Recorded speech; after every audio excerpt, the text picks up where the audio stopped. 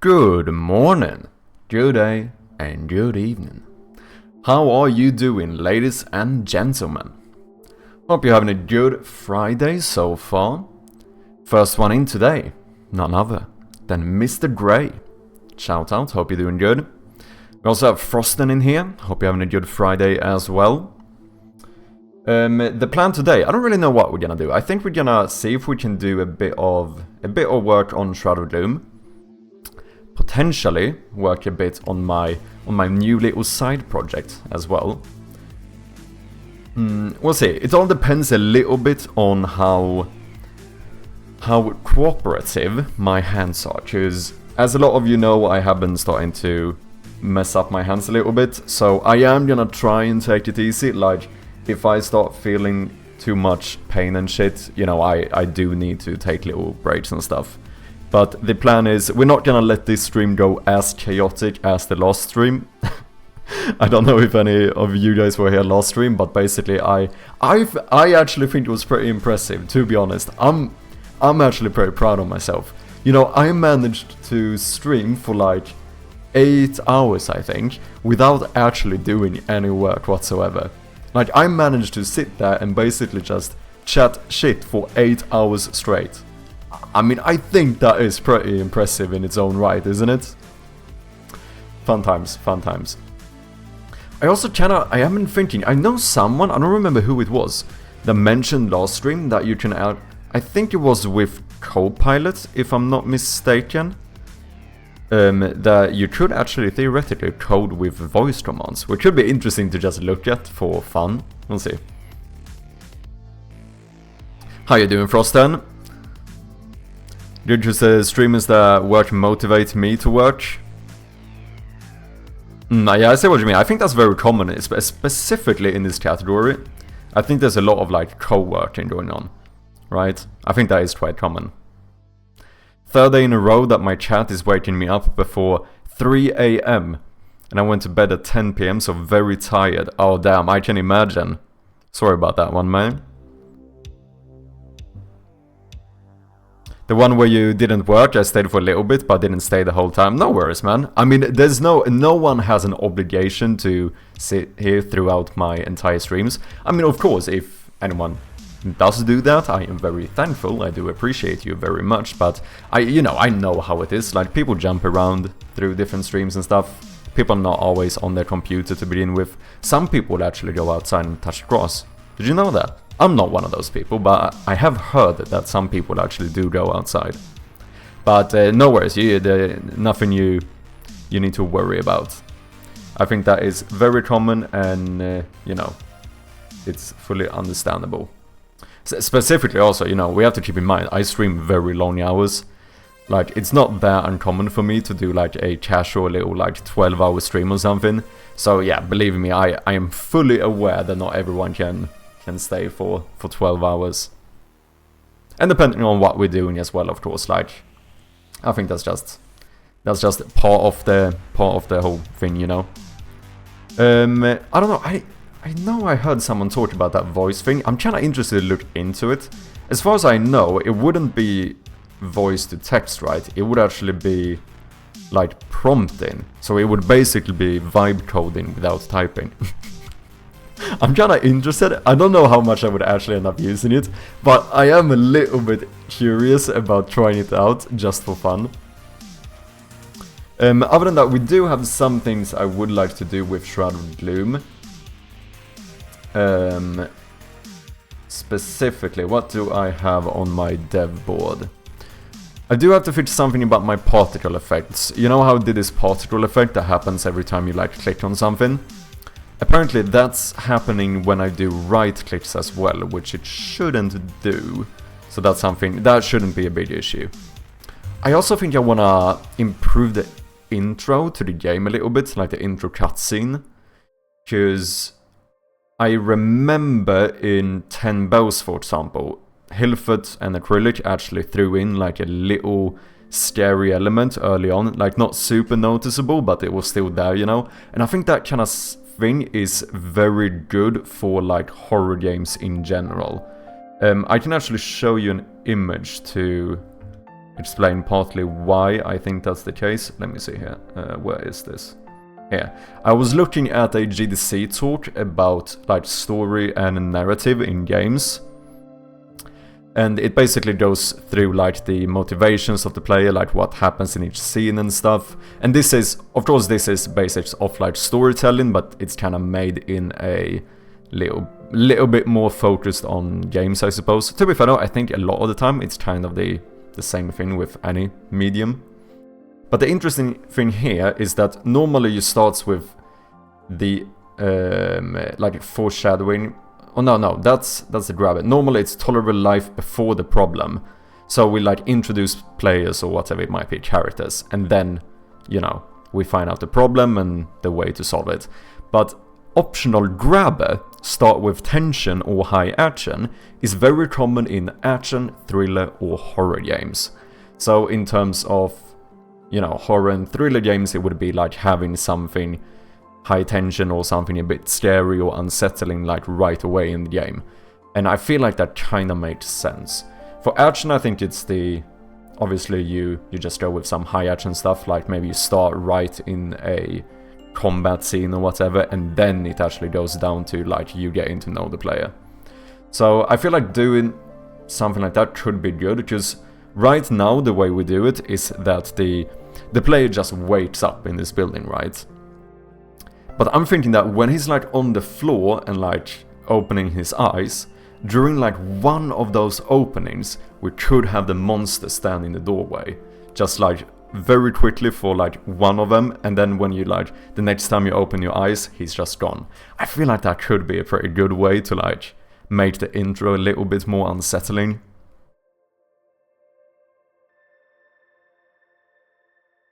Have you tried getting some gloves or something for your hands? I haven't. I have actually noticed, however, that quite a few people do use gloves. And I suppose that, is that because, I guess, the warmth might actually help the hands a bit? Because I've noticed when... Where have I noticed it? I think it's Fullbox, right? When I've been watching Fullbox work, I've noticed that he actually uses these like gloves with cut off fingers, you know, when he's typing or when he's working. So it's something I've been thinking about. Maybe worth giving a go, see if that could improve it as well. Yeah, there's a few things I can try. Like at the moment, what I'm trying to do is make sure that I like position my desk and my chair in a bit of a more ergonomic way. Also, as you might know, if anyone was here during the last stream, I have been kinda looking into maybe getting one of those like ergonomic keyboards, because I think that could probably help out. Potentially learning to do actual like proper home row typing, I think could help as well, since that would kind of balance out the effort over all the fingers instead. Because I'm not like a index finger pecker kind of person, you know. But I don't type like the proper way you're supposed to do it either. I kinda, as I've tried to explain it before, I think I type in a very like dynamic way, where I just do whatever feels right at the moment. It's hard to even explain, but most of the time I do think it might not be the most like ergonomic way of doing it. Yeah, no, maybe 3 that wear them to prevent carpal tunnel or something. Yeah. Oh, Fullbox? Then I guess I know 4. Okay. No, it might be something to try, to be honest. Yeah, because I know that Captain Code as well, he showed that he had some... I think he had some, like... What you call it? Hot air gun. Do you know what I mean? I don't know what you would refer to it as in English, but that he uses to actually like warm up his wrists and stuff while working as well. Because I do suppose that if you get like cold around your hands, that might actually make it worse as well. Also, probably a reason why you should do a bit more like stretching and stuff, I suppose. I think that's the thing, like, obviously I don't enjoy this, like I want to just sit down and code as much as possible and not have to worry about it. But I also understand that like the kind of signs I'm getting right now with like pain in my hands and stuff is stuff that you should take pretty seriously, because like you could end up with like permanent problems and stuff, which would not be very fun, you know. That would affect my game dev career quite a bit. So I'm trying to be relatively responsible here and make sure that I don't like overwork my hands too much. So we'll see. I think potentially a lot of people have said that those ergonomic keyboards have helped them a lot, so I think that might be something worth investing in. But as you said, Frosten, they are pricey, like, and as someone obviously doing this, living on my savings and shit, like, it's not super fun having to cough up like, you know, hundreds of dollars for a brand new keyboard, but you know, if it's gonna prevent me getting like carpal tunnel syndrome or RSI and shit, then, you know, it might be worth the investment, you know, we'll see. I have the writer's glove, but it's more to help with cold hands. The writer's glove. Interesting. Is that like a specific... Oh yeah, the writer's glove. It's like the actual brand for it.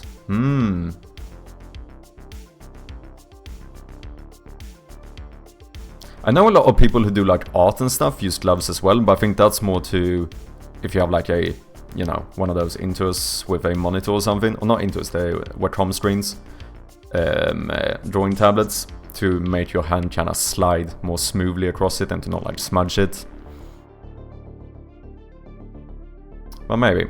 Before we get into it though, if anyone hasn't, did you know that Shroud of Gloom is currently available on Steam for wishlists? So if you haven't, make sure and to go and wishlist the game. We do appreciate those wishlists very much. The yesterday's count did put us currently at 225 wishlists. Not too bad, not too bad. So big thank you to everyone who has wishlisted the game so far. Really do appreciate it. Did Google it yesterday and a Reddit post, someone said that ergonomic keyboards saved them 2 doctor visits. Yeah, no, I've had multiple people say it, like... And in terms of like the Advantage 2, the weird ass keyboard that I've been looking at. This one. And this one is pricey, it is pricey. However, like multiple people I've heard say that they were experiencing like hand pain and wrist pain and stuff, and after getting this keyboard, it like completely went away.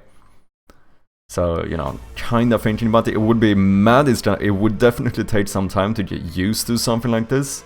Because obviously it's a very different type of keyboard, but it seems like one of the most ergonomic keyboards you could possibly have.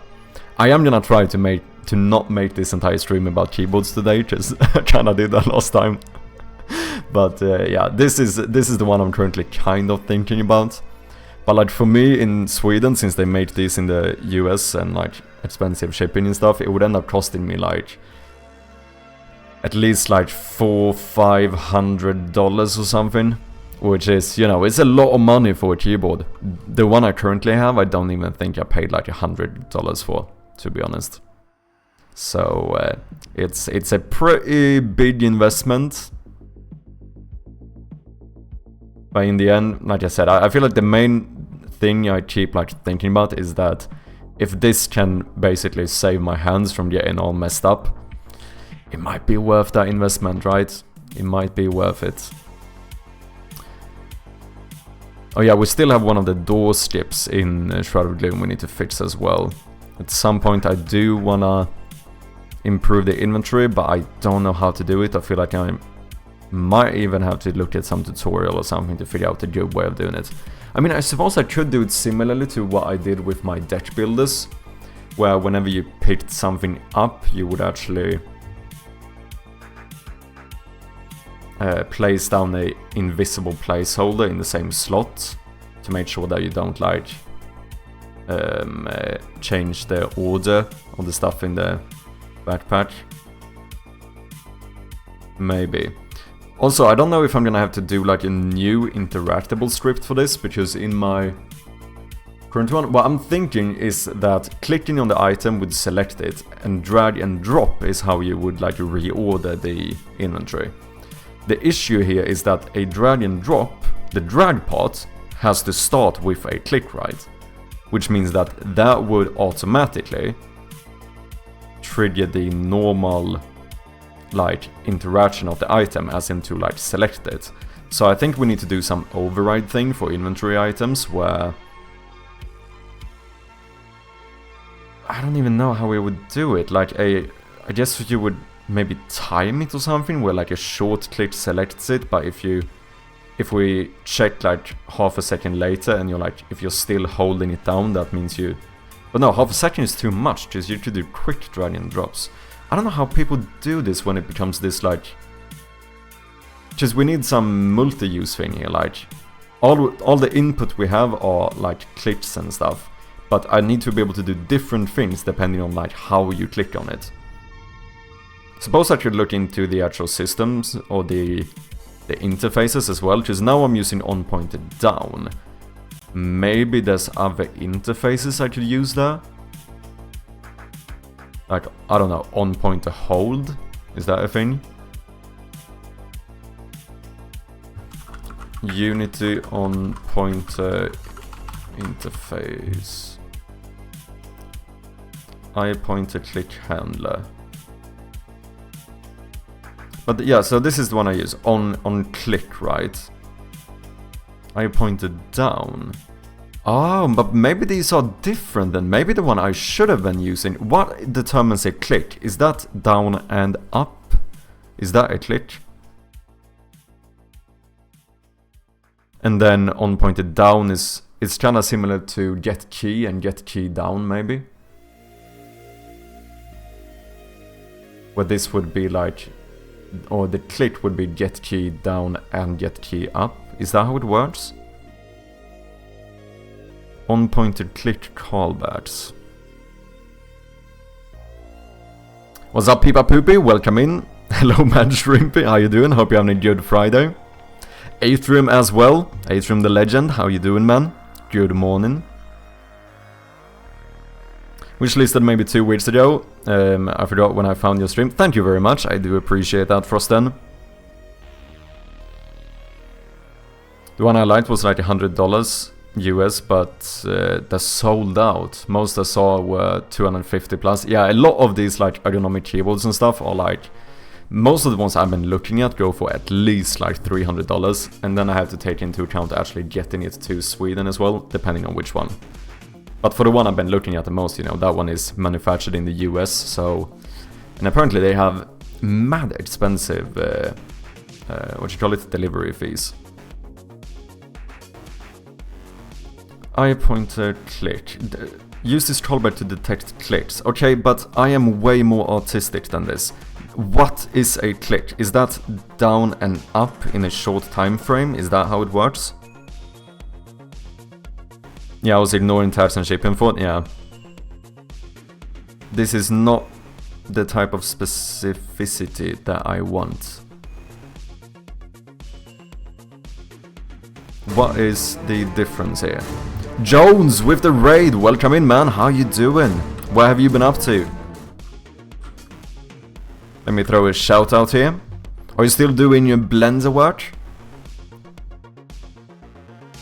If anyone coming in from Jones does not know of me, I go by Mad Chirpy, and I'm currently developing a point-and-click horror game. But we just started the stream here, and by tradition, I normally sit and chat a bit of shit for like the first hour or so, but we'll get into it, If you guys want to see a little teaser for the game, then here you go.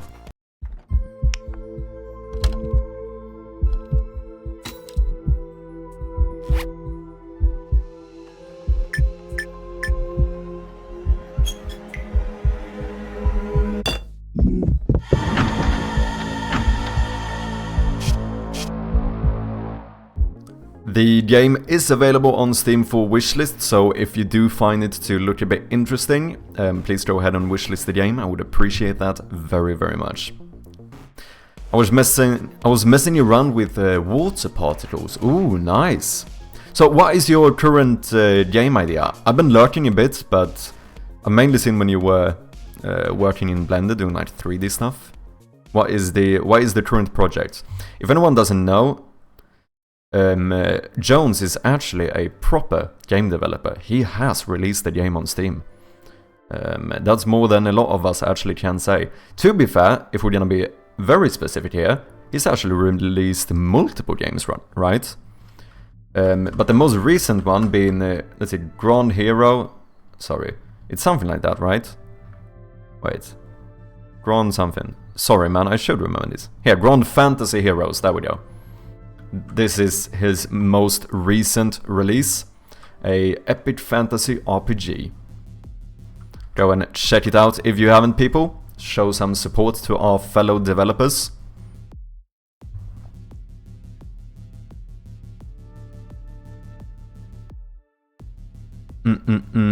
Okay, let's see here. Atrium, what are you sending? Int, byte, void, and object plus offset equals value. Wait, what is this? Honestly, at this point, I do not even understand that code. Do you think I understand this? Wait. There's way too many parentheses, man. What is happening here? Oh, wait, are you casting something to an integer? No, but then you assign this... Wait, what? I have no idea what this is, man.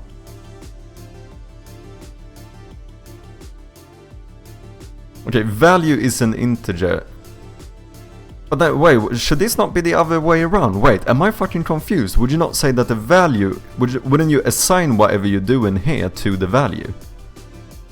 But you're doing some weird ass fucking magic here, and then you assign value to this, right? Oh, I want to assign the integer to the object. Okay, so this is, and I don't even know what this is, ampersand object, and object. That's why I stopped C. Oh, is this C++?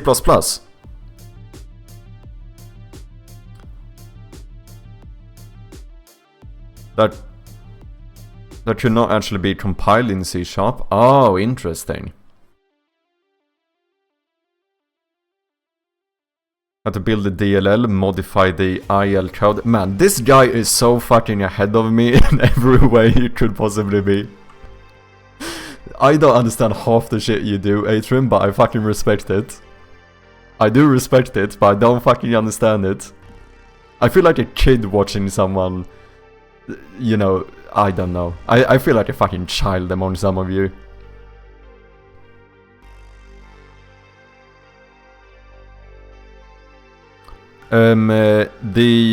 What you call it, the star thing, that's a asterisk, right? The asterisk and ampersand are pointer manipulation in C and C++. Okay, so a pointer is something pointing towards a piece of memory. It's a pointer to memory. Pointer manipulation. So is that like in runtime changing where the pointer is pointing? Is that pointer manipulation?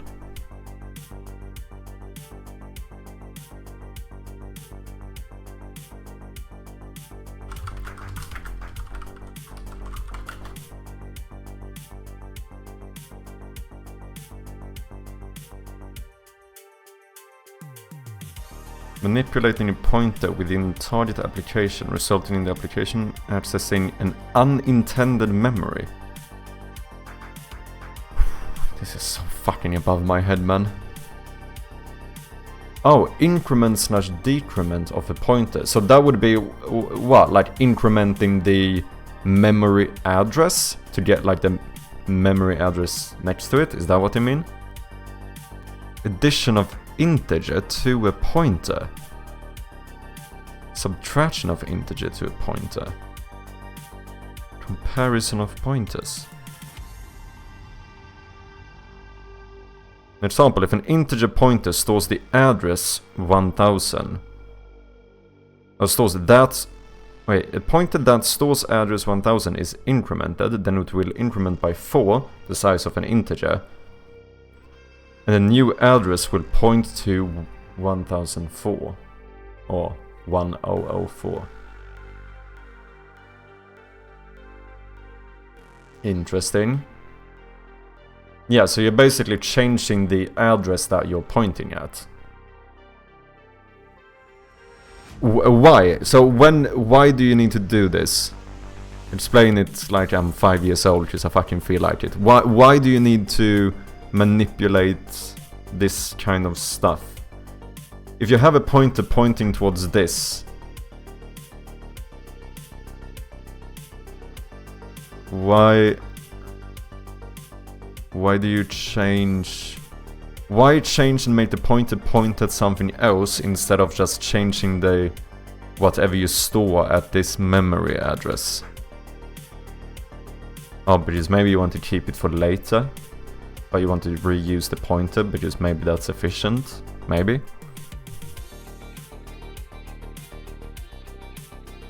It's somewhat messy. Byte asterisk pointer ampersand my array 0.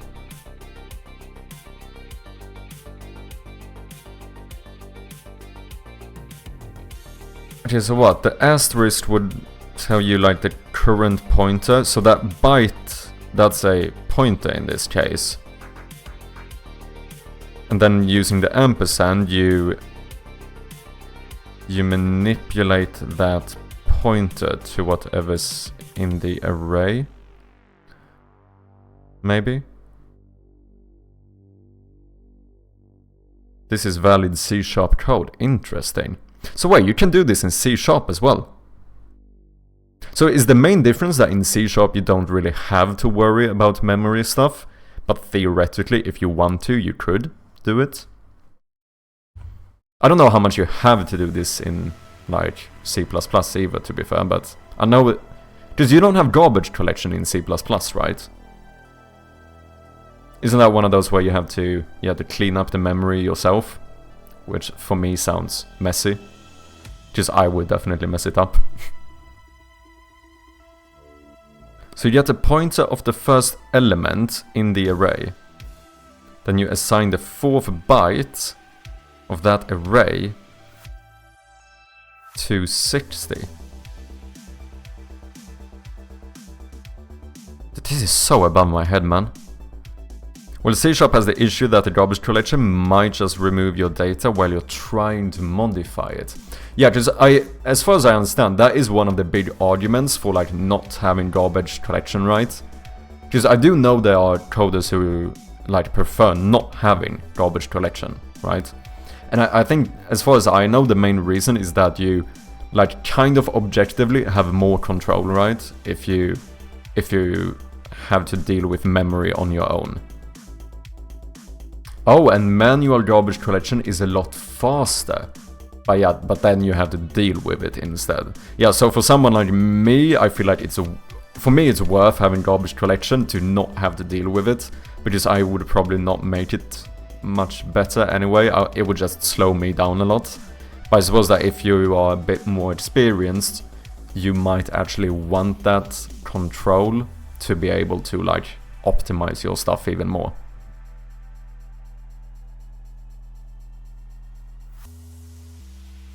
Atrium, have you tried the... I don't remember who it was that told me about it. But was it Copilot where you could do like voice commands? Has anyone tried it? I'm actually kinda intrigued to try it. Partly because my messed up hands can barely be typing, but also kinda because it seems like just a fun experience to give it a go. Has anyone actually tried it?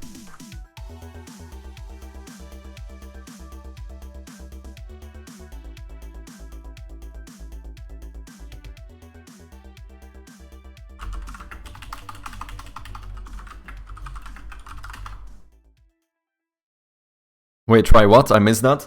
Basically using voice commands to code. I know someone talked about it the last stream. I don't know if it was with Copilot you were able to do it.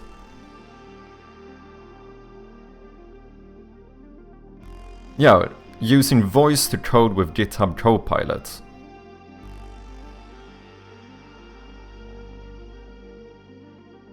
Has anyone tried this? seems slow as fuck. No, it probably is way slower. But I don't think it's, to be clear, I don't think this is, as far as I understand it, I don't think it's voice to text. Yeah, exactly. It's like vibe voice coding. So I think it's prompting. You're basically prompting Copilot by voice to write code. Let's see how it actually works. Like I said, I would be kinda intrigued to try this, just to try it, for the fun of it.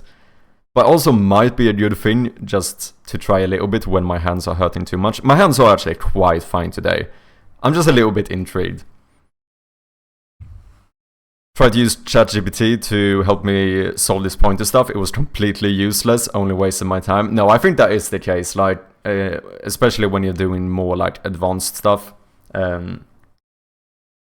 Because in the end, like, the more experienced you are as a programmer, generally speaking, the less use you have of AI, right?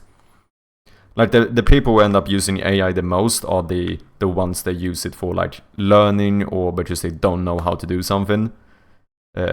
Whereas I think, like, if you're a very experienced coder, you don't need AI in the same way. Like, where AI is today, it seems like it's more likely to kind of hold you back. As far as I take everything I say with a grain of salt, because obviously I have no fucking clue. I'm just repeating what I hear other people say.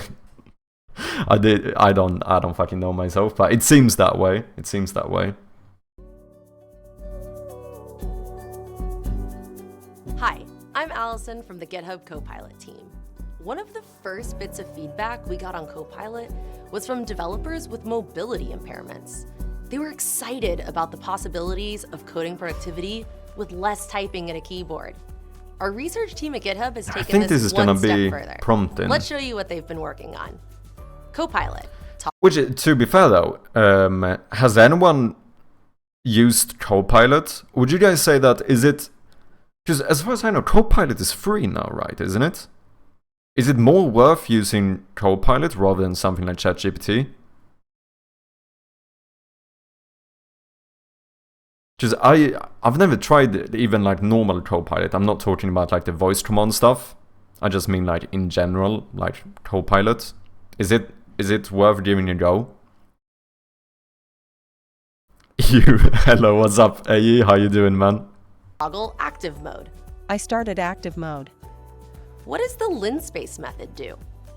The linspace method is used to generate a list of evenly spaced numbers over a specified interval. It takes 3 arguments. What are those 3 arguments? The 3 arguments for the linspace method are the start value, the end value, and the number of elements in the list. Select lines 5 to 6. Change the variable array to data. Accept. Plot the cosine of the data. Accept. Set a breakpoint at line 10. Start debugging. What is the value of the variable data?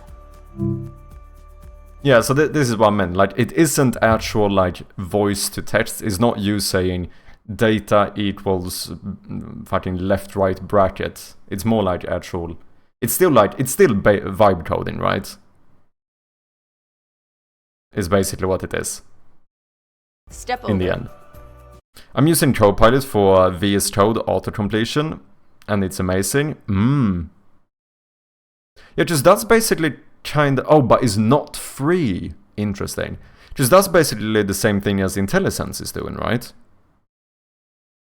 Just that's a nice thing with something like IntelliSense, that it kind of somewhat guesses where I'm going, and a lot of the time you can just go tab to like auto-complete it.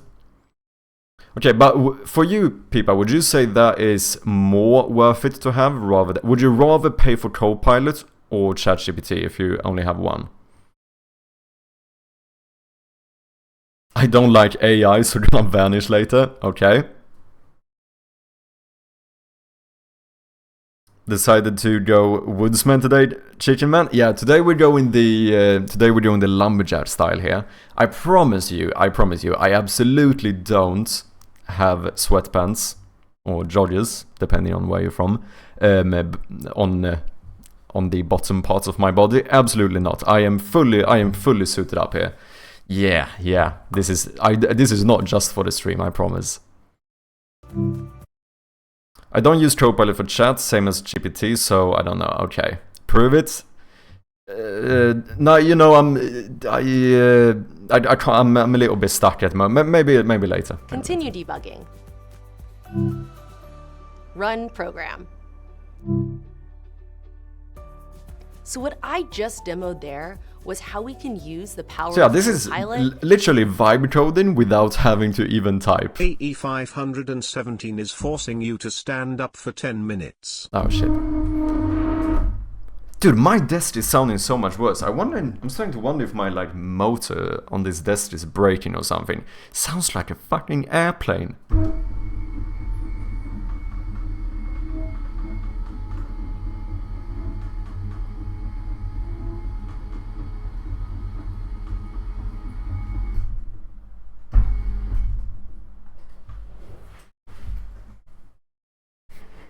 There we go.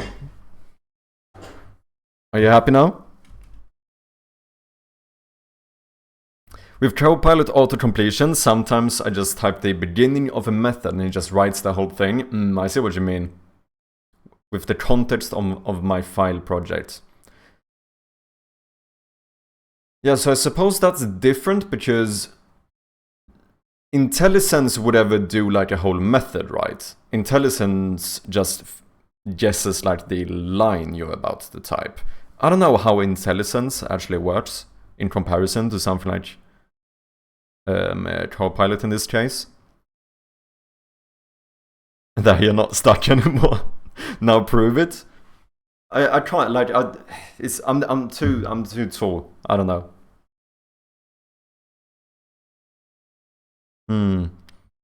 But I thought someone said that Copilot was free now. Maybe I misunderstood it or something. And the new Copilot chat functionality to allow us to develop within Visual Studio Code. We can navigate around the editor, ask questions of Copilot, and run programs, all with just our voice. No keyboard necessary. We're continuing to work with developers across the world to see how this technology can help them in their everyday lives. And we're looking to bring the results of this research into Visual Studio Code and Copilot in the future. In the meantime, if you'd like to give this a try, please sign up for the waitlist to get notified when we're bringing on new people. Interesting.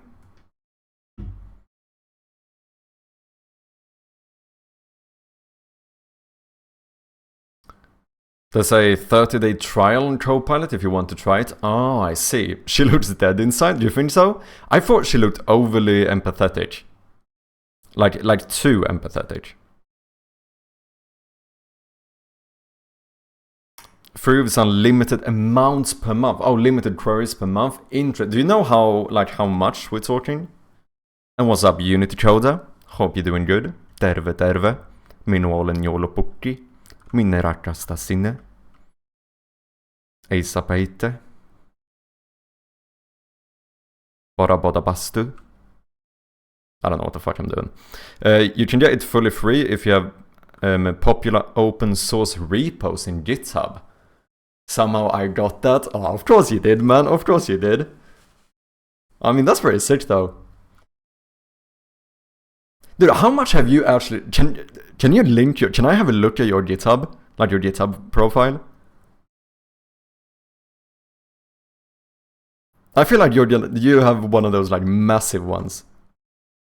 I know I've been on your GitHub before, because I think you had a link to it from your snippet thing. Which actually, I need to update one of my snippets. So this is a tool that Unity Coder made, which is pretty sick. Basically made it so that you can generate your own snippets.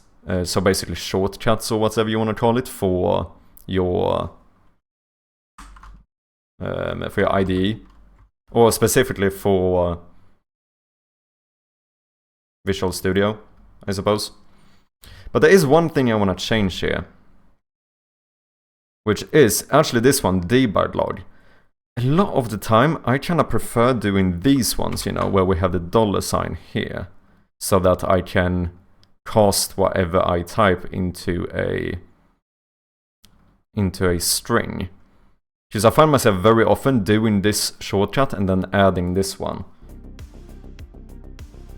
Generate. Oh wait, and then there's the thing where you place your cursor, right? Oh, is that this one? Is this gonna work then? Wait. It's been a time since I made like 15 of these or something, because I really...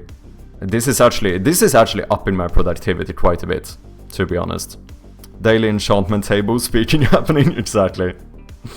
I just fork everything I see to keep them saved.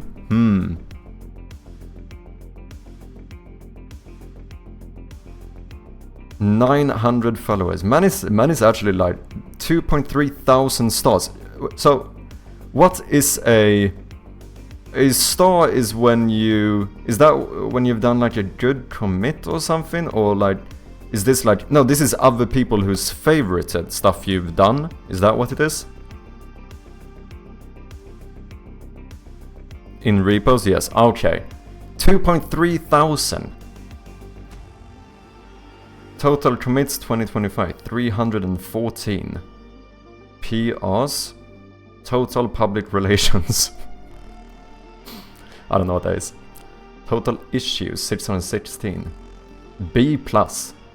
Sounds pretty good. Oh yeah, I remember I looked at this one, Unity Launcher Pro. You guys were doing... Was it you who started this one as well? How do I like, I'm not on GitHub enough. Yeah, contributors. How do I know who like started the repo? Oh yeah, Unity code / So this is... You started it, but then we have other contributors here. That's how it works. So this is like a... Basically upgraded version of like the Unity launcher.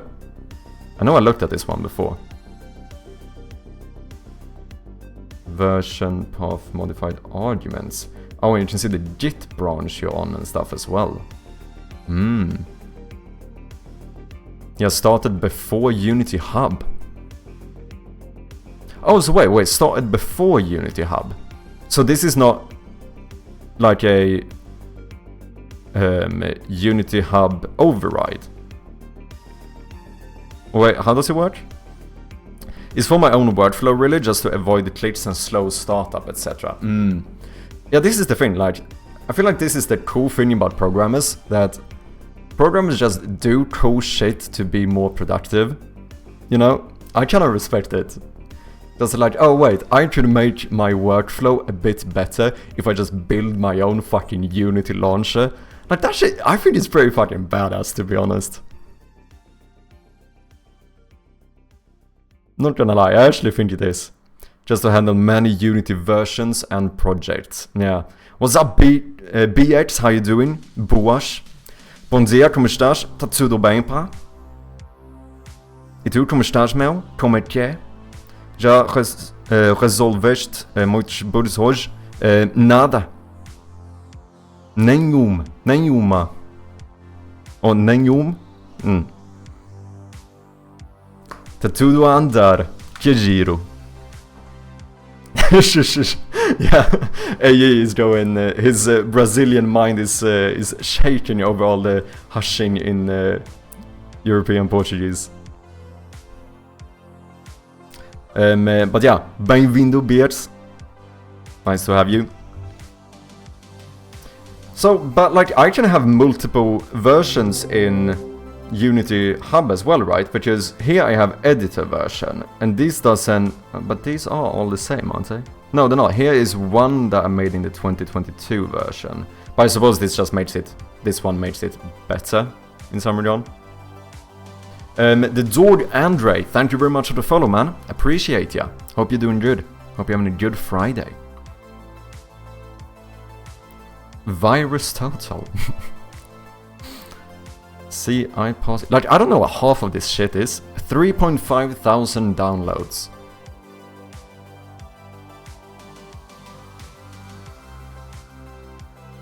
Bunch of achievements here.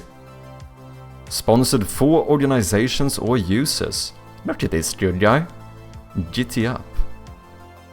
Open pull requests that have been merged. Contributed code to several repositories in the 2020 GitHub archive program. 3 times created a repository that has many stars. Look at this fucking legend. Nanyum. Yeah, it made sense because you said much, right? Much bugs.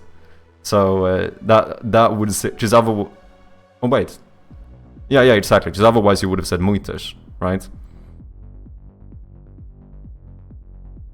Always gets a little bit confusing when we throw in like English terms as well. Kind of messes with my brain a bit.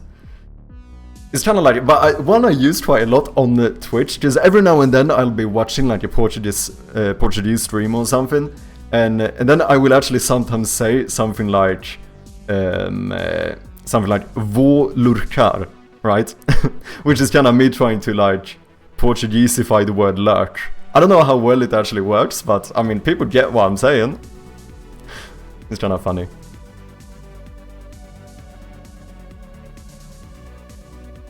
As in like, as in this.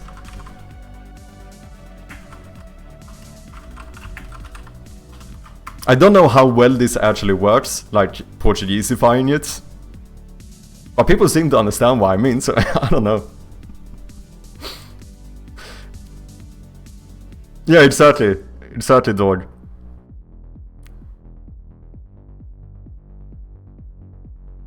I mean, does it? Would you say that kind of stuff is common? Because we do quite a lot of that in Swedish, you know, where we would take like English words and sometimes we put like Swedish conjugation on them.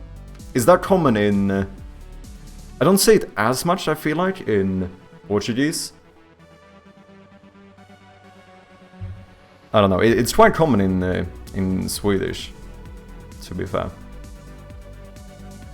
Dude, you can really stalk people on GitHub. You can say exactly when you're working. But then I can shame you whenever you take a week off and like, Unity coder, where are your commits this week? What have you been up? No, I'm joking, I'm joking. How do I see? Oh, here, repositories. Wait, 3.4k. Wait, you have...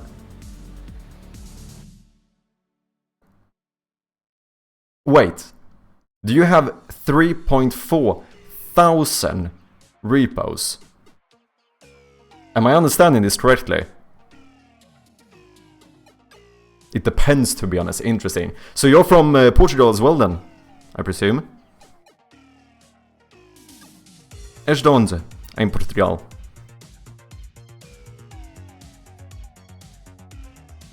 It shows fourth ones too. Okay, so there could be kind of duplicates in here, you could say.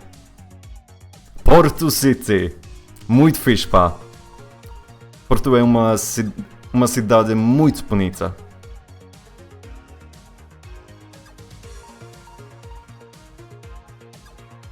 Sometimes I prefer to use English words because those words in Portuguese doesn't make sense. Yeah, I see what you mean.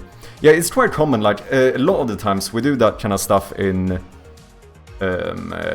Swedish as well. Like for example, I think you do the same in Portuguese, if I'm not mistaken, with the word random, because random is one of those terms. What about you, Unity Coder? How is it in Finnish? Do you use your own word for random? Because in Sweden it's very uncommon to hear someone say random but with the actual Swedish term, because it kind of sounds a bit weird. It doesn't get the same connotation as the English word random. And I think it's kind of similar in... I know you have like aleatoria or something in Portuguese. Aleatorio or something, which I think would translate to random. Yeah, slumpmässigt, which is the Swedish word for random. But I think it's relatively common to hear random in Portuguese as well. Am I onto something here, or am I mistaken? Because I feel like I've heard Portuguese people use the word random instead of aleatorio when speaking Portuguese. But I don't know how common it is. In Sweden it's very common, specifically with words like random.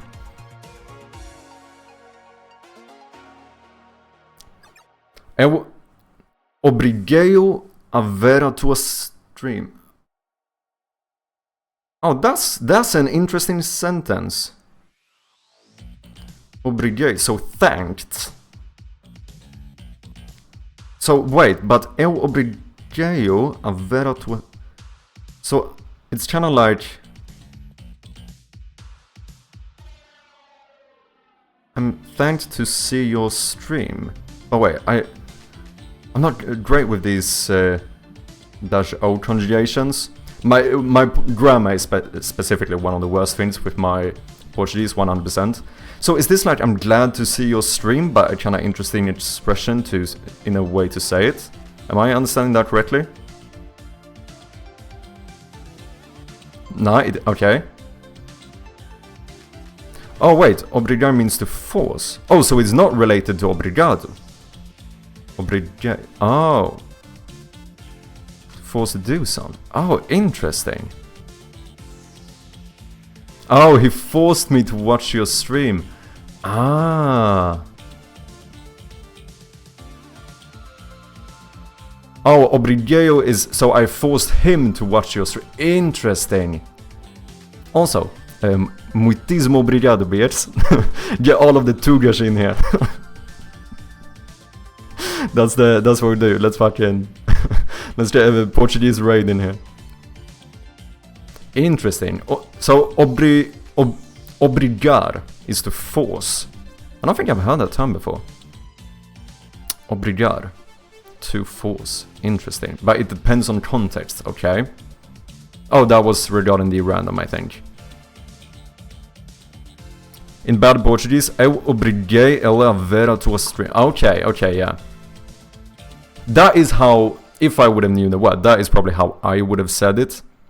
Because I don't think I've fully gotten to the point where I understand when I'm supposed to use the o instead of like the full basic sentence or whatever.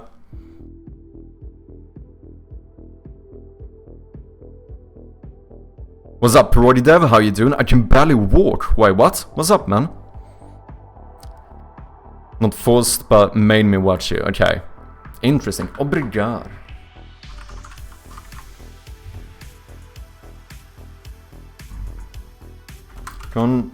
Conjugação. Do you know how I have to write the cedilha as a Swede? I have to do Alt plus 0231. Alt 0231, boom, cedilha. Because I don't have it on my keyboard. Brigo, brigas, brigamos. Okay, so this is pretty much standard conjugation though, that's nice. Obrige, obrige. To obrige. Sorry people, I am a bit of a language nerd, get on with it. You'll just have to accept that fact if you wanna hang out. Sometimes I go on little language tangents here, because I find it interesting, okay?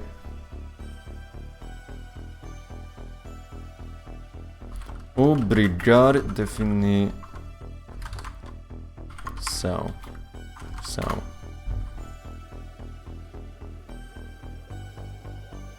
Submeter-se à imposição legal ou moral.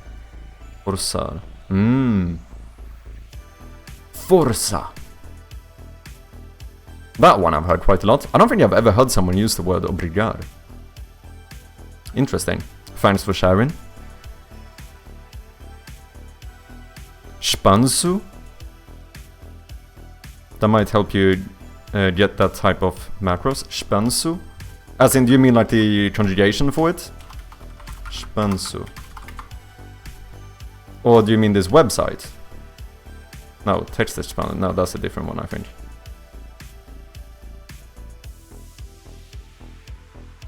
I got an injury while playing football. Oh, damn, sorry to hear that, Brody. I hope it isn't too bad. For me to do a cedilha on my English keyboard, I do C... Wait, oh wait, you do apostrophe C and then comma. And joining them I get a C. I don't think I can do that. Yeah, because that would just make apostrophe C comma for me. Interesting. I have to use the numpad. Oh, that text expander? Spansu.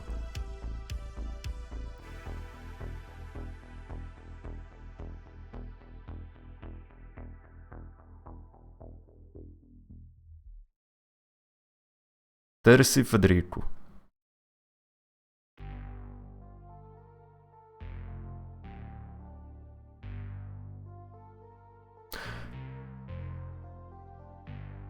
Oh wait, so is this like you? Is this kind of the same thing as Visual Unity Code as Visual Studio Snippet Generator, but for like typing in general? Am I understanding this correctly?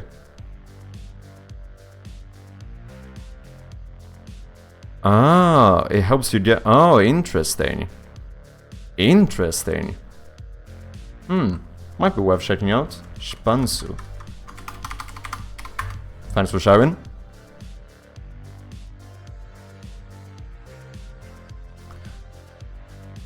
Wait. Why am I still standing up? I've been giving you a free 10 minutes. What the fuck, man? Chargeback? Refund? Wait, I didn't pay for it though, so that doesn't work. No refunds.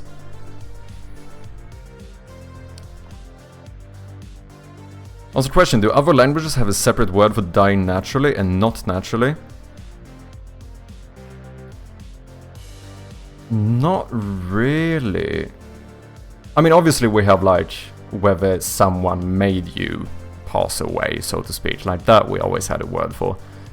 But I don't know whether just in specifically for dying of natural causes. Or maybe, because... No, actually no. I'm thinking about English, you can say that someone like passed away. But even that doesn't necessarily mean it was natural causes, right? As far as I know. Like, that should still be used like if someone was sick and you said, oh yeah, and he passed away.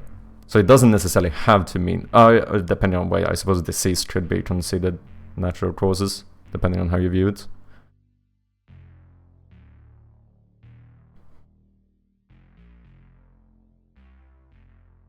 Because in Polish we use umorl and zmorl. Interesting. What is this? Is this an L? What is the... It's in Polish, Kazjubish, no idea what that is. And Belarusian. Navajo. Oh wait.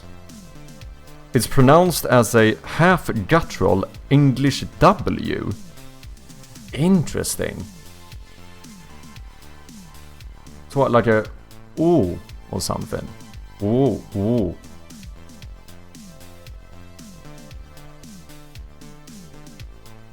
Interesting. I think the Slavic languages really have the most apostrophes. Like if you just look at stuff like Slavic languages that uses the Latin alphabet. Not Polish, come on man, that's not what I'm looking for.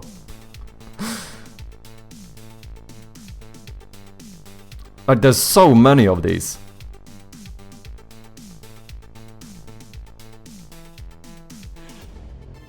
Like half the sentences are made up of like apostrophes and shit.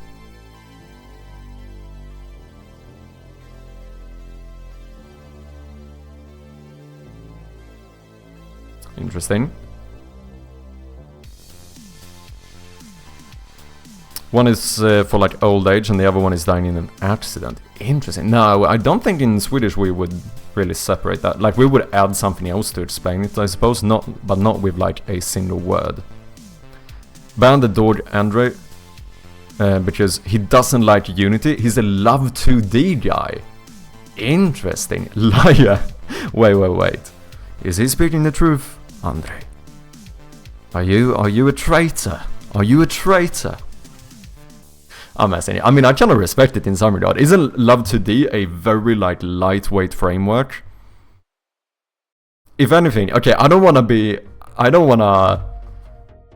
make us look bad now, beards, but isn't it kind of more badass to use something like Love 2D?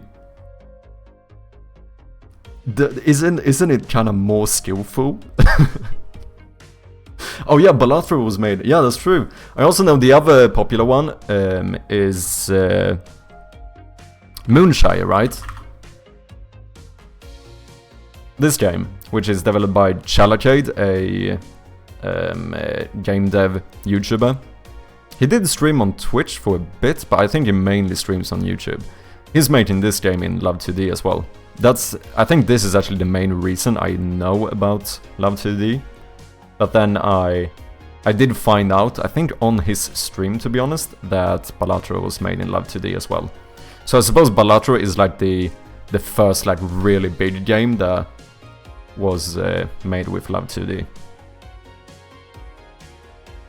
But it seems more complex. Since it's just like a lightweight framework, it seems like, correct me if I'm mistaken, but it seems like you have to do more stuff yourself, right?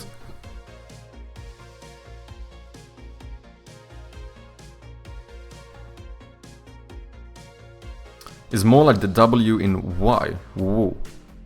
Interesting. So wait, you would pronounce it Y. Whoa. Umaru. Zmaru. Smaru. What? Smaru. Is that kinda? Closer, at least? Interesting. I'm not a game developer, I'm just a developer, now DevOps. Interesting. So it's just checking out Love 2D for fun. So have you used Lua before? Because that's the main, or that is the programming language of Love 2D, right? If I'm not mistaken. 8 bits a byte with the raid. Welcome in, man. How you doing? What have you been up to? Let me throw a shout out here. Ladies and gentlemen, go and check out 8 bits a byte if you haven't. Another developer here. Mayendra, welcome back. Nice to have you. We also have Creative Waste. Thank you very much for the follow. Hope you guys are having a good weekend. What have you guys been up to? If anyone coming in from 8 bits a byte does not know of me, I go by Mad Chirpy, and I am currently developing a point-and-click horror game called Shroud of Gloom, which you can wishlist on Steam as we speak. So if you want to support the development, please go ahead and throw a little wishlist. If you guys want to, I can show you a bit of a somewhat outdated teaser for the game. Here you go.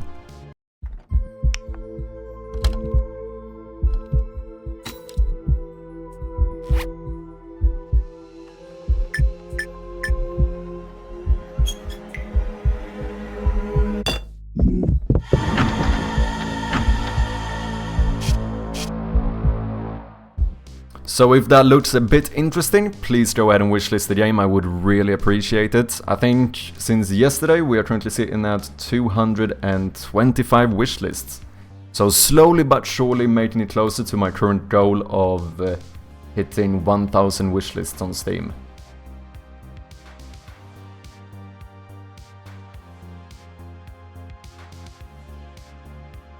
Challenge, make a game using assembly? Dude, I don't know if I could, man.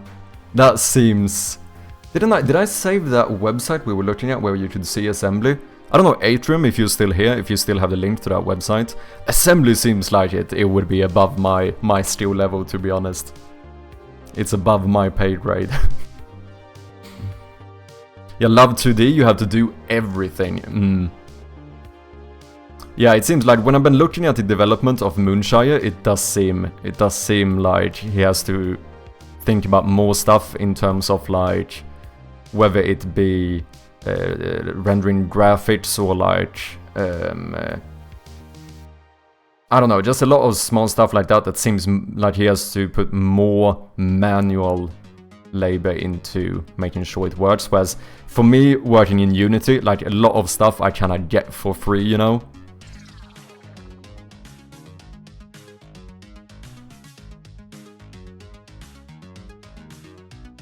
Did you wishlist the game, André? Muitíssimo obrigado, meu. Significa muito.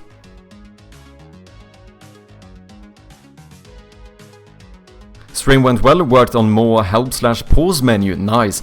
Here's a question. This is the big old question.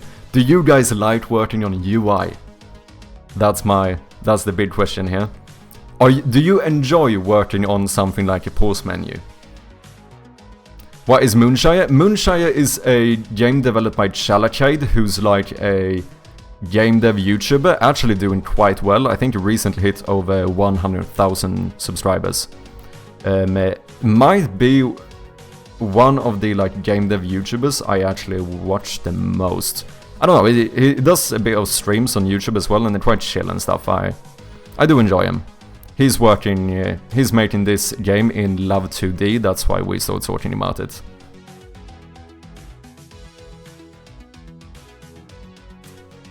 Got Shroud of Gloom wishlisted, thank you very much, 8bits, I do appreciate ya.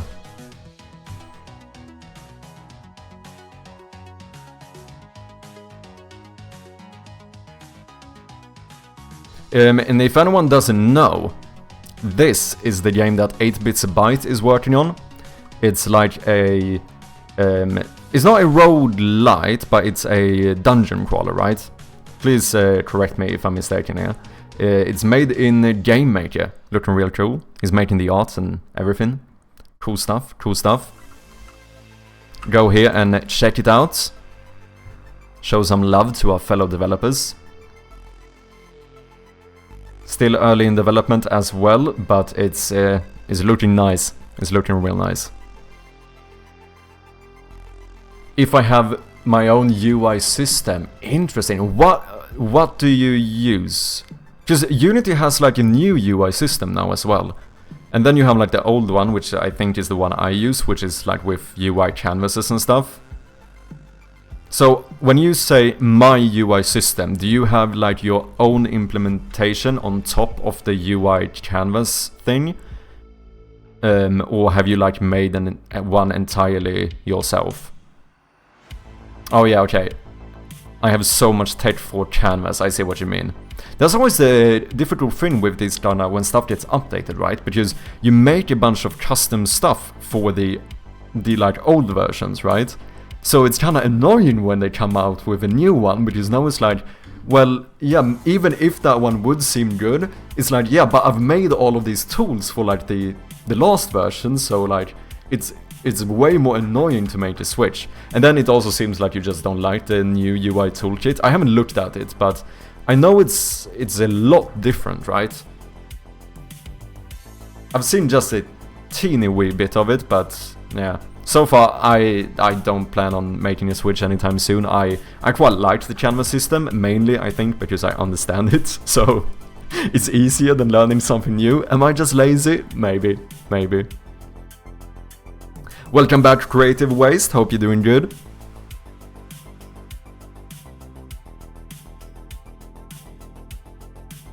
I don't know, I'm not there yet to work on UI. Okay, interesting.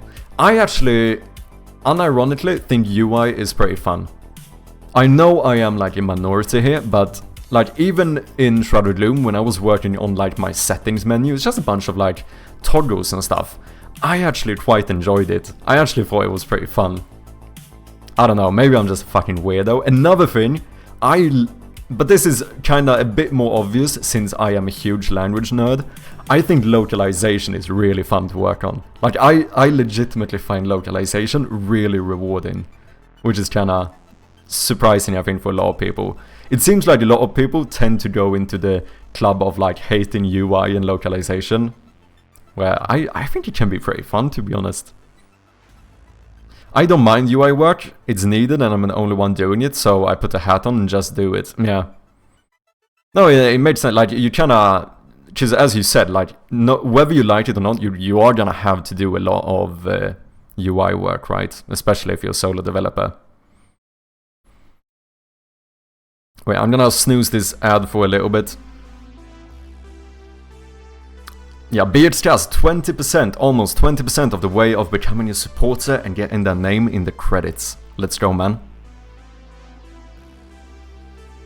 If anyone is curious, you can also do the command !supporter to see how close you are to the threshold. There's more information down below the stream as well, exactly how the supporter system works. But basically, it's my bot is logging anyone who supports the stream with like bits or gifted subs or subscriptions or whatever it might be.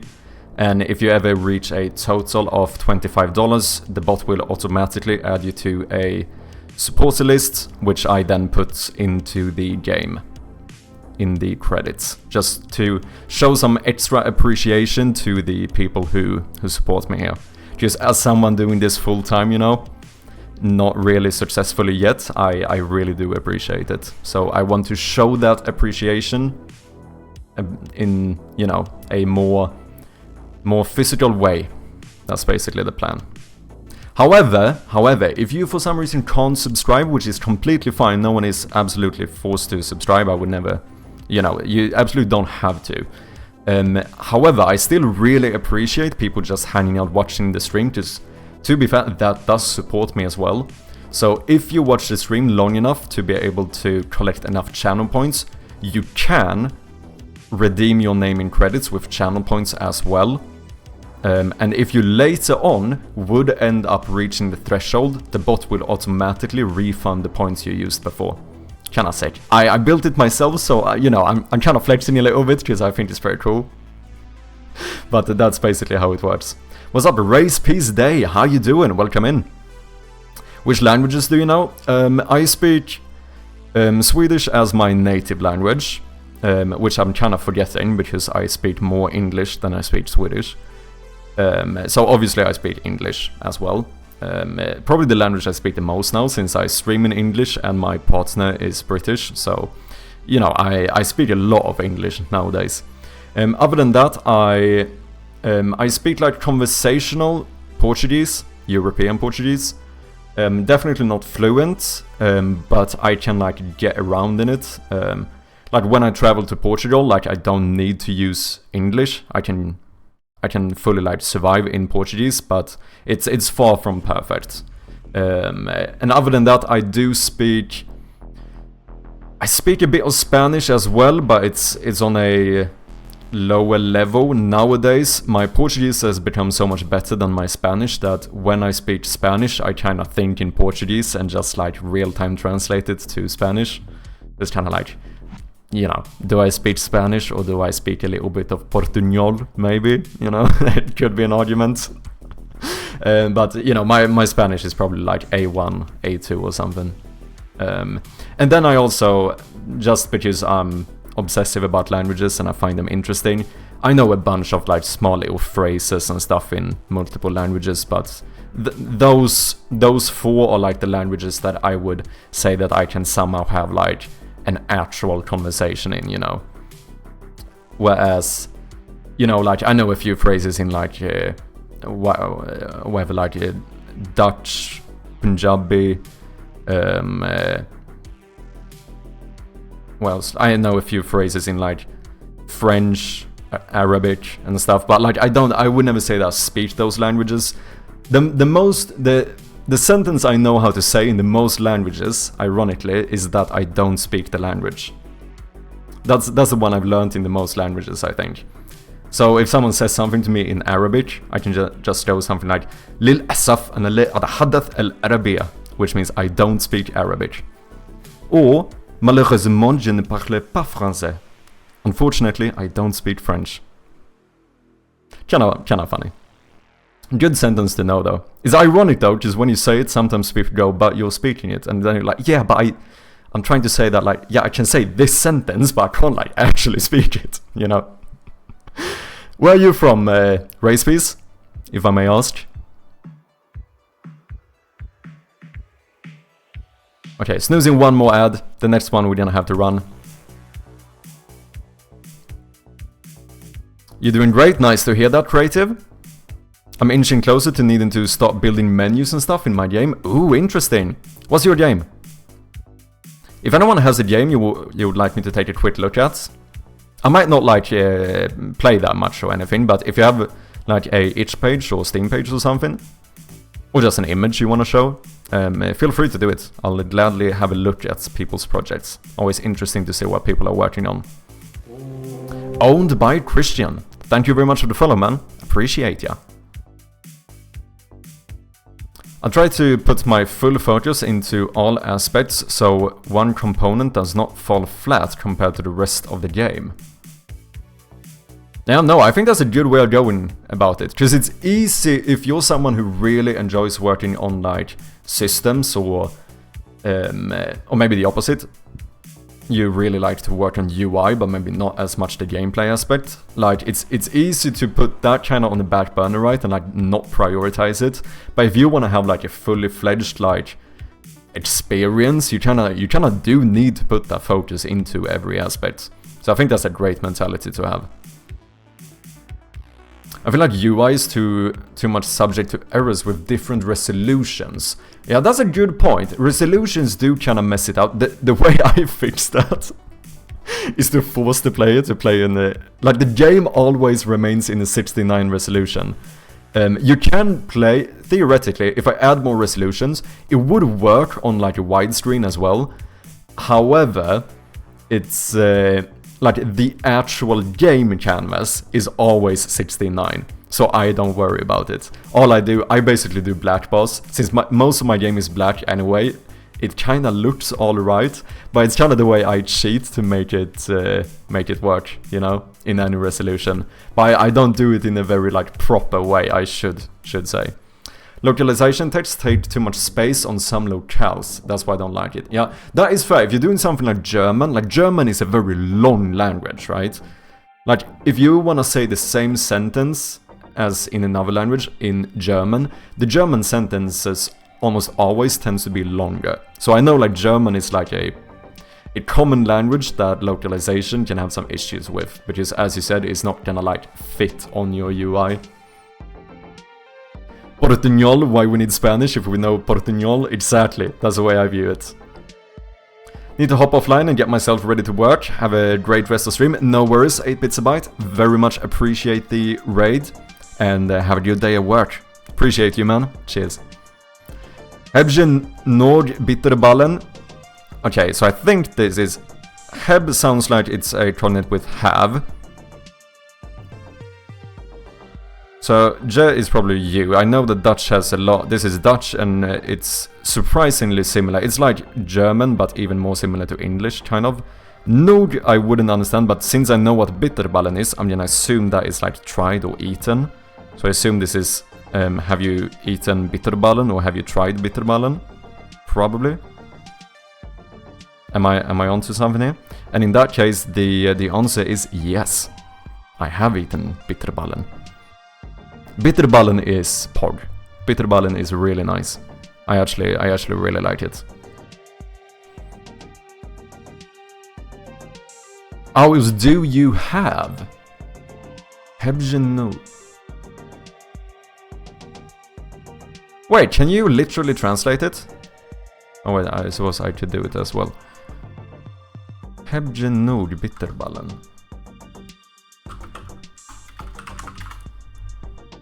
What is the grammar here? Now, give me...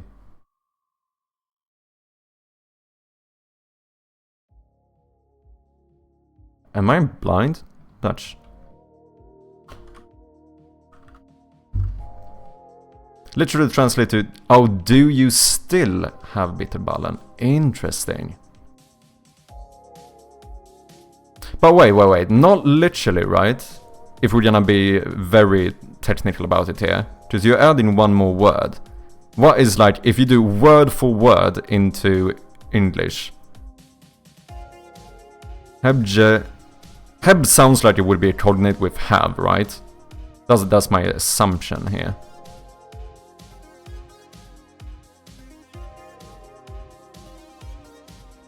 Mine is only 3 minutes of play. I'm gonna redo everything again. What are you working on?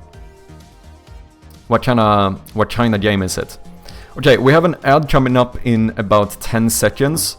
I'm gonna go and quickly get a little bit of tea during the ad, but I will be back before the ads are over, just like 40 seconds or so. Thank you guys very much for your patience. Yeah, the ads should be running right about now, so see you guys in just a minute. Thank you very much. And we are back. Thank you guys very much for your patience, I do appreciate it.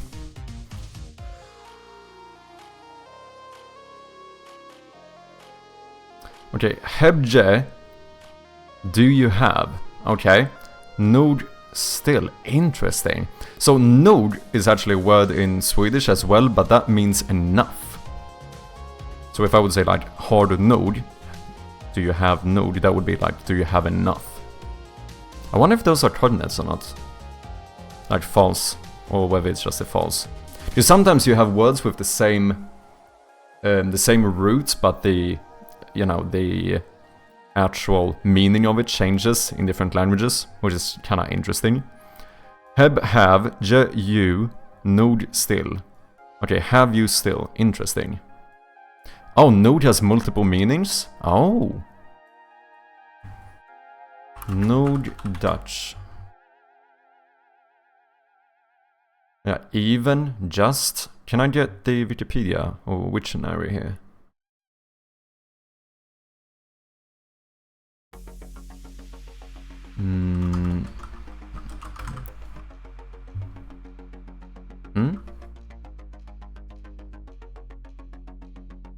Yeah, Afrikaans from Dutch node, that's not very surprising.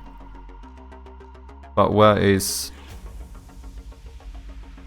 Okay, so... in Swedish this comes from Old Norse and from Proto-Germanic Ganorgas. Interesting. From the Proto-Indo-European Henoke or something. He has reached or attained. To reach. Interesting. And then we had, let's see. Here, Dutch. It comes from Middle Dutch no, nosh, nosh. Old Dutch no, until now, still. Proto-West Germanic no, Proto-Germanic no. Okay, so it's not the, yeah. Oh, it comes from the same root as now, I think. Oh yeah, until now. Yeah, I think the English now might actually have the same origin then. Does it? No. Nu is how we would say it in Swedish. Old English nu. Proto-West Germanic nu. Proto-Germanic. Yeah, I think it has the same root as now in English. Interesting. It's gonna be a JRPG where the card you have in your deck/own will make the story you're gonna play. Oh, interesting. Can I try and make a community game where every person can claim that card for the story if it fits in the theme and the game can handle it? So what, do you mean, would you like choose a game, or sorry, choose a card in the beginning of the game and then that like affects the story that plays out in the game? Is that kind of how it works in practice? What was I gonna show in my game? I was gonna show something here.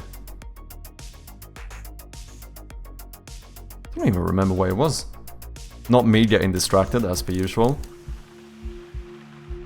Why did I bring up my game? There was something I was supposed to show here.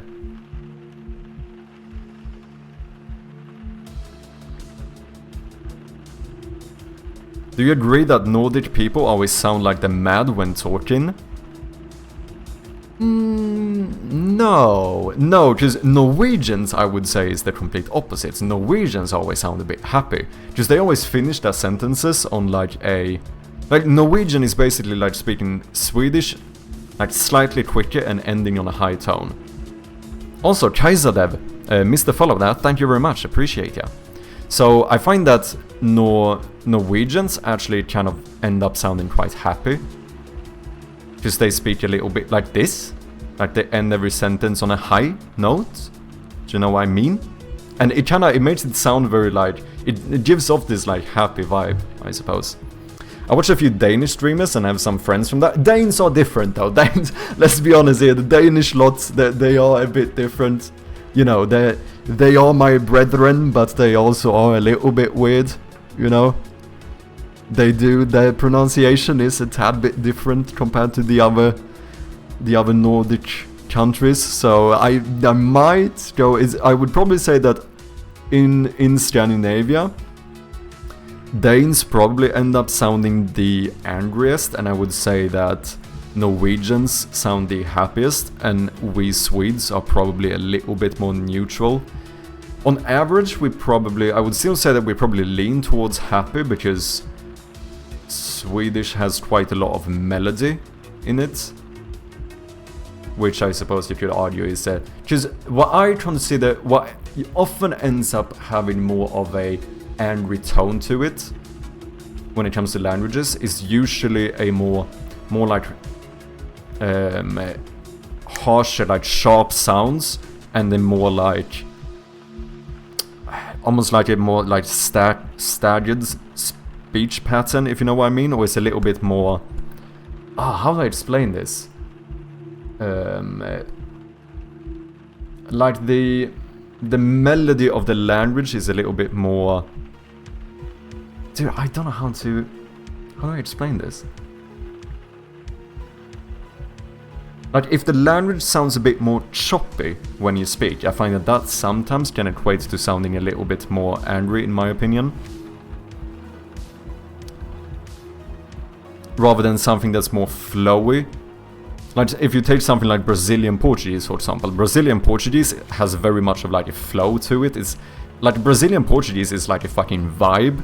And that makes it kind of often sound, I feel like it ends up sounding a bit happy. Like, I would definitely say that Brazilian Portuguese sounds happier than European Portuguese.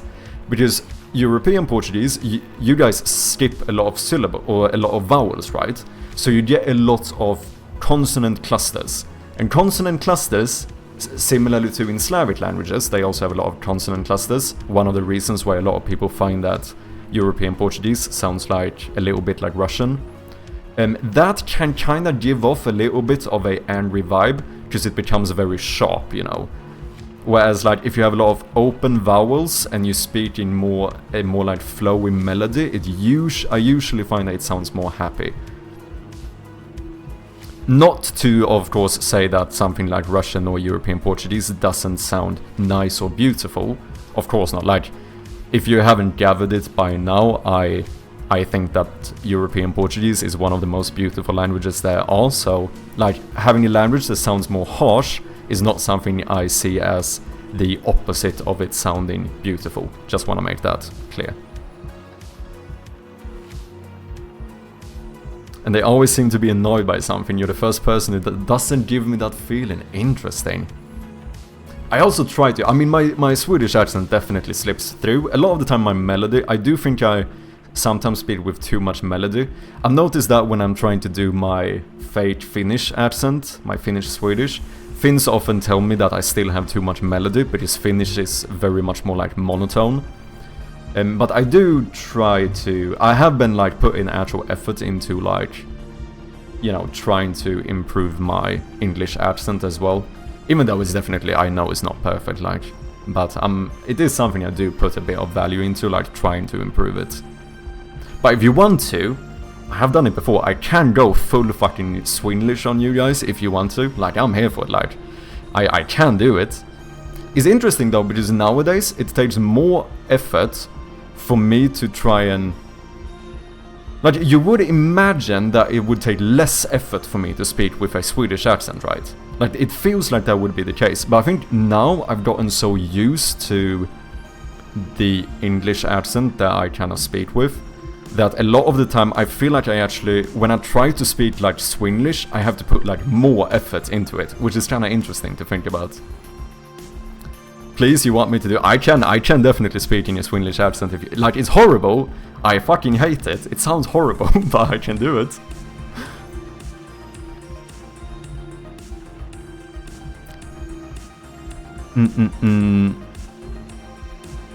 Dutch sounds harsh.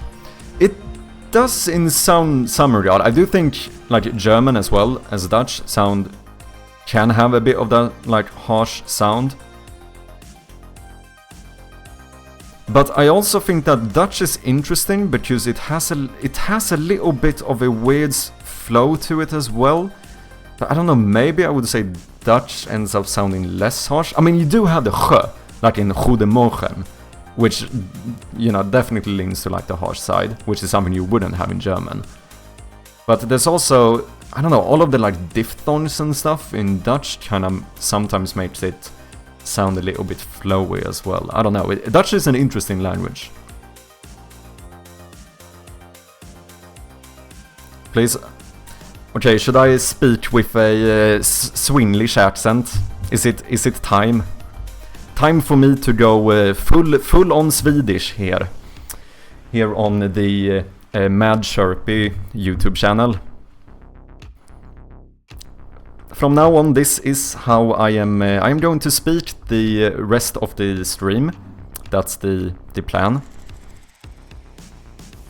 Sounds absolutely horrible. Like, this is what I mean, like, I have to actually put effort into trying to speak with a Swedish accent. Swedish. I speak Swedish, yes. My English is not very good, I mainly speak Swedish. The Swinglish accent is actually quite horrible. But it's really recognizable, I feel like, because of our eyes. Like, the Swedish I is very, like, unique. We have a very, like, nasal I, like E. Like, it's a very weird one. And, like, double E's, or sometimes even normal E's in English, are, like, closer to that. So, the, like, main way to recognize a Swedish person speaking English is that rather than saying something like Swedish, they say, like, Swedish. So you kind of accidentally throw in the little Swedish I in there. Or like in words like free, for example, you go like free. You know, that's like the number one thing that can make you like pick out a Swedish person, I feel like. Like, as soon as you hear that I, you go like, okay, I know where this guy is from. There's even a video of it. I don't know why I find this so funny. I laugh at this every time. I don't know why. It's just this is the pure example of what I mean. Have you guys seen that video when like a public speaker responds to or reacts to PewDiePie? So this public speaker, I'm trying to not say speaker because this is what I'm talking about now. He is also Swedish, and I find it, for some reason, it's so funny, because the moment when PewDiePie, like, clocks the fact that this guy is from Sweden, is when he accidentally slips one of the Swedish I's into his sentence, and I don't know why I find it so funny. Where is it? It is early on. It's like here somewhere. Speaker, and I am here. Yeah, there you go, that's it. Speaker, right?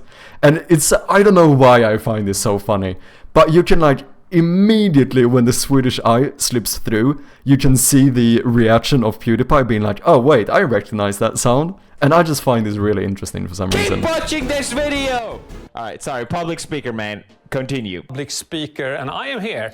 Am I detecting a little bit of a Swedish accent on this fellow man? I think yes. I don't know why I find this so funny. But it's right when you can hear the Swedish I slip through and he goes public speaker.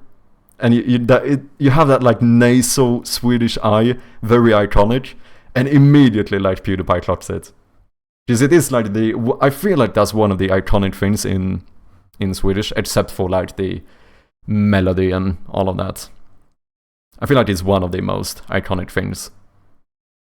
And trust me, I definitely let it slip through every now and then as well. It's fucking hard not to.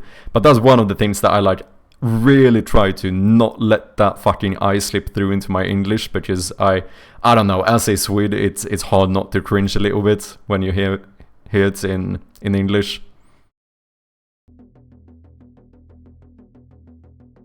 For me, it's the opposite. I'm Dutch, and that is pretty monotone, so we get the so-called steenkolenengels.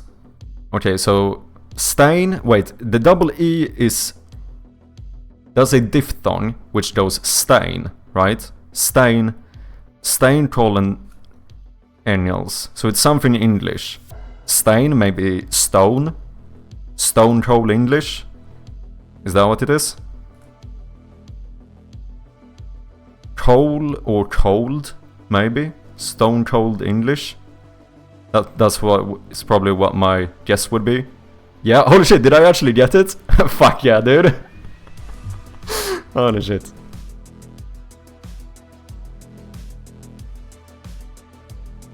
Oh, do you have a demo for the game, Mayundra?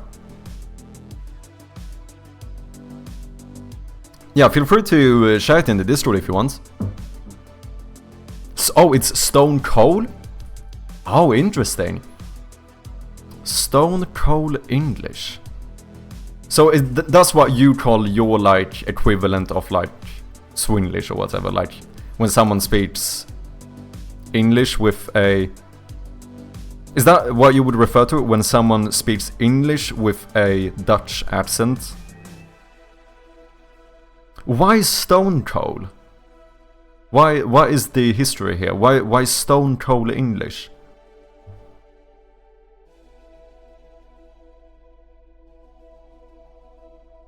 Yeah, that's the word we use for Dutch accent in English. Interesting. I'm gonna start using this to my Dutch friends. Next time my Dutch friends speak in English, I'm gonna go, oh, are you speaking a bit of Stone Cold English? Dude, I'm definitely doing it. I need to save this. I'm gonna do it.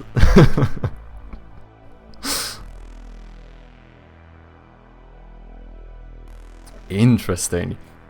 Do you guys know why Stone Cold? Like, what is the... where does Stone Cold come in? Interesting. Fun fact for my Dutch friendos. Did you know that one of the most like classic troubadours, like old classic guitar players or singer songwriters in Sweden, is originally from the Netherlands, and he's like mad famous in Sweden. As far as I know, I think he came to Sweden when he was like 12 years old or something. Obviously ended up learning the language to full-on fluency and made a shit ton of really fucking good music. He's one of my all-time favorite artists, and I'm ashamed to say that during all of my life I never knew how to pronounce his name correctly until I started making friends with a few Dutch people. Because in Sweden we say that his name is Cornelis Vreeswijk. That's what we say his name is. So it's Cornelis Vreeswijk.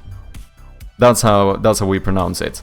But in Dutch, this would actually be something like Cornelis Vreeswijk, right? Vreeswijk is how you would actually pronounce his surname, as far as I'm aware. I think it's Cornelis Vreeswijk. Because Dutch people do something where V's kind of end up becoming closer to an F sound. Like for me, it's even hard to differentiate between like a Dutch V and a Dutch F. It almost sounds the same to me. And then I think double E is like a diphthong, and IJ is like a I diphthong. Basically the same as the English word I, you know, that kind of diphthong. So I think it's Vreeswijk. Really good fucking artist. Like I said, one of my all-time favorite artists. What's up, Criminal Loden? Welcome in, how you doing?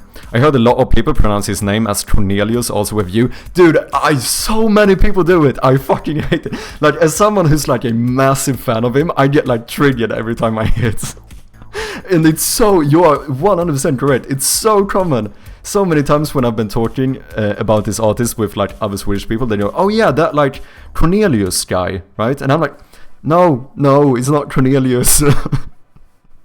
I don't know. It's funny. But yeah, that is true. A lot of people say Cornelius Vreeswijk. That is a very common pronunciation. Or otherwise the correct Swedish pronunciation, which obviously would still be incorrect in Dutch, would be Cornelis Vreeswijk. Like, that's how I would say it. If I'm talking to another Swede, I go like, oh, fucking, I don't know, ska vi lyssna på Cornelis Vreeswijk? And should we listen to Cornelis Vreeswijk? But yeah, apparently his name is something like Cornelis Vreeswijk. Vreeswijk is how you would actually say it. Which kind of blew my mind the first time I heard it. Because it's someone I've obviously listened to for like decades of my life. Like I said, he's one of my all-time favorite artists. But yeah, it's interesting. It's interesting. So are you from Sweden as well then, I suppose? Criminal? Welcome in, hope you're having a good Friday, man.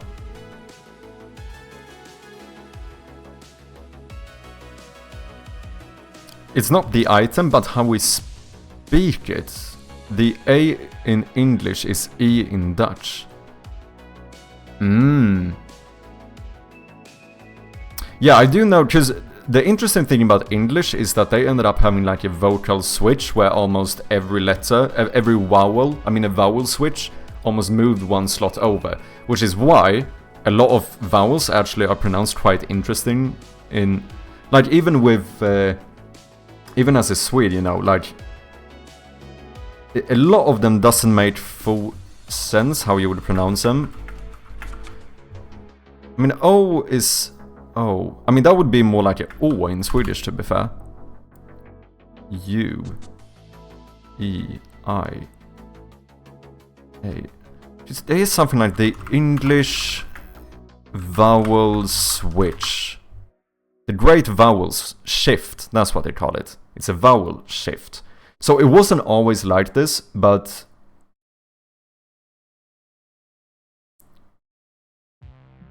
bait, beat, beat. Wait, those are the same, right? Yeah. Bite.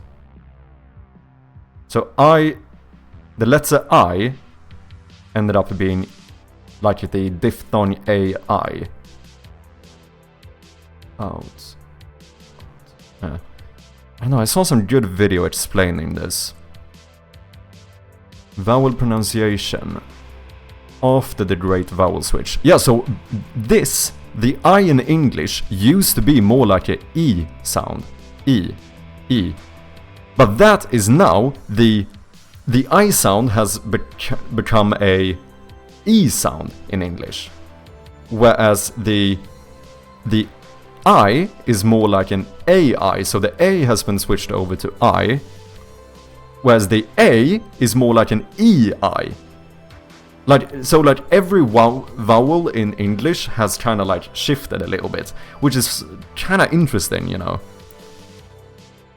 I don't know a lot of languages that has this kind of thing. Like, obviously we all like almost every language has like switched their pronunciations a bit with time during like history and stuff. But this like very, like almost perfect full switch of every fucking vowel seems quite uncommon. It's kind of interesting. Steinkolonials is a hybrid language that was used in the 1900s by Steinkolon boats. Oh, so like stone cold boats. Interesting. Crew people. Yeah. Okay. I see. Yep, Swedish for all my 39, soon 40 years of life. Let's go, Sweden represent. I feel really young now. Interesting. Are you a developer as well? Out of curiosity? I assume most people are, since we are in this category at the moment. Should we do some work? How long have I been chatting shit today? 2 hours, yeah. As per usual. I am incredibly proficient at just fucking talking shite. Probably one of my strongest attributes, I would say. But yeah, I need to change how these ambient sounds work here. Because now each window is playing an ambient sound. That's a bit messy. And this is the other little bug I need to fix. When I right-click on something, I don't actually interact, but you can see that I still get the particle effect as if I was doing a left click. So that's something we need to change.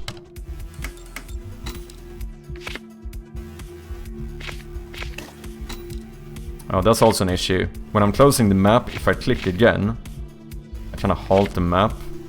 So I guess maybe we make the map not a raycast target while it's going down. Maybe. Or we make it so that if you would click on the map again, you actually bring it up. Like if you would change your mind. Maybe.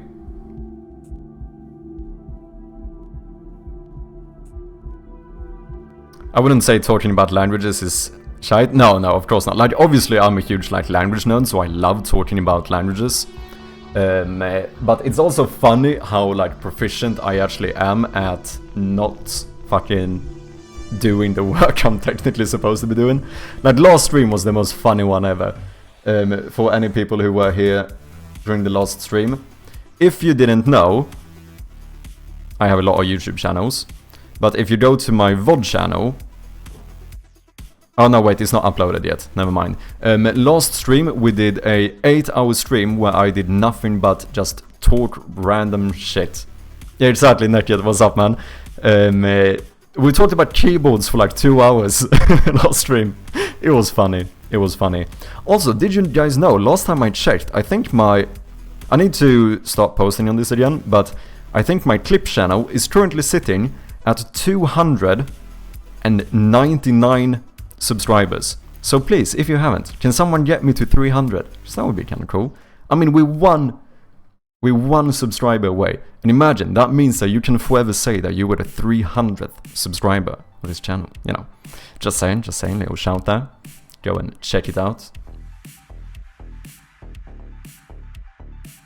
Thanks for the procrastination. No worries, always here for it, man. I want to learn C# and development. Interesting, but I'm too busy with university studies to get a bachelor in criminology. Ooh, interesting. I see where the name comes from.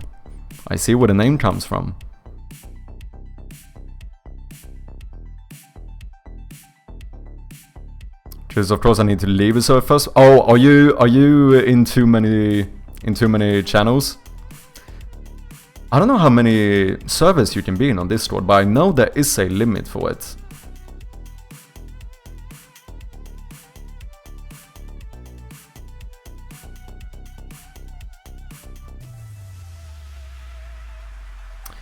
You want me to share in gamedev the proof of concept? Yeah, the gamedev channel is fine. That's like the general one for all gamedev stuff. Feel free to join the Discord, guys. We currently have over 100 members. Both language enthusiasts and developers and everything. I recently set up onboarding as well, so it's kind of neat now where you can actually choose exactly what you are interested in and only get that type of content. The rest will be hidden. So feel free to join.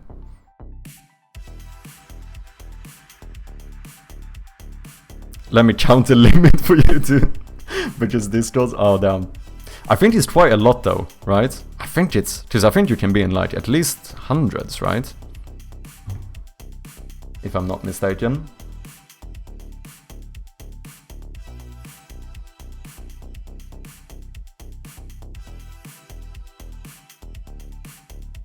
Hey, you know what? This tea is actually quite nice. I ended up buying a new tea. I actually don't mind it.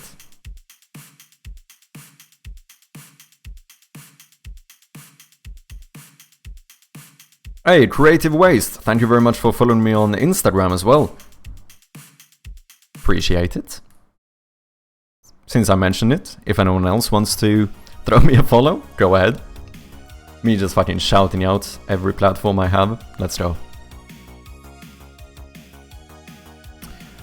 Oh yeah, you know what? Oh, this is the wrong game. You know what we need to do as well?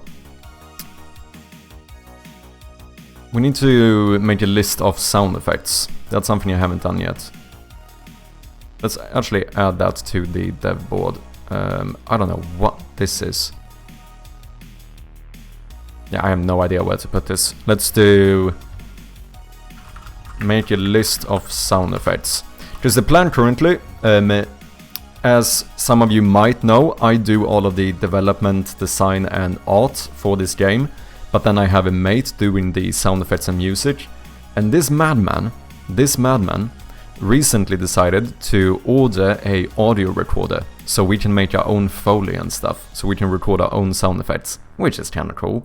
So I need to make a little list of all the sound effects we are currently using in the game. But let's do, maybe we do a little bit of bug fixing first, or maybe add a monster to the intro. That would be cool. That would be quite cool, to be honest.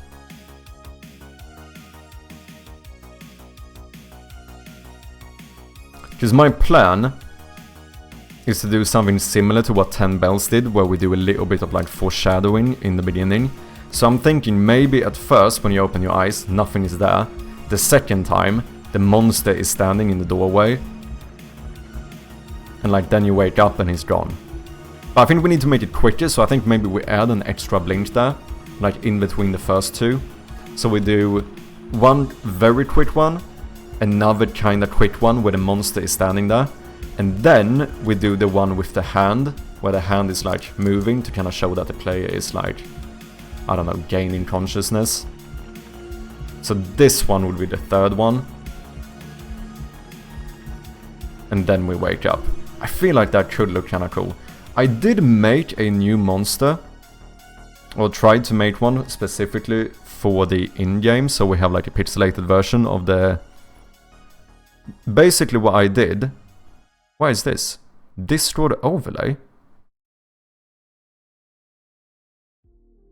Well, that's new.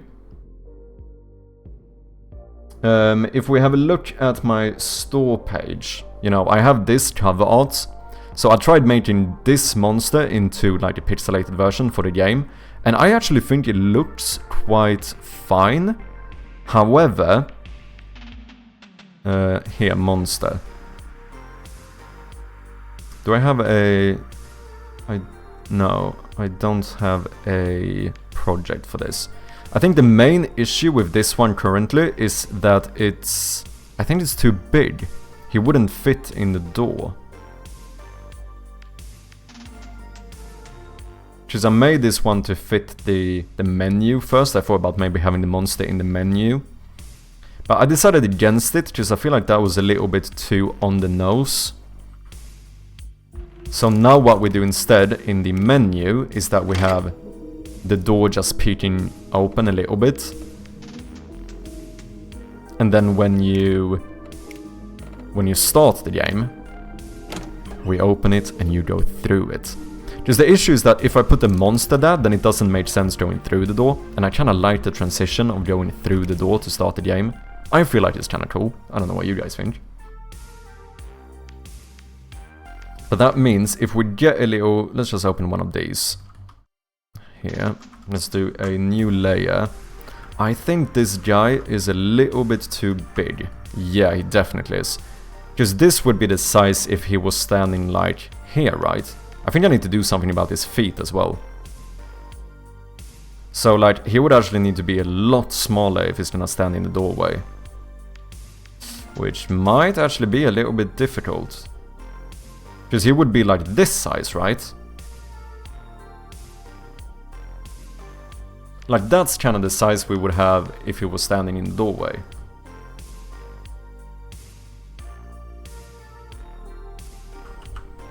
Yeah, I think maybe first I need to look, because these feet look very weird, don't they? It's kind of hard though, because I'm also doing, you know, it's not too much detail, he's a bit of a outline only.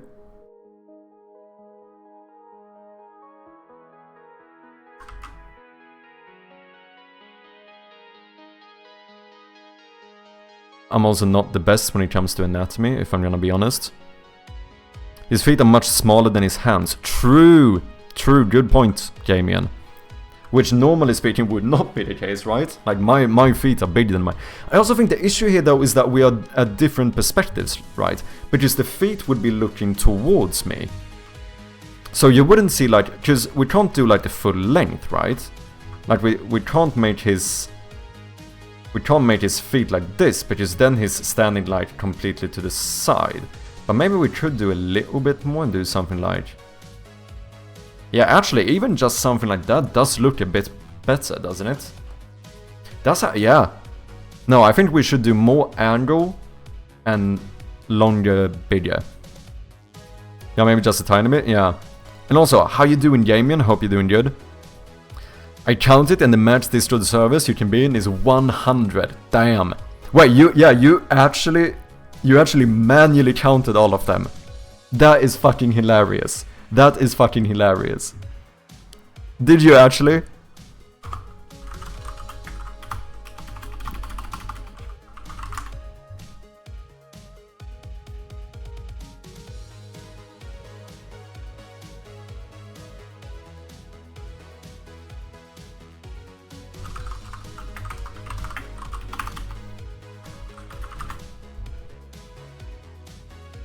100.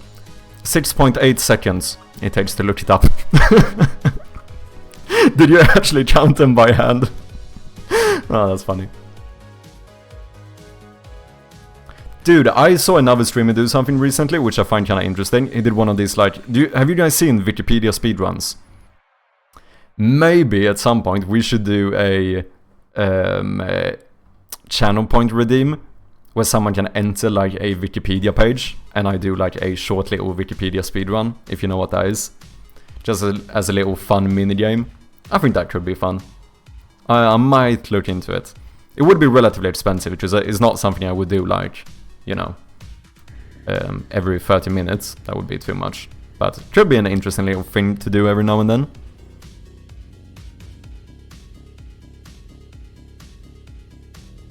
Bigger Andrews, longer Andrews, scarier Andrews, Shroud of Gloom, by today. There you go, there you go. Dude, you wanna be my marketing manager?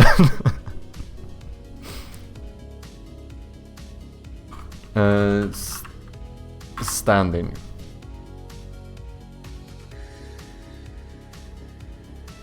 I mean, the thing is that it would actually be quite good to have like a silhouette. Because I can't do it like this, right? Because this is very much...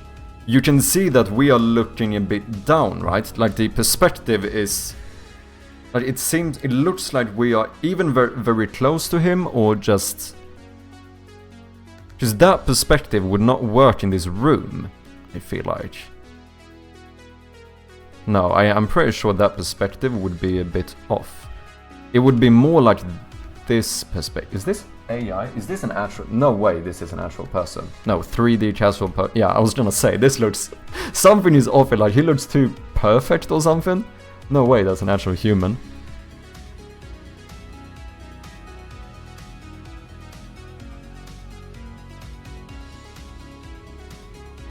Yeah, maybe something like this. No way, my head is still in 2010, where long trailers in the DBT source and a few YouTubers were the primary way to market games. He looks too 2024 fashion. Yeah, maybe. I just found out Bitterballen pizza is a new item in my pizzeria. Holy shit, I would definitely try that. I mean, Sweden is already known for having weird pizzas, so it would not freak me out. Oh, and here we have Mahendra's proof of concept as well. Oh, yeah, you don't have a WebGL version? You don't have a WebGL? Role-playing card game RPG maker. Tactical RPG. Oh, this one looks nice though.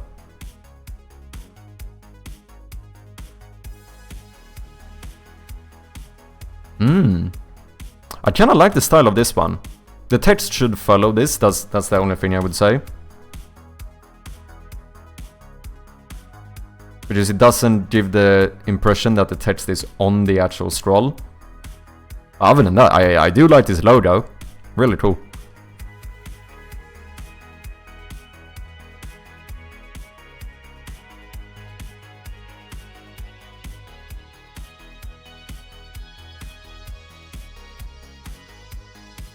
Do you also have seen the Dutch news that they banned pineapple in a certain restaurant? Wait, what?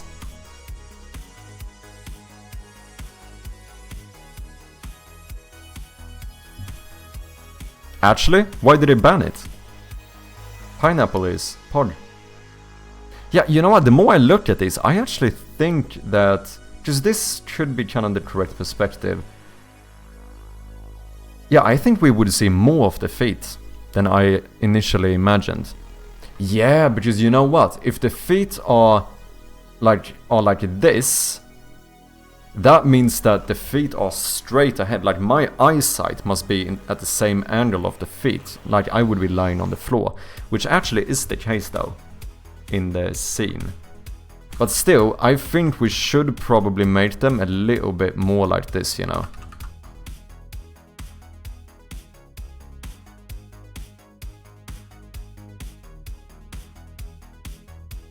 Yeah, just this I feel like has the same issue. Obviously this one is not fully like anatomically correct to begin with. It's kind of caricature-like.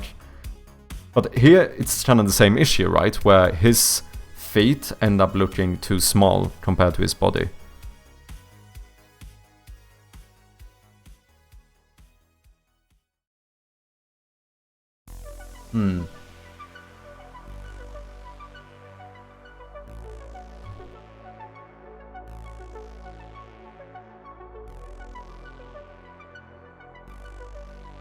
The loader will be a remake, but as long as I don't have money on my project, I'm not worried about the loader. Yeah, as long as you're early in development, like, it's completely fine to have a bunch of placeholders and stuff, you know.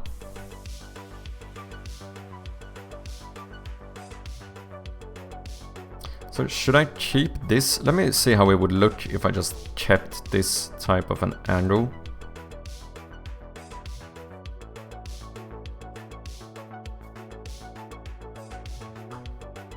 Yeah, this makes it kind of look too round. Maybe have that one, maybe remove 1 pixel here.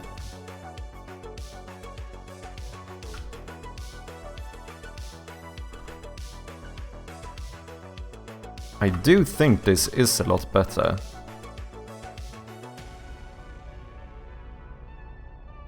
It is, right? What's up, Amises? How you doing, man? Terve, Isapeite. Minne rakastan sinä. Wait, I recently saw a post. I learned how to say brother in Finnish. Oh no, what was it? It was like Ville or something, right? Ville? Veli, there you go, there we go, Veli, there we go. Yeah, I knew it was something like that. My goldfish memory disappointed me a little bit, but I was close enough. Ja, minne rakastan sinne, Veli. Terve. Do I still speak with too much melody? I probably do.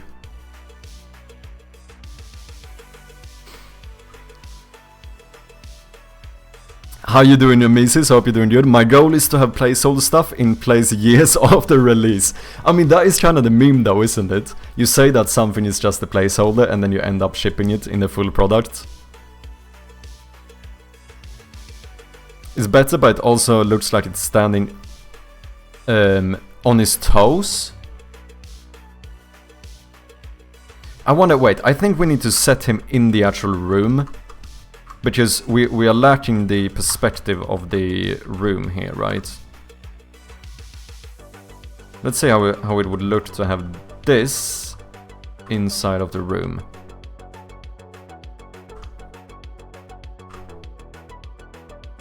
It's still a bit too big and stuff, but... you're actually right, I think. No, I think you are. Yeah, it kinda looks like... I think we need more angle. We need more of a... this type of angle, I think. Yeah, I think you're right.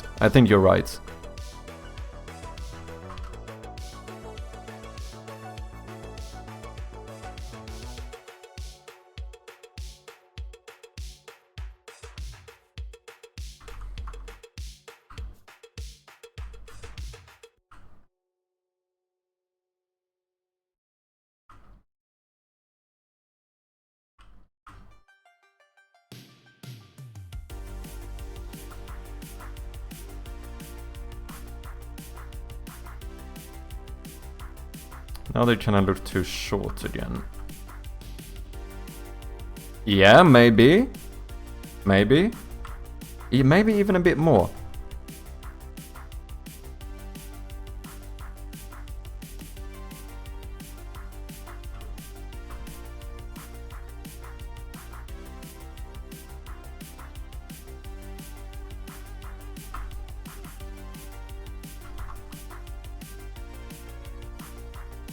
Yeah, maybe something like this.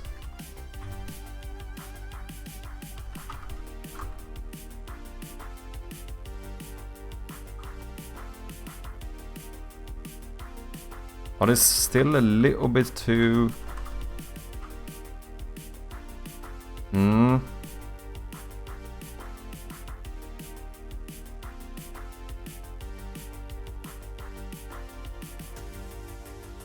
No, I think they need to be even bigger, I think. I think they're still too small.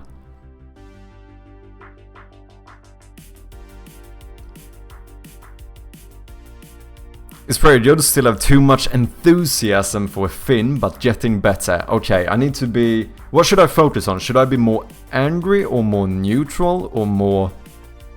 Or just still like the monotonous of it? What do you think? What is the emotion I should focus on to improve it? Maybe it's the tippity toe monster? That would actually be funny. That would actually be funny. Also, ladies and gentlemen, Emisis is another great developer, great streamer here on Twitch. Go and check him out, as well as his game, Shadows of Tuonela. A game inspired by RuneScape Wilderness. Multiplayer, PvP channelship, oh yeah, some PvE as well. You know, cool fucking shit. Kinda... I suppose this is not really 2.5D, but it kinda is, right? Because these are 2D sprites in a 3D space. Would this be... You do have the 2.5D. I still don't really know the exact definition of what 2.5D is, but go and check out his game as well. Show love to our fellow developers.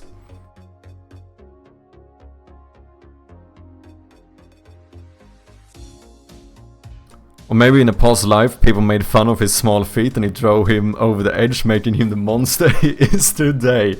Dude, we have some lore here now too. Fuck yeah. Yeah, you gotta get into a mindset where nothing impresses you. This melancholic, laconic, what the fuck? Laconism. Oh, yeah, this is like the, like one-wordedness, right? Yeah, using very few words. Dude, did you guys see that video about speaking like a Finn? Can I find this?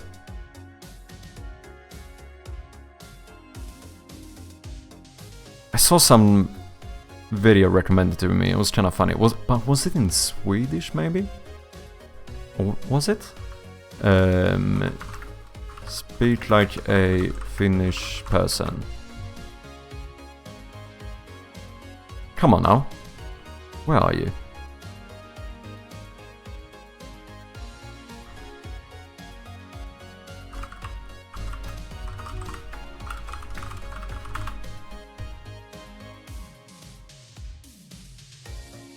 I don't think I'm gonna find it. Do I have to give up?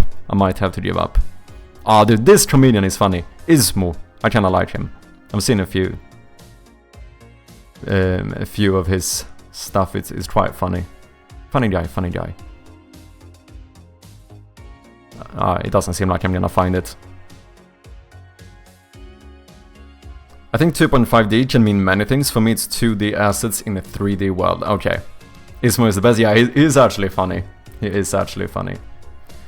Was he a Swedish video? Wait, give me one more shot here before I give up. Tala som en finsk. Maybe it was Swedish. Was it Swedish? I don't know. Dude, I'm so pissed off. Why can I not find this fucking video? Is some guy going up to like a Finnish person and being like... Oh wait, he's saying something like, I think I am Finnish? Video. Come on. Fuck off, man.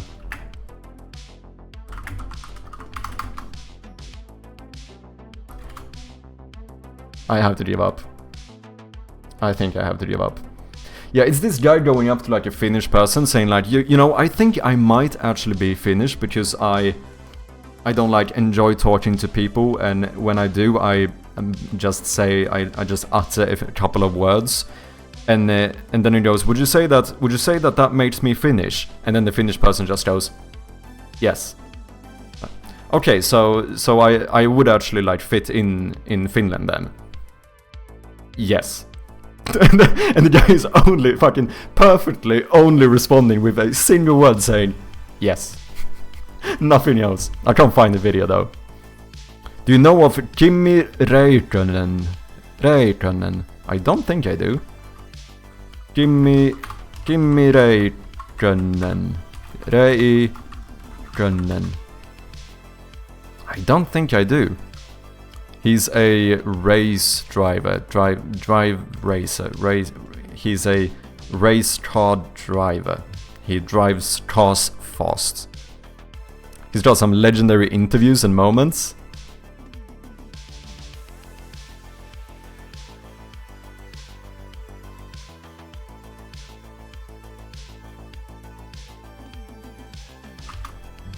Dude, I need to learn Finnish. I actually need to. Wait, is this not the guy... Have you seen that one where the guy goes like some... like... Oh no, Timo got a thing up his ass. Do you know which one I mean? That's also like a race car driver. Clayman Dev, fucking perfect timing. We have another Finnish person coming in here. How are you doing? Thank you very much for the raid. What have you been up to, Clayman? We are currently, for some reason, looking at Finnish stuff here. Terve, terve. Welcome, minne rakasta sinneveli.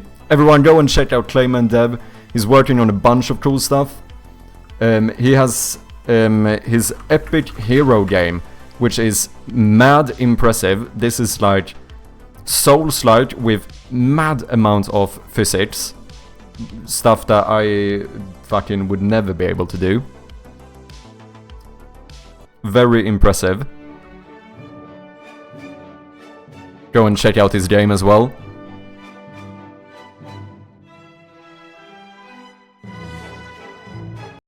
And like you have like what you call it, like terrain that gets destroyed and everything. Like yeah. This shit is fucking cool, man. It's cool. Go and wishlist the game. Show some love to our fellow developers. If anyone coming in from Clayman does not know of me, I go by Mad Chirpy, and I'm currently working on a point-and-click horror game called Shroud of Gloom, which I do have an outdated teaser for as well. You can see right here.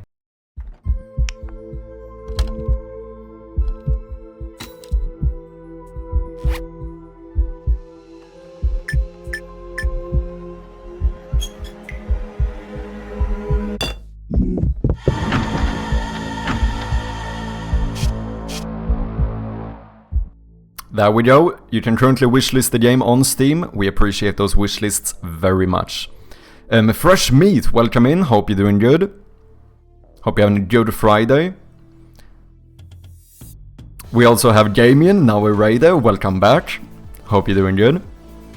How's it going? So it's going good. We're currently gonna watch some Finnish person.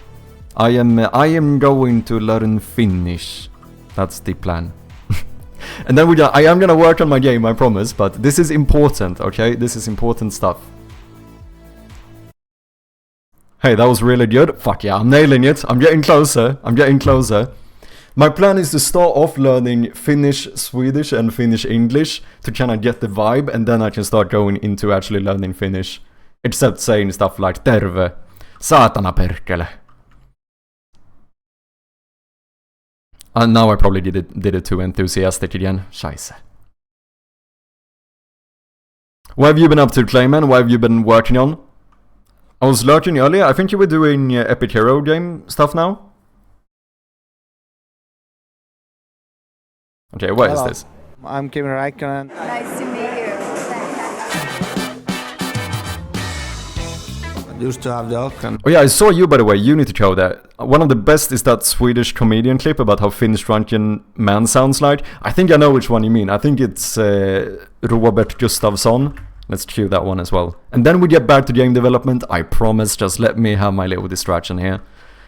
It's not like I've been talking shit for the past 2 hours. No. I think it's Robert Gustafsson. Finsk fylla. There we go, that's the one we want to watch. Died, but, Steering wheel! Flaps on steering wheel here! Hey! Hey! Steering wheel! Somebody tell him to give it to me! Come on! Whoa! Kimi, did you have any temptation to go to drive the simulator? no. So everywhere is the fucking flags out. Also very Finnish to go one word. No. What happened? My crash. There's a bloke Yeah, actually. Laconic, isn't it? in front of me. Move! I faked an illness to get out of a PR appearance. What do you mean? We are behind Bottas. Confirm, we are behind Bottas. How did we end up behind him? He was leading the race, Kimi. Ah, okay, I thought that they were the way around. Oh, funny. Is this the same guy with the fucking Timo rally driver? Timo has something rocking the ass. I think it's this one. Not Facebook. Come on, man. Where's the YouTube link? Come on, I want to see the Timo video. Come on, where is it? Timo and Marcus. Oh wait, is that a Swede or a Finnish? Can I just get the YouTube video? Hello? YouTube? Let me do this. Let's copy this. Let's go to YouTube. Ah, this one is so funny as well. Timo got a Timo got a thing. Oh my god, I'm laughing so much. Marcus Granholm though, that sounds fucking Swedish, man. I'll have to raid and run. Have a good stream, bud. No worries. Thank you very much for the raid, Clayman, and I'll see you next time. Cheers, man. Jimmy won a Formula 1 championship in 2007 in the iconic moments when he was called Iceman. Interesting. Yeah, Marcus Granholm is a Finnish rally driver, but he's got a Swedish name. Okay, fair enough. I rumpan på Timo. Okay. What's going on here? Well, someone's screaming. Timo's in agony. You can see him lifting himself out of the seat. What on earth has gone on? Well, he's still carrying on. We have to stop because it came some stone or something through Timo's seat. Up in the ass of Timo. Up in the asshole of Timo. Oh, it's so fucking funny, man. It's so funny. I love it. Ah, dude, I can feel my Finnish genes just fucking flourishing in here. Legendary indeed. Okay, we have some ads running. I'll have a look at this one after the ads are finished.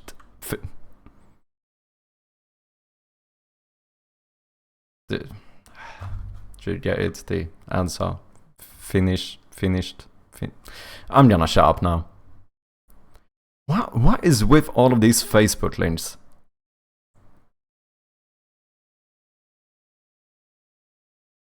Okay, let me cue this one.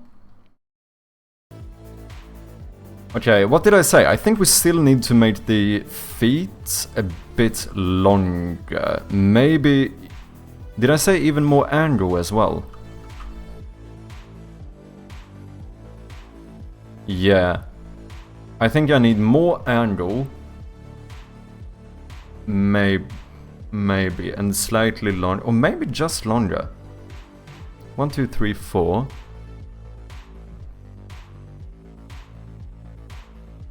Yeah. Let's see what happens if we just do this.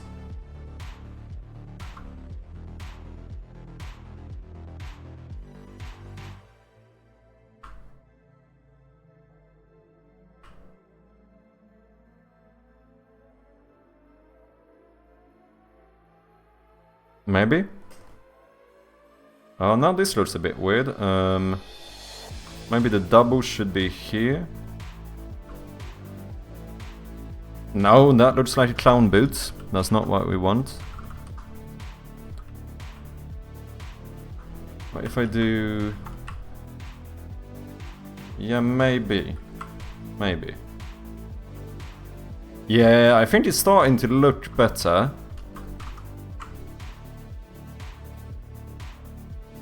Up in Timo's ass.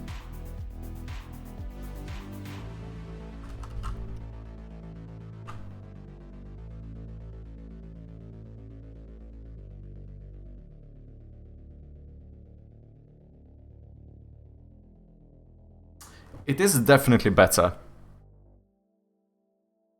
What do you guys think? Is it good enough? Do we need even bigger feet? More angle? Does he need knees? I just realized this plonker does not have any knees. Maybe that could make it look a bit better as well. Well, knees should be like here or something. Dude, I'm so bad with anatomy, man. That looks horrible. Okay, in that case, I think I need to make it wider instead. Ah, but that looks too much. Yeah, that looks like too much of a bulge.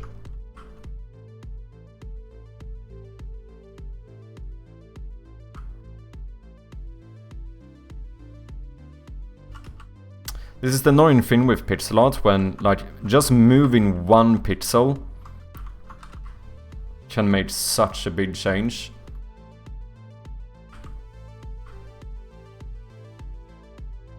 Yeah. We had the children's playground game called... No.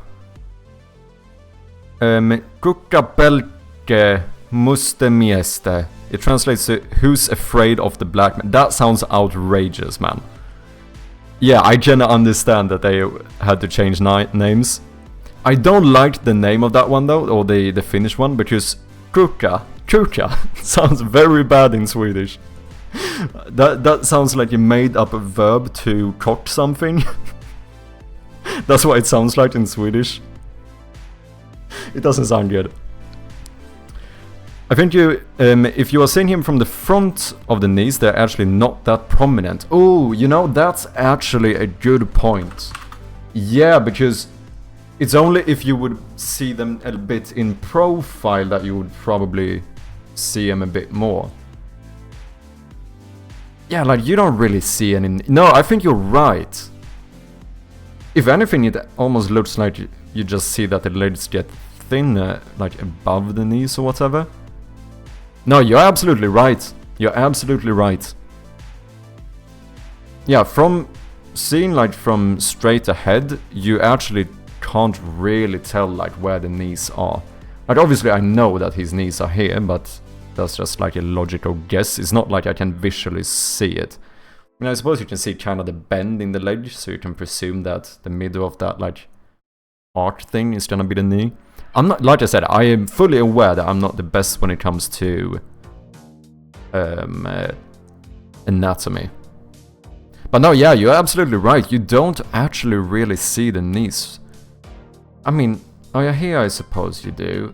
But he has baggy pants. But then like here obviously he's bending his leg, and here you see him a bit more from the side, so there you get a little bit more of the knee definition. But like here, if we would make this a silhouette, you basically don't see... You don't really see the knees. No, absolutely fair point. Good shout. What's up, Bit Casual? How you doing, man? Welcome in. Hope you're doing good. Okay, wait, the ads are over, right? Okay, let's have a quick 1-minute break and just look at Robert Gustafsson acting like a... do we have subtitles on this? Oh, can I get one with subtitles? You think? Robert Gustafsson som en full finne. I'm pretty sure I've seen one with subtitles that could actually make a few more people actually understand what's going on. So this is a Swedish man that's acting like a drunk Finnish person. So basically he's acting like a Finnish person. You see why I did that? Thank you. Thanks, thank you. No, stop it. It's not. You're going too far. Okay, let me see. That was only Swedish subtitles. Come on, I know I've seen one with actual subtitles. Let me see if I can find one.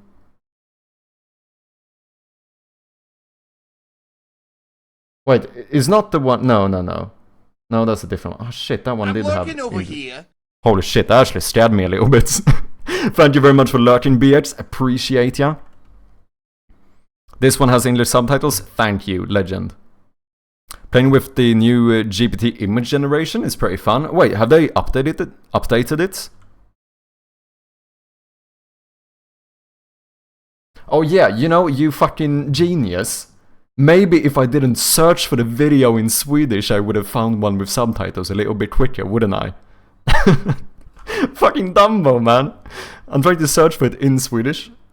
Of course I'd fucking only find them without subtitles, because if you're searching for it in Swedish, you're gonna find the Swedish clips. Is it hard-coded? Oh yeah, it is. Nice.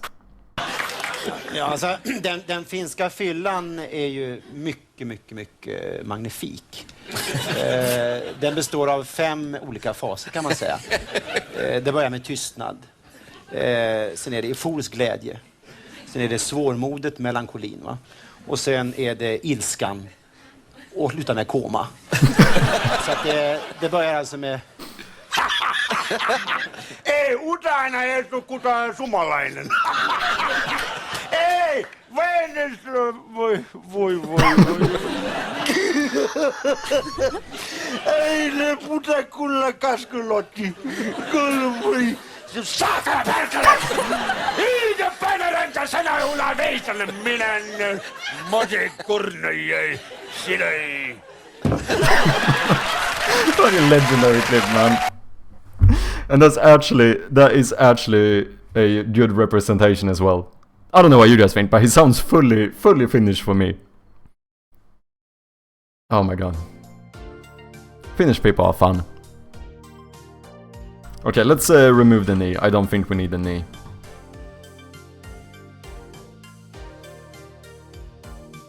What did we say? We didn't need a knee, but we might want to try a bit longer foot, which I did do. So let's copy this guy and put him in the room.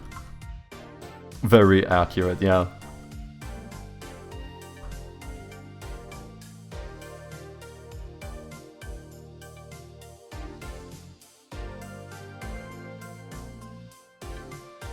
You didn't need the knee, exactly, Janko. Exactly, good one, man. How you doing? Hope you're doing good. I mean, I think this is starting to look quite fine. A lot better than what we started with. Whoops. Go to drinking some Red Bull sounds absolutely disgusting. But I hope you like it. Dude, I cannot drink energy drinks anymore. I actually don't. I don't like them. I think it's been like... Unless maybe potentially if there's vodka in it, it's easier to drink it. And you know, Red Bull vodka or something. But pure like energy drink, nah, I'm good. I mean, but whatever floats your boat. If you like it, go for it. I don't know. I think it's... I cannot drink energy drinks anymore. I think we also bring back the... No, we don't, Amisis. We don't have to bring that back. Or should I... Are you saying I should rename my game? Into Kukka Pelke. Musta... Oh my god, I just realized that Musta means black in Finnish, doesn't it? Oh my god. Wait, the verb? Musta. It does mean black. Oh my god! Is that why we call it julmust? Is that why julmust comes from? Because it's a black drink.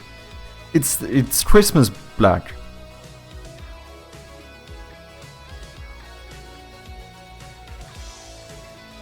This is blowing my mind right now. That's why we call it julmust. Look, almost everything in Sweden you can always find some Finnish translation somewhere. What do you call... I think you have this in Finland as well.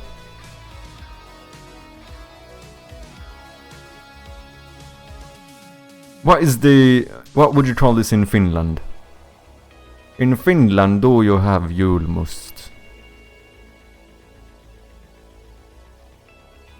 Yeah, and Eastermust as well. Which is the biggest scam ever. Julmust and Postmust is the same exact fucking shit. They just relabel it for the the different holidays. Absolute scam. To be fair, I don't even like this. I actually think it's kinda shite, to be honest.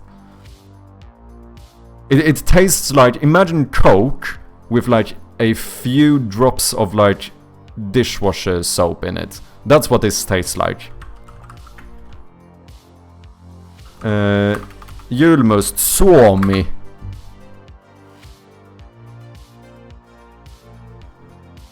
Wait, do you not have this in Finland? Oh wait, it started in Berlin? What? Is this not from Scandinavia?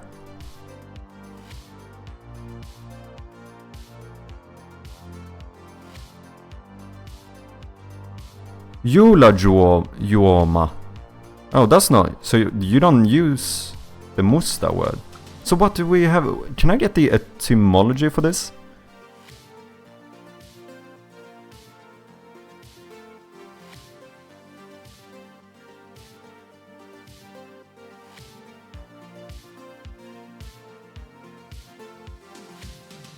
Oh, maybe it doesn't come from musta. Sommarmust. Midsommarmust. This is bullshit. They must come from musta. I don't know.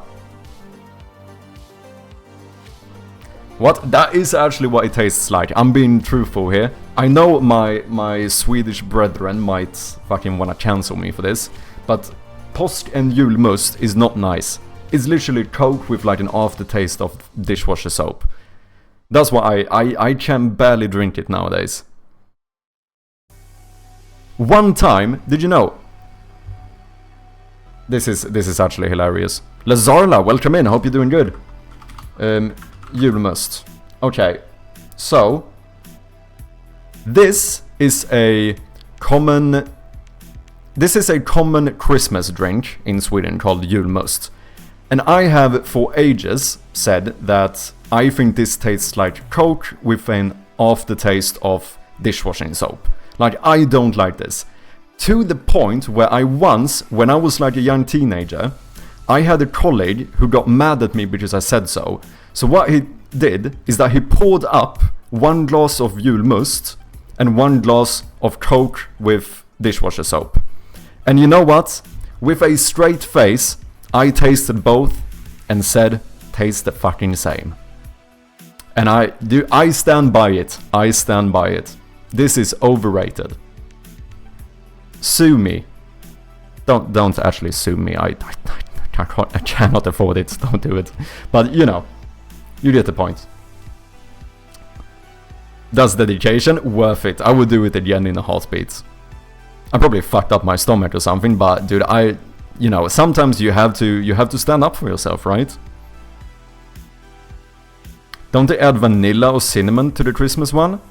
I don't think so. I am almost sure that julmust and påskmust, so Easter must, I don't know, and Christmas must is the exact same thing. It's not different enough, at least.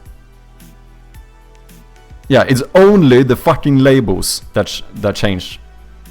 Yeah, it's only the labels. They just put on a new label for the new season and go, oh yeah, this is the traditional thing, you should drink on this. Like, fuck off, man, I'm not falling for this fucking marketing shit. Vicky says a guy found the recipe in Germany. That is interesting. I would have, you know, I would have made a bet that this came from Scandinavia. Apparently it doesn't. If the Swedes want to cancel you about something, you gotta be onto something true. Maybe you're right about that. Do you like surströmming or however it's spelled? I cannot even say that I've tried it, to be honest. If you're curious, this is how you spell it. Surströmming. The famous smelly fish.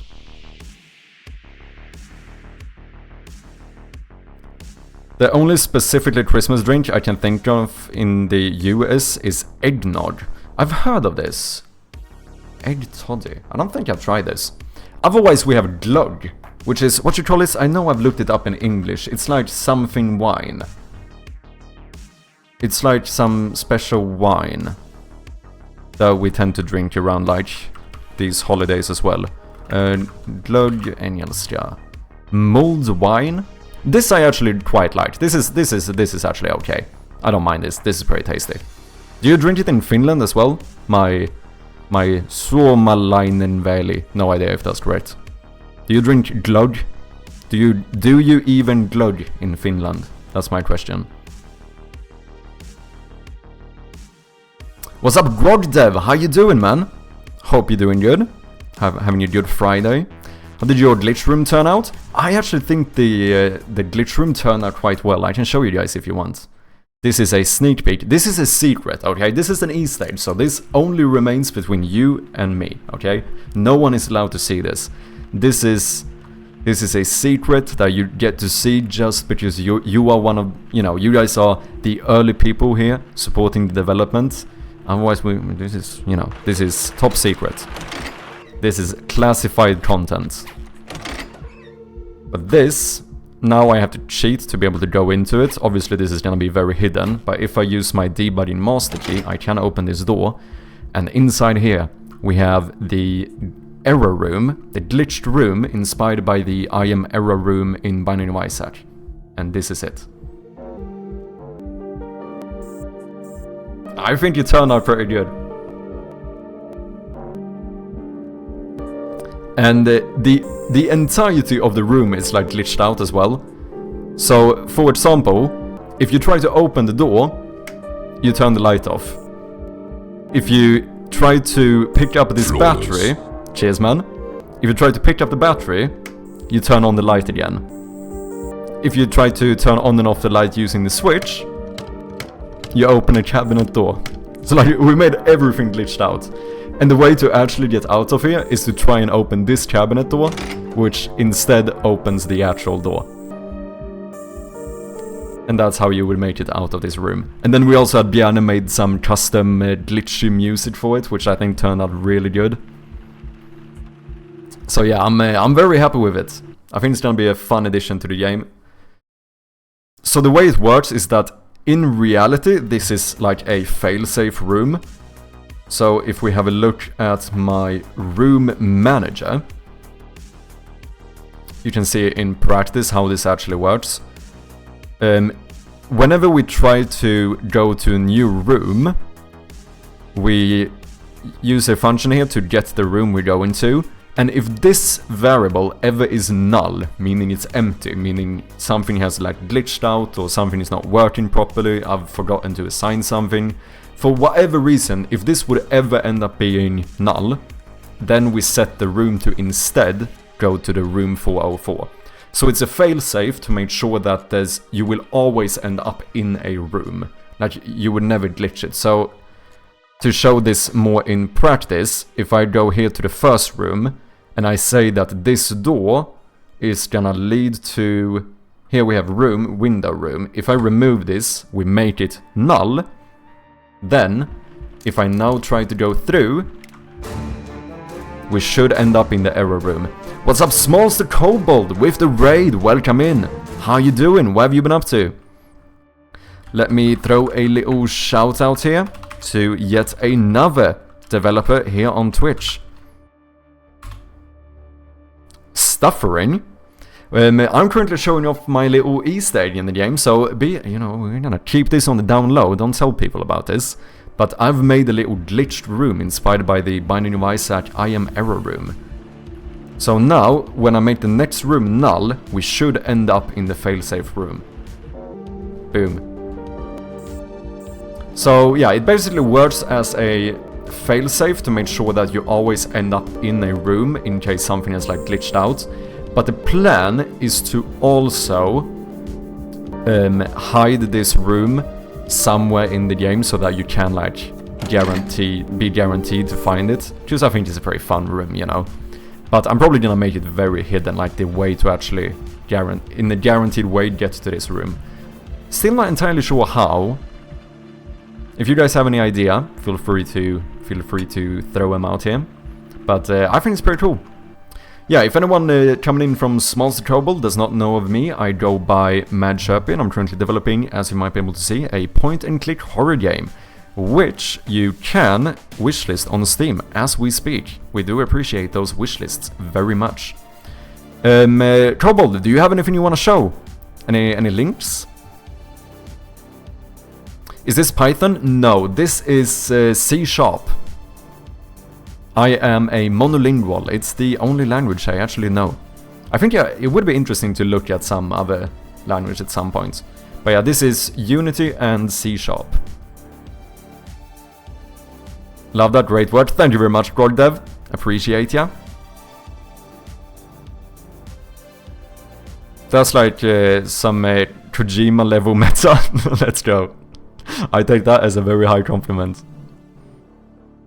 Okay, let me quickly catch up with chat here. I don't mind Julmust and Postmus, but I absolutely hate that they start selling the stuff like 4 months ahead of season. Yeah, that is true as well. It is. Hell yeah, Glug is the best. Glug is actually nice. Glug is like 10 times better than Julmust.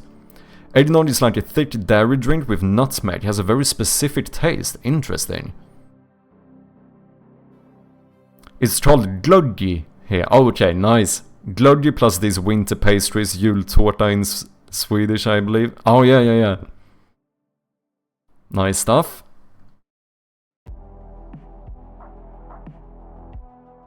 I fixed a few neat bugs and then decided the player ghost data would be an easy thing to do. Oh, interesting. Do you mean like ghost data as in, do you mean like player ghost as you would have in something like Trackmania and stuff? That kind of thing? Oh, I see. Interesting. That sounds like it could be quite difficult, not gonna lie.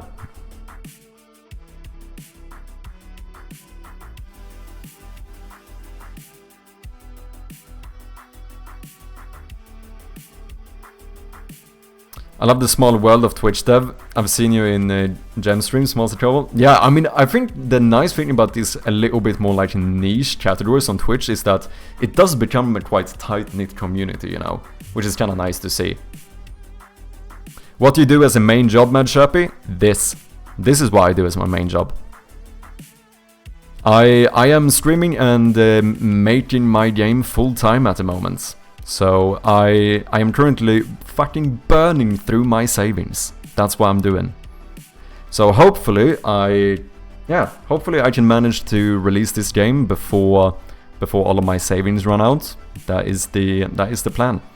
And we'll see whether I can actually get this this little gamble to work or not. So far so good. Actually, there may be like a Twitch clip or something. Feel free to share it. Interesting, I was completely wrong. I'm a monolingual as well. I only know game maker language. Ooh, interesting. What's up, Spectacular? How you doing? What do you do as a full-time job? Professional procrastinator. That is kind of true as well, you know. That's like I do this full-time, but I also, on the side, I do some professional procrastination as well. I'm very proficient, very proficient. You actually got a player position tracked to a save file on the user's computer and just decompiled it. Interesting. Just need to actually put it on a visualizer to ensure it's saved as the correct format. Hey, that's what I'm going to do. I live with parents and don't own a car, so my costs are significantly lower. I do not own a car either, which definitely helps, but I do live on my own, so most of my savings end up going to pay for my rent. That is my biggest expense by far. Food as well, of course. And because obviously, like, at the moment, it's not like streaming is self-sufficient. I can't live off of streaming. But it definitely helps, though. Like, I do, obviously, from the people who are kind enough to choose to support me with, like, subscriptions and stuff, it does definitely help out. Which is one of the reasons why I decided to put my like subscribers and stuff in the credits of the game. Well, not every single one. There's a whole panel below that explains it all. Oh, actually, Streamlabs is fucking sentient because it decided to send a message right now as well in the chat. The timing, absolutely mad. But yeah, I don't have another full-time job. This is what I do. Maybe I have to get grown up and get a 9 to 5 again in the future, very possible, but currently I am, you know, I'm taking the chance, trying to see if I can make this work.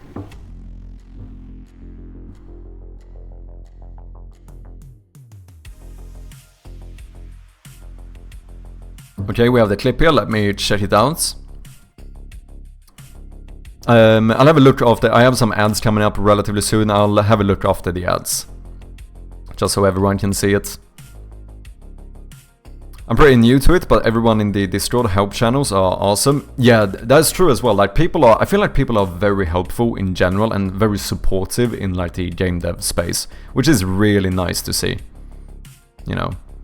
Water and bread, let's go, exactly, dude. But I've said it before, my like goal is very minimal. Like I do not need to live like a luxurious lifestyle or whatever. I do not care. If I can live my life doing something I feel passionate about and that I really enjoy, if I have to live on fucking ramen, then so be it, you know? I feel like that's the, you know, that's, you know, who cares? As long as I'm doing something I love. So I rather take the chance. I'm young, still, kinda-ish. So if any time is the time, it's now.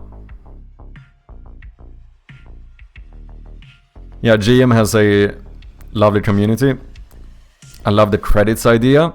Thank you, man. Yeah, I'm quite proud of it since I actually made the like bot code for it myself. One of the few things that I've done outside of game development, and so far seems fully functional.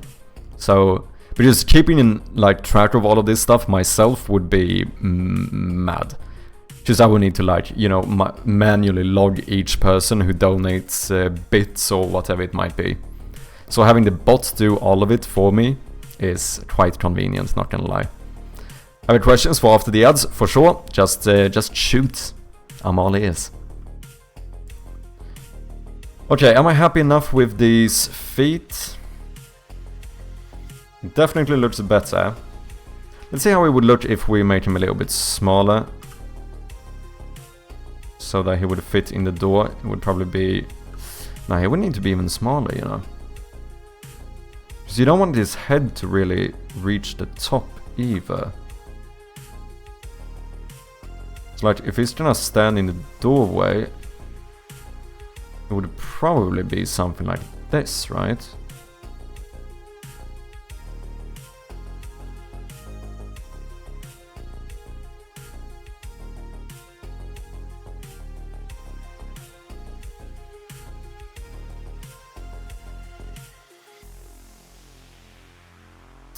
Let me see how this would look with a black background as well.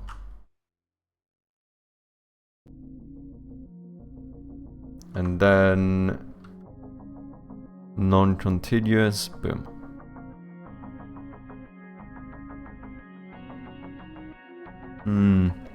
I think it could work if we manage to somewhat clean this up.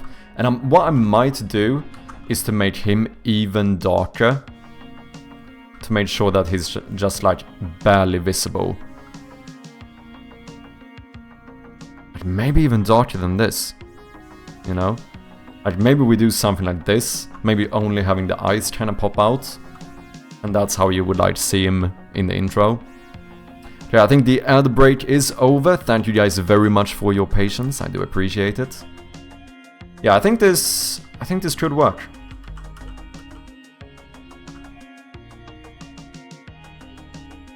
But we do need to clean our friend here up a little bit. Let's have the reference here as well. Damn, it's like half the size, man. So this sprite could be used if I ever have him stand like in the middle of the room.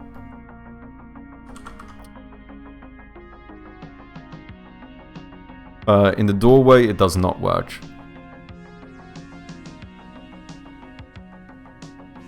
I think my question got lost earlier, so I'll repeat myself a bit. No worries, if I ever miss a message, feel completely free to send it again. I do try to be pretty good at catching all of them, but, you know, sometimes I'm not perfect, I do miss a message every now and then. No worries, man. What's that bad guy there for here anyway? He's a jump scare guy or someone who follows you around creating stress? Kinda both is the plan. So in the Game Jam version, for anyone who doesn't know, this game was originally created for the GDFG Game Jam, which, if I'm allowed to flex, you have the link here, we actually ended up winning the entire Game Jam. Kinda pog, you know, pretty proud of that one. However, in the Game Jam, he was like constantly walking in the room next to you, and if he ever saw you, meaning like if you didn't turn off your flashlight in time, he would jump scare you. The plan now for the full version is to make it a little bit more...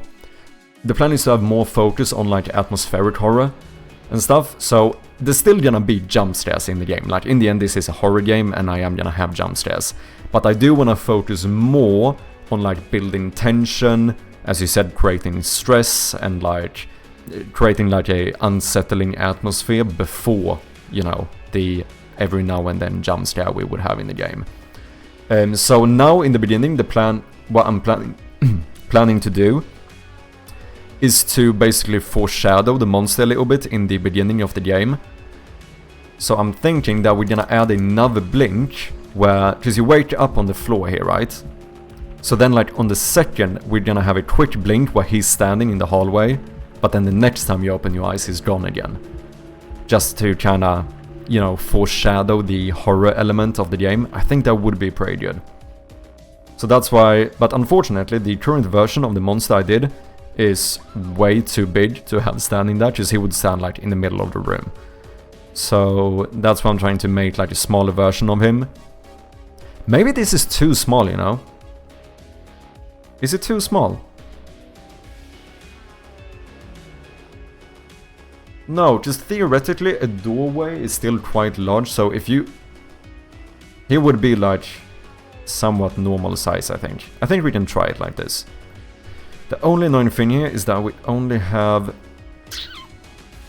We have one pixel in the middle, which means that he can never be centered on the screen. I think we're gonna have to go with 2 or 1 pixel for the eyes.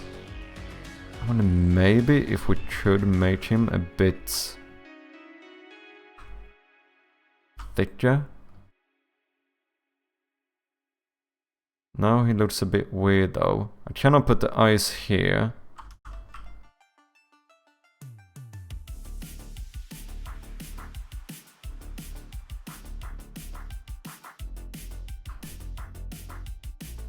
This looks very odd.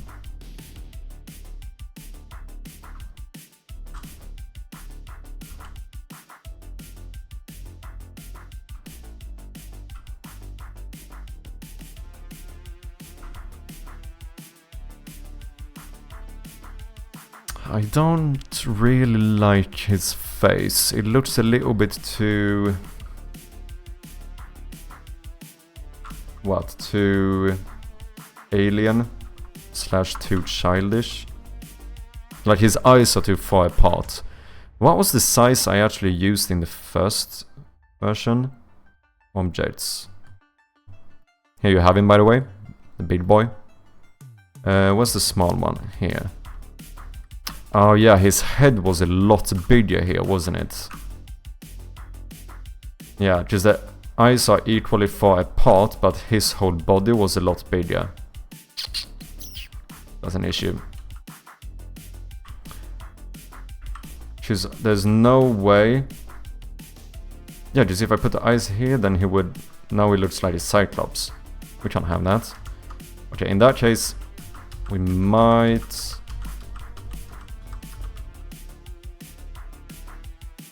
why am I doing this manually?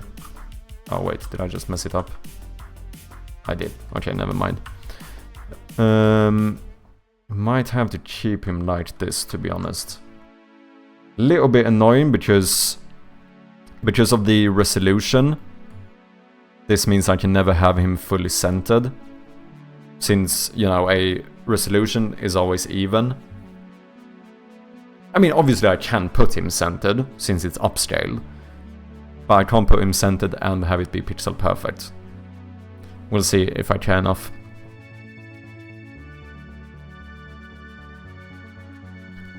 So I have a game, but I suck at art. I can make placeholders, but not much beyond that. I would love to commission someone, but I only have a part-time job and other stuff to pay for. I still want to make this game, so here's my idea. I'll make the full game with placeholders, then ask around for people who like it enough to be the artist. I don't know if this is unreasonable, but what do you guys think? Well, I think the main issue is that you're still not saying how you would pay them. Then you ask around for people who like it enough, or do you? Because I don't think you're gonna get someone to make the art for like fully free. So that's, are you thinking of like doing some revenue sharing, or?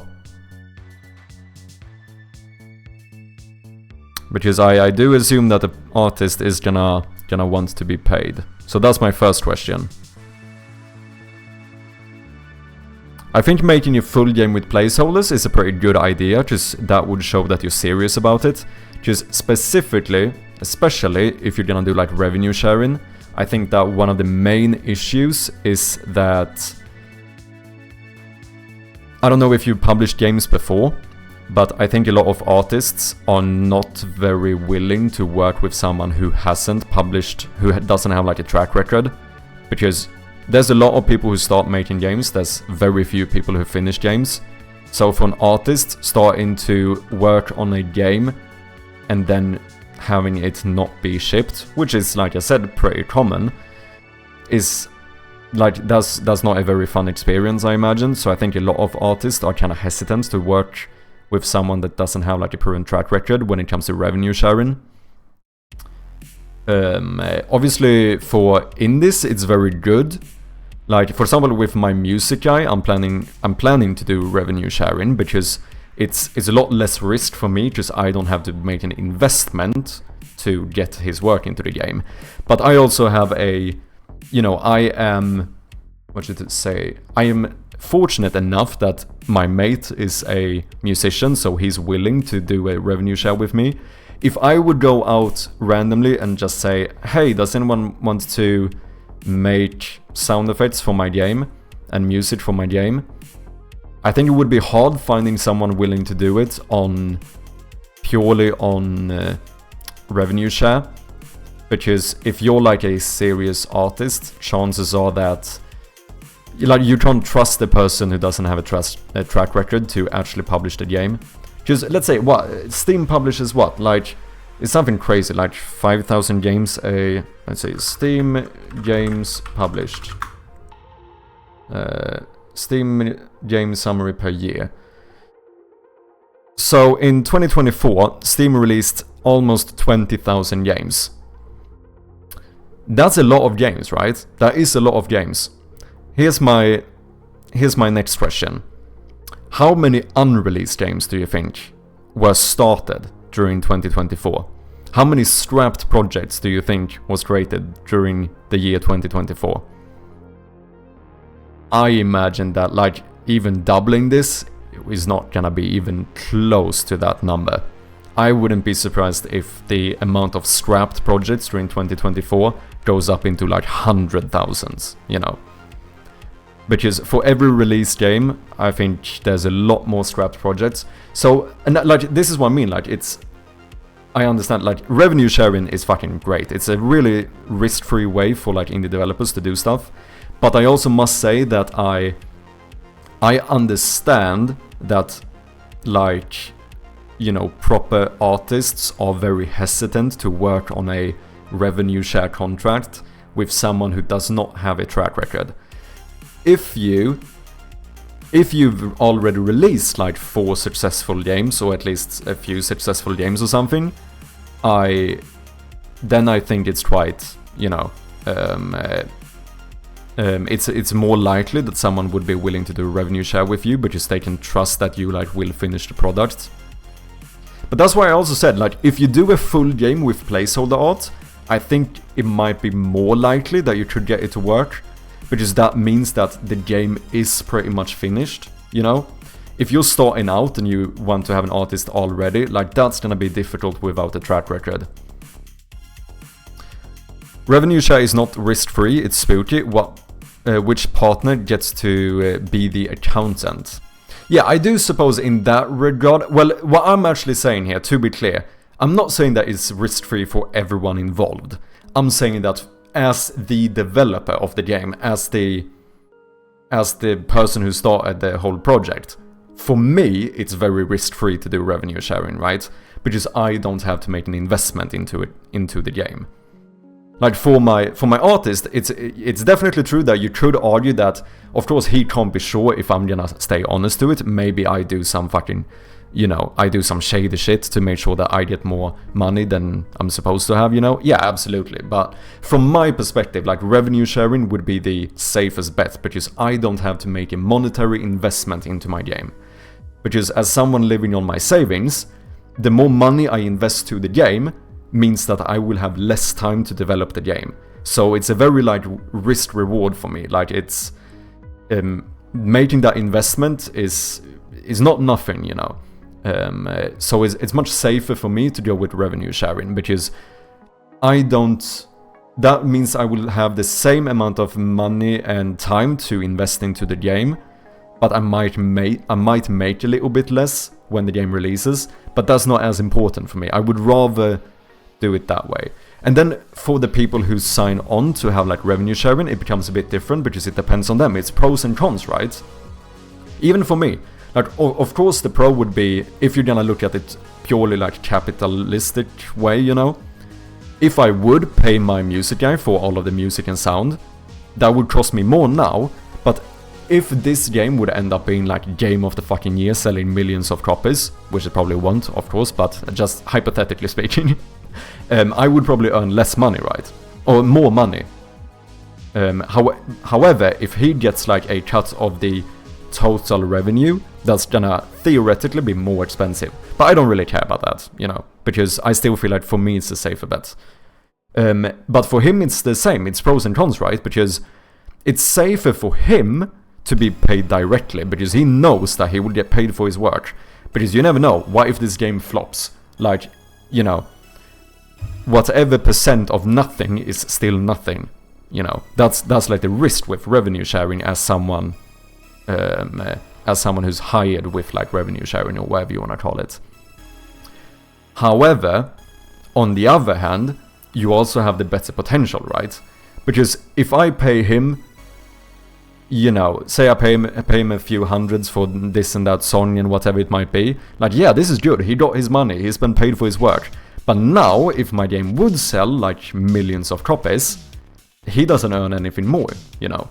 So the thing I like about revenue sharing is that of course it's more of a gamble for the people who are involved, but they have the potential to earn more, which I think is also a quite nice incentive to try and create the best product. Because now he knows that, or whoever it might be, is gonna make... Holy shit, Lyomatech, you fucking legend, you madman! What are you doing? Lyomatech just subscribed at tier 1 for 6 months in advance. You absolute legend. Immediately reached the supporter threshold as well. The rank is a little bit bugged, but yeah.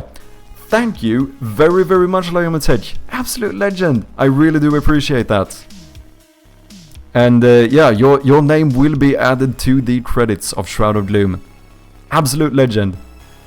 Thank you, I really do appreciate it. Sorry for interrupting, go on, don't mind me. No, I will... Dude, if you subscribe for 6 months in advance, I'm gonna allow you to interrupt me. Fucking, I don't even care, man. Thank you so much, Lyomatech. I really do appreciate you. Absolute legend. What a baller indeed. I didn't know you could do that now. Yeah, apparently you can subscribe in advance. I don't know how long Twitch has had it, but... yeah, it is apparently a thing.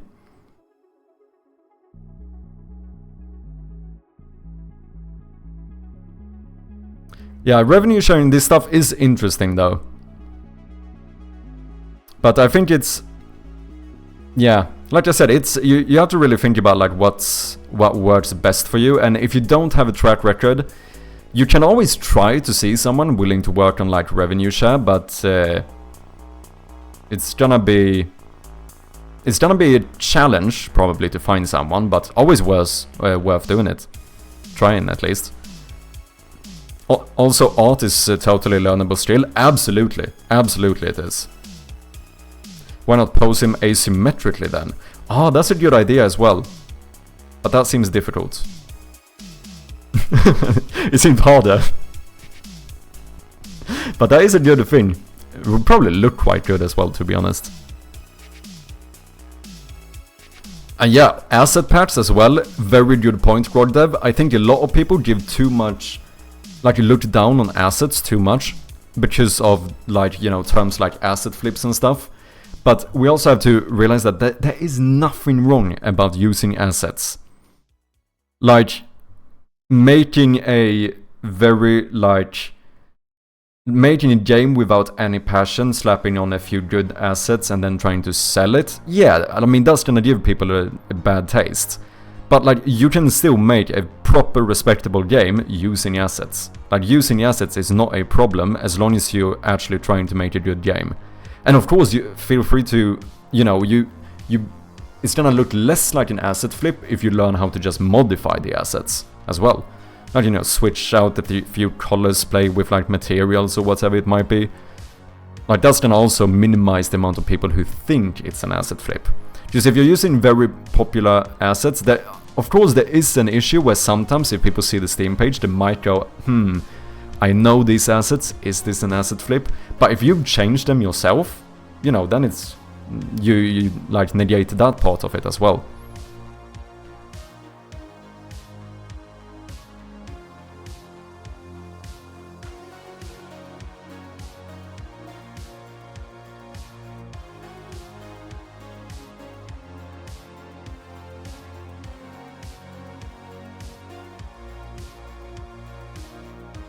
You now have to stream for at least 6 months more. I will. I have no plan on stopping anytime soon. We'll see when my... Like, it all depends on when my savings run out, really. So, to be fair, you actually being kind enough to subscribe, it really means a lot, because that does, in fact, mean that I might make it a little bit longer. So, I really do appreciate you, Lionmotech. Absolute legend. Beast Studios, welcome in, man. How you doing? Hope you're doing good. Hope you're having a good Friday.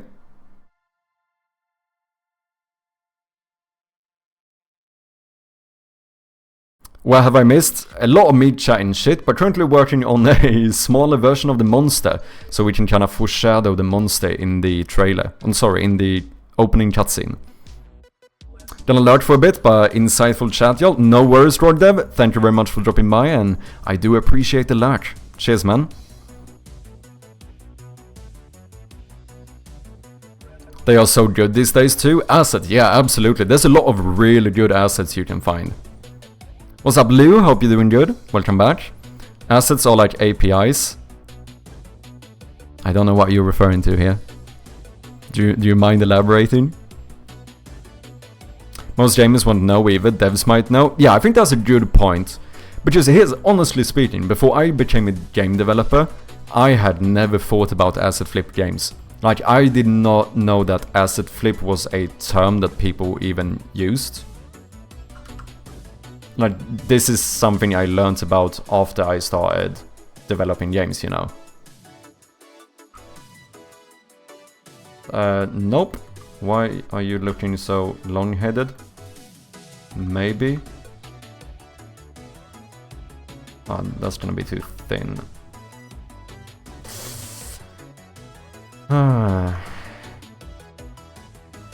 This might prove to be more difficult than I first thought, actually.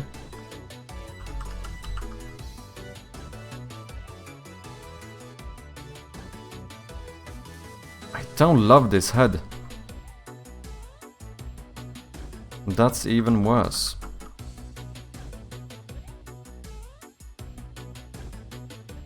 What if we make the head a little bit shorter? Now it looks too tiny. Okay, what if we move the entire thing down? Boom. Now it looks like he's wearing a helmet. Scheisse.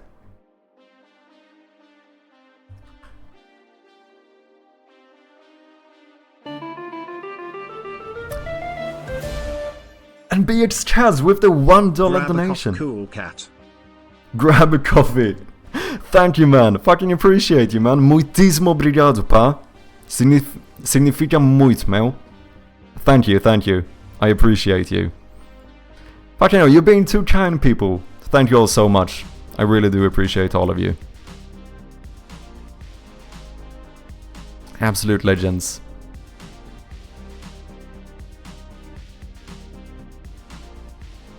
Synth Studios? See! Thank you, BX. Appreciate you, man. Cheers. Legend. Synth Studios assets is typical, one of them. Oh yeah, I think I've heard about those. You also have those... What's the other one? I know there's two of these, like, very... BitGamey as well, with the 100 Can you bits. be too kind? Can you be too kind? Yeah, kind of. I think we're really getting there, people. Thank you so much, BitGamey. Absolute legend. Thank you. Also, definitely not because he just paid me money. That has absolutely nothing to do with it. But did you guys know that BitGamey also streams on Twitch? Go and check him out. Doing some cool stuff over there. Another great developer. I'm not paid to say this. Oh, I'm a sin. But do check him out. Synth Studios. Yeah, that was the one I was looking for. Oh yeah, I think Captain Coda used these in... Oh yeah, I know these characters. Yeah, I've seen this. Yeah, this is like one of those... These characters are like one of those that I sometimes see in a game and I would go like, oh yeah, I recognize that asset pack, you know? Or like, I know this is an asset pack. But I should say, that does not make me think, oh, this is a bad asset flip and I'm not gonna play this game. That's like not how it works, because using assets does not mean that the game is an asset flip. Like, here's the thing, asset flips use assets, yes. But games that use assets does not have to be asset flips. Very different things, very different. And I think that's something people need to realize. It's two entirely different things. Using random assets together with no cohesiveness, they'll take a flat. Absolutely, Runsan. Welcome in. Good point. Like, if you're not trying to make the game look good, if you're using random assets that as you said, have no cohesiveness together and like it just doesn't mix and match, yeah, it's gonna look bad and that's gonna make your game perform a lot worse. But that's why I feel like a lot of people, especially if you struggle a bit with art, realizing that you can modify assets is actually a really good way of going about it. Because like it's easier to modify an asset than it is to make entirely new custom assets, right?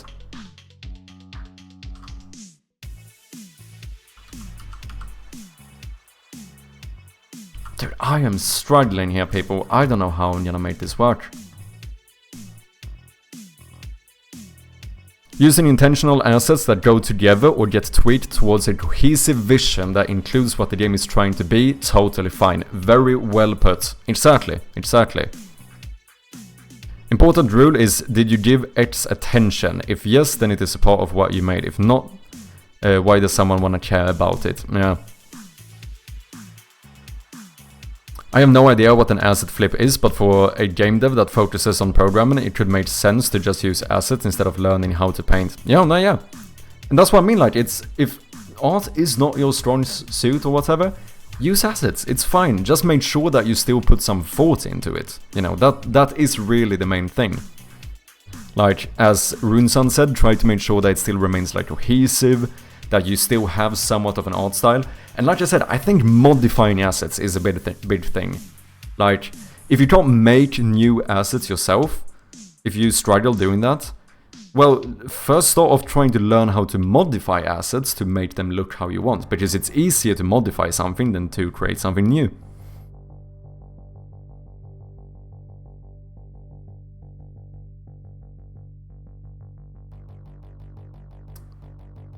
But if you want to know, an asset flip is a term that we tend to use to describe games, like low effort games created where the developer just slaps on a few assets to make it look good and hope that people kind of get tricked by the good graphics to buy the game, but in reality it's often a very like shallow game. So, you know, having your game be called an asset flip is not obviously a very nice thing.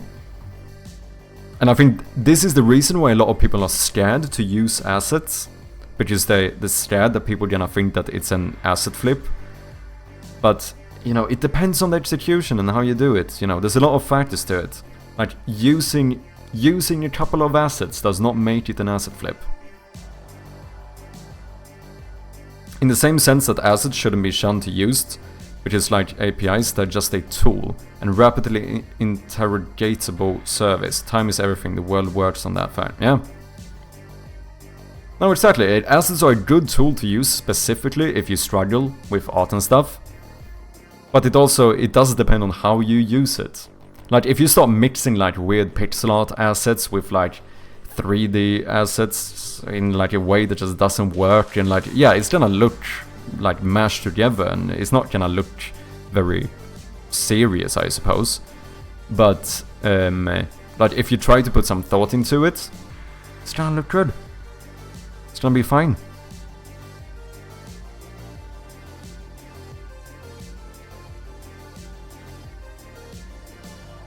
Weird that it says 1 bits.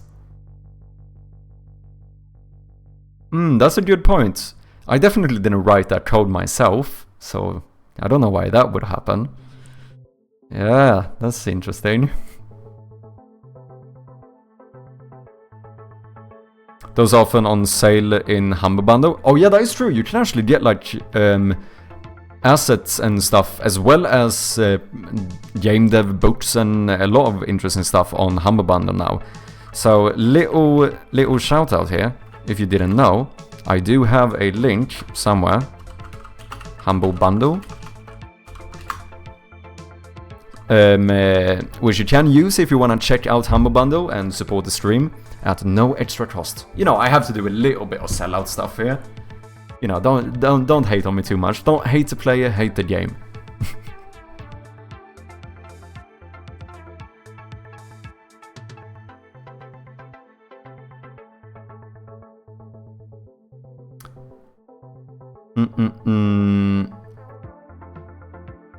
No way you have merch, Bueda Fish. I do. I made it myself as well, you know? I'm pretty happy with that one. Shut up, man. Why are you speaking? Sorry, I just heard myself there in the background. Where is it? Yeah, this is what BH is referring to. I don't know. Yeah. I made my little Bueda Fish, which is funny because it's... Bueda Fish is how you say like slang for like that's very cool, or very cool in Portuguese. But fish obviously also sounds like fish, so it's a little play on the word. I do actually have this cup. I should start using it. Why am I not drinking out of my morning cup? Because it's not morning, I suppose. Assets also sound like a good solution if some quick prototype should be built. Yeah, absolutely. To test the actual game loop. Yeah, if you wanna get a better picture of like how the game could end up feeling, because obviously grey boxing is different. Like, you have to use more like imagination when you do like a grey box prototype. But if you have a few easy assets to slap in there, like, that's a great way of... Because I also think, I don't know if you guys agree, I feel like you would. I find it more fun to work on a game with art assets, because I don't know, it's just more fun when you start getting a build of like how this game could look. Like, grey boxing is not as fun, you know. I think sometimes this is bad because I'm the type of person who sometimes put a bit too much effort into the art before I actually really have a game, which sometimes is bad if you're doing a simple prototype, because then, you know, I just wasted 50 hours making art on a game that I stopped making. To be fair, it's practice though, which is good. But in general, I do like the first time you get the art into the game is nice.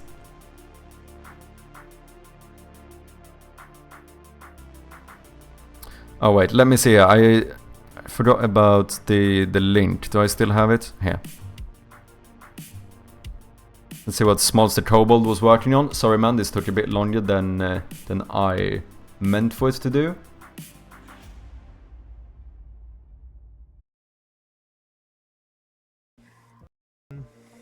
Hey. Like I didn't read. Ooh.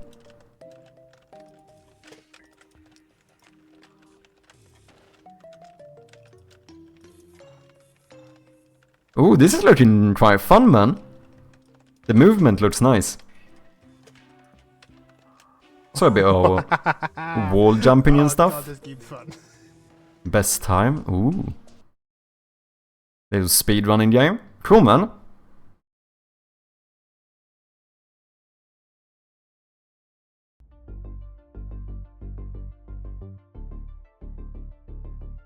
This is self-made. Oh, the emote. And this is modified, yeah. I'm pretty sure nothing of the original is left, so I call it mine. Yeah, just that's the thing, like, as long as you've paid for the asset, like, you can do, or most of the time, like, make sure to read the actual license, just they can differ, but most of the time, you know, you're allowed to modify the assets to your liking. So you could take a full, like, asset pack, say you take, like, a pitch slot asset pack, start changing, like, the entire palette, moving pitch cells around, making sure the stuff looks the way you want it to. At the end, it might not even be recognizable that you even used a asset pack, and you know, you still have something fully unique, but if you struggle making art, it probably helped you along the way. You know what I mean?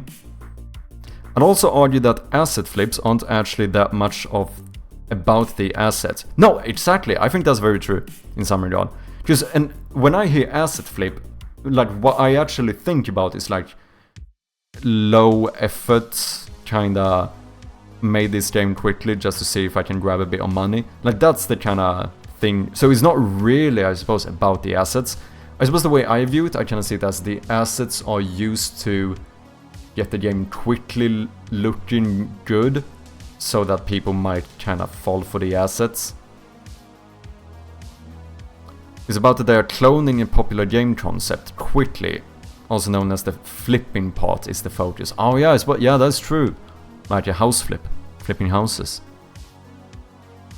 Yeah, I never thought about that way. Yeah, that's a good point. Even if something was a dev art but was crappy rip off something popular, it would still be an asset flip.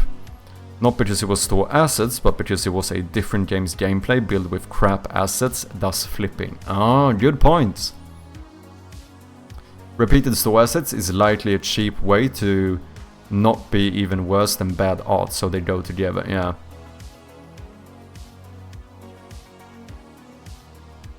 That link does not work anymore, right?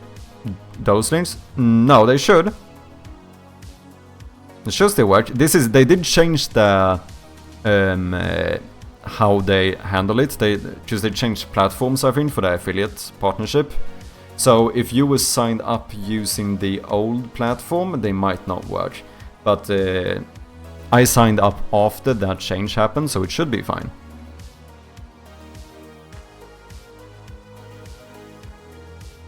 Because it got abused and they ended it? No. I'm still getting emails and stuff for my affiliate partnership.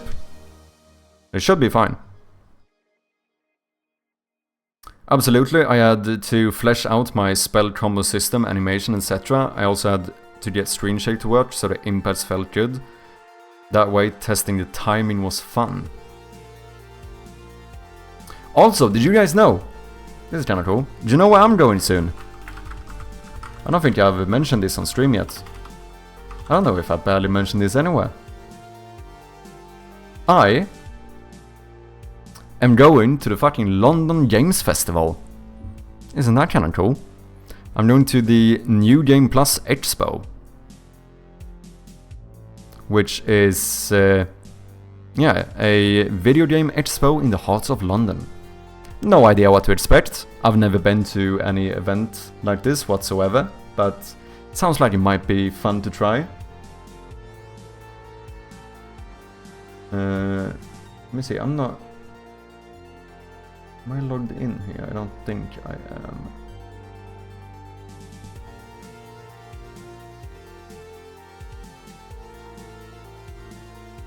No, I think I'm fine. 70 plus fresh games from around the world.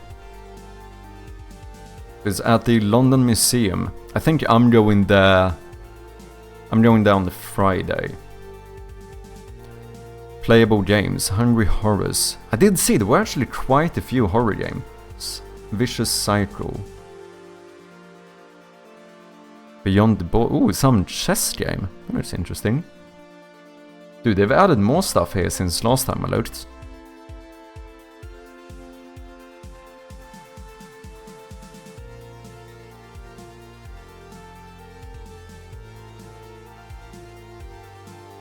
Oh, these are like the different talks and stuff. What's happening on the... I want to say Friday. Fun? Yeah, I think it might be fun. That was in reference to you put a lot of work into the art before the game is ready. Oh, okay, okay.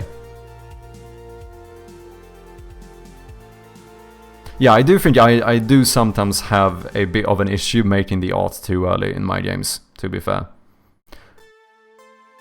Oh, fuck me, dude. Maybe I should have gone there on the Thursday. Phasmophobia. Scare Tactics. Lessons from Phasmophobia on launching a horror phenomenon. Ah, damn. This one would have actually been pretty good to attend.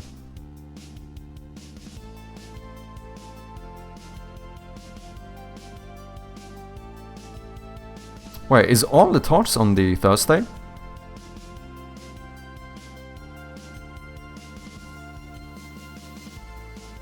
Yeah, I think it's gonna be fun. I'm excited.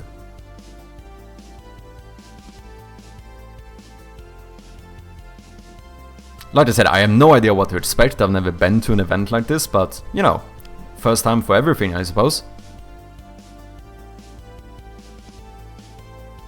A lot of it is just to really see what these kind of events are all about, I suppose. Will you pitch your game there? I don't think so. It's not like I don't have any like meetings lined up or anything. I also, to be fair, I don't even know if I want to have a like a publisher. I'm still not sure. Currently the plan is to self-publish, but we'll see.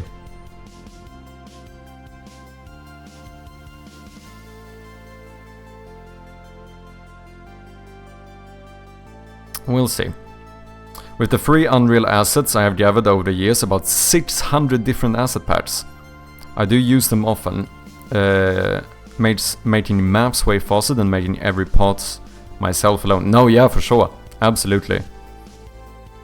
Hope you're doing good, Wakacha. Hope you're having a good Friday. Generally with events like that, one day is for the devs, the next day is for the public. The thing is that this event is fucking mad long. Because, I mean, this is one... Because the New Game Plus thing, that's like one part of the event. Why can I not find this now? London Games Festival. Because the whole festival spans from like... What? The 2nd of April to stand up for to 10 the minutes. 13th. Dude, I need to fix this. Something is not good with my desk. Do I have too much shit? Do I have too much weight on my desk maybe? No, I think this desk should handle like... If I'm not mistaken, I think it should handle like 70 kilos or something. No way my monitors and stuff weigh 70 kilos.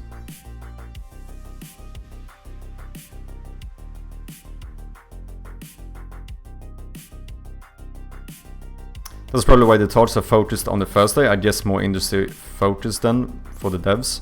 Well, that would be kind of sad. I never saw anything about that. Because I don't think... Yeah, I am not gonna be able to attend on the Thursday. Event open for public and professionals. Yeah, it doesn't say anything about... like any day being for anything specific. Everywhere it just says Thursday and Friday. I suppose, because these are, I have not seen this before when I've been looking. Oh, what's on New Game Plus? Career sessions, joystick roadshow, career sessions. Maybe you're kind of right, to be fair. There are career sessions here too, but it seems to be more of that on the Thursday. Press X to continue live.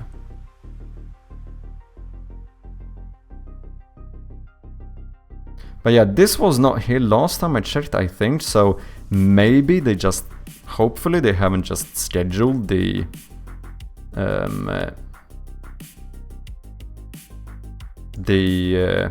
Friday yet, I hope.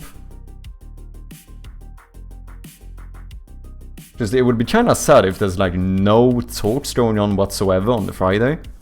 All of them were on the Saturday. Oh sorry, the Thursday. That would be kinda sad. I still think it's gonna be fun though. Horrible week for Devin. Done about 3 hours of work. Oh shit. I mean, to be fair, that's kinda me as well. Like last stream I streamed for 8 hours and I almost did nothing productive whatsoever. To be fair though, my hands were absolutely destroyed, so I did kinda need the rest. Stop desk abuse. How you doing, Raka? Hope you're doing good. Yeah, I don't know. It started recently. It started sounding worse and worse. Kinda hope it doesn't break down on me. That would be sad. WD-40 solves everything? Yeah, that might be a good point actually. I said it before. Maybe I just need to like, you know, oil that shit up a little bit. It's possible. I have had this desk for quite some time now. So it is very possible.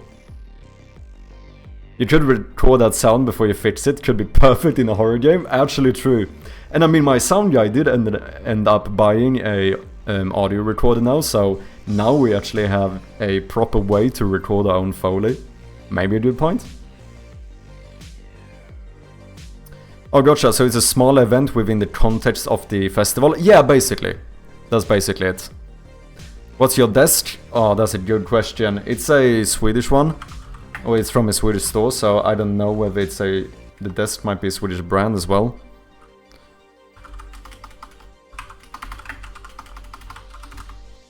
I do think I have an image of it on my Discord server, which you can join here if you haven't. What's this? Gaming tech setups. Yeah. This is my desk. So I have little buttons over here where I can raise and lower the desk. So from IKEA? Actually not. It's not from IKEA. It's from a different Swedish store. Yeah, this is my little setup. It's changed a bit now since I have the mic arm as well. And no longer, because this is my little blue microphone hidden behind my monitors.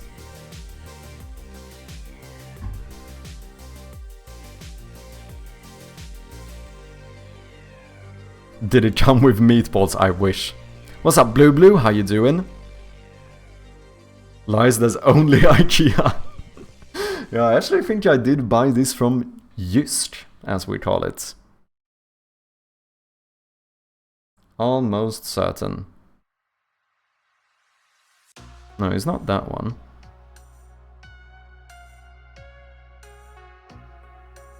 Almost certain. Jysk skrivbord, I don't know, höj och sänkbart, maybe. Yeah, here you go. Wait, is that the same one I looked at before? Wait, I think it is. Yeah, this is the one I have. Oh yeah, so it's not this one. Wait, yeah, because that one doesn't have the middle bar. I have this like middle bar thing. Oh, oh, are they not selling it anymore? Maybe it's because it started making mad fucking noises. I think it ended up costing me, it was on sale. I think the full price was like 3,000 crowns or something. So like, bad calculation, like $300. But I think I got it for like 200. Oh, just we have that in Finland too. Got my lazy boy. Your lazy boy? From Just. Interesting. Wait, where is Just from? Maybe it's not even Swedish. Oh, the main office is actually in Denmark. It's actually in Is it? Wait, no. No.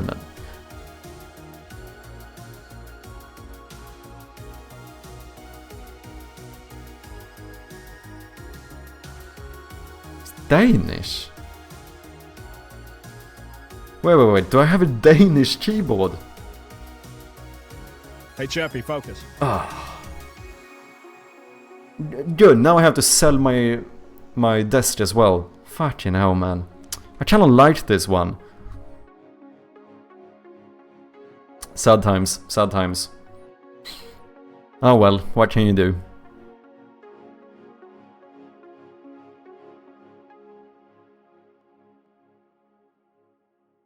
Cool, I bought mine on Just. You did as well? Cheaper one, but it's very cool. Yeah, I mean, I'm quite happy with it. The sound they started making recently is annoying, but overall, quite good. I'm happy with it. Wait, it's just fucking everywhere. Holy shit, I thought this was like at least Scandinavian. I mean, of course the main office is in Scandinavia, but I didn't know they existed outside of Scandinavia. Okay, I think I finished my game, but I don't have the strength to test anything past level 2. Ooh, interesting. Do you have a link? Do you wanna share the game? You got it cheap because it's haunted? Maybe that's why. Maybe that's why it was on sale. Good point. Wait, I also have a Istru table. Oh, just the, oh, it was a different one? I see. Also, thanks for the focus. I probably should focus. I'm not focusing enough. Maybe tomorrow? Okay. If you want to, feel free to link it in the Discord when you got it up. Link it in the Discord when you got it up. Link it in the Discord when you got it up. Okay. Test 1, 2, 3. I think we're fine. I don't know how that happened. Oh, is it because sometimes I accidentally select the Twitch window? Yeah, and then I click M and I unmute myself. Ah, I see. You know, in the stream manager, you have a little preview of your stream. That's why that happens. Interesting. This is dope, but these the enemy. How do they fit into this horror? Yeah, basically, this is gonna be the enemy lurking around. But I have an issue with this first one I did is way too big, right? Like this one would work if it's standing like here, inside of the room, like close to you.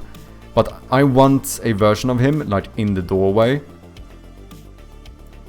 You know what, actually, just out of curiosity, would it be fucking mad if I actually made him this big? How would that look?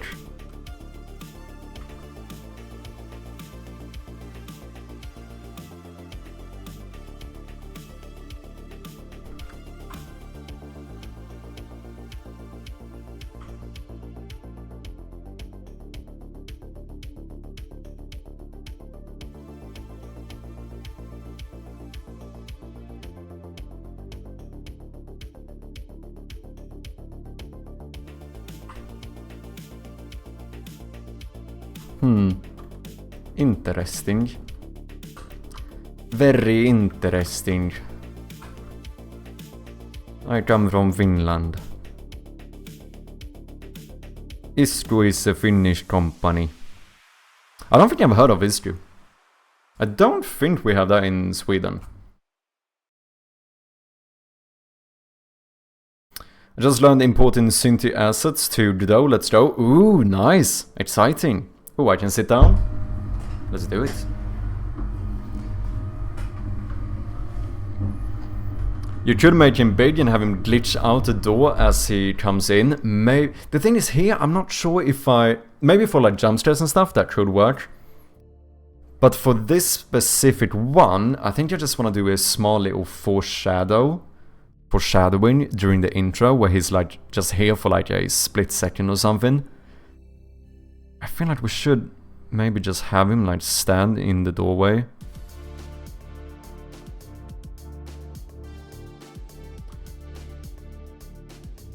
But I don't... It's so annoying with pixel art because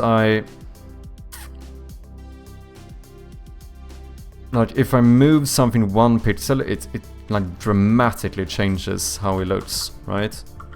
But the head kinda looks too long. Maybe. Wait, I should do the... How did I do the symmetry thing again? View. Symmetry options. Wait, do I have to do something here? Here, toggle horizontal symmetry. Okay, but how do I... Oh, that... Oh, I can move this one. Okay. So if I do this... Oh, nice that you can put this in between pixels as well. So now if I draw something here, I draw it on the other side. Nice.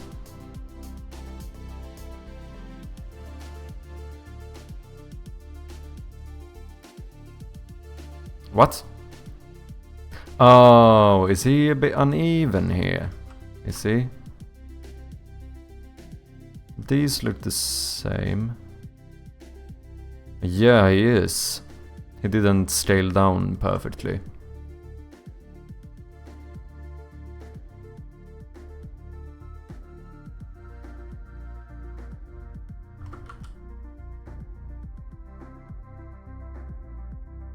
Maybe that's something I should try. Maybe we should try scaling him down again and see... Because we don't need to have this exact size, right?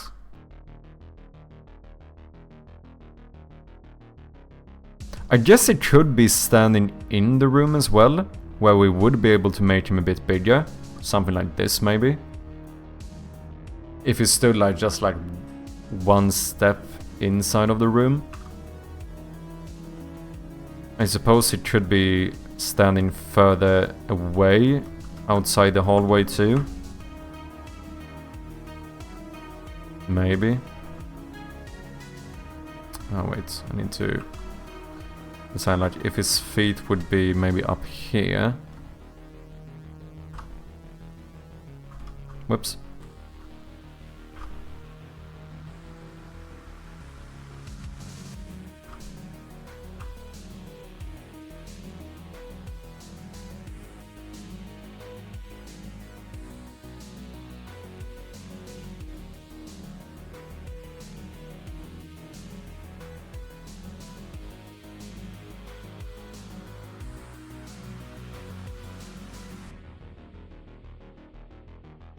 Now it looks too tiny.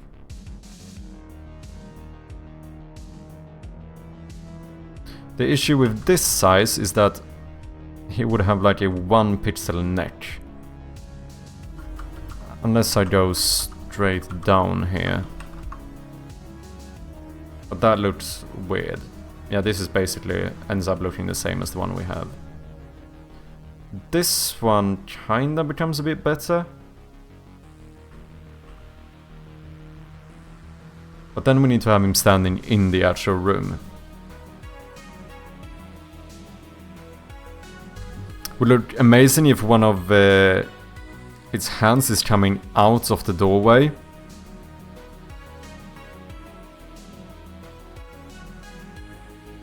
That could look pretty cool. I don't know if I want that for this scene, because I think this should be pretty subtle for like the intro. Like, it should be that he's just like almost like looming over there. Because you're only gonna see this for like a split second, basically, is the plan.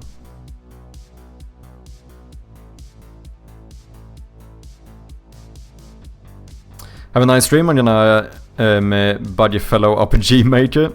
No worries. Thank you very much for dropping by, Meandra. And I'll catch you next time. Cheers.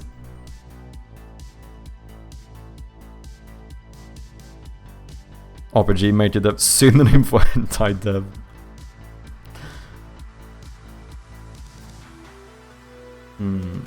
I recently found out you can code in RPG Maker, right? I did not know that was a thing. And the thing is that I don't know if I want him... Holy shit, so interesting to look how the size changes. When now he looks way smaller than when he's here. The perspective is fucking interesting, man.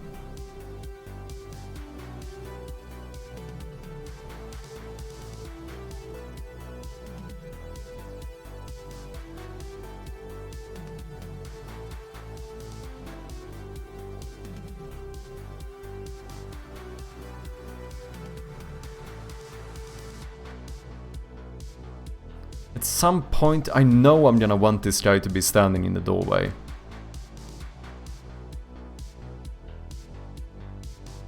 I'm gonna snooze this ad for a bit. If it was a movie, I would only show its chest or hand, not the whole body. But seeing the full figure might be scary too. Wait, in Unity version you can... Wait, there's a Unity version for RPG Maker? In the older versions, you need to make plugins to do custom coding. Interesting.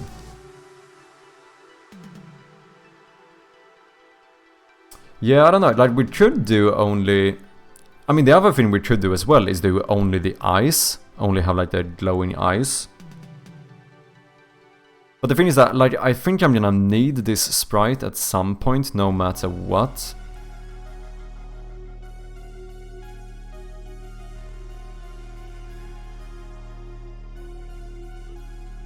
But I suppose we could try only doing the eyes at first to see how it looks.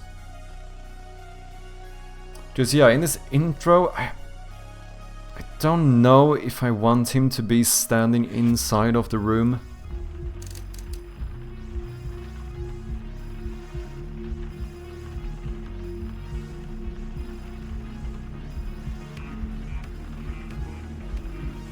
I think you should be outside of the door.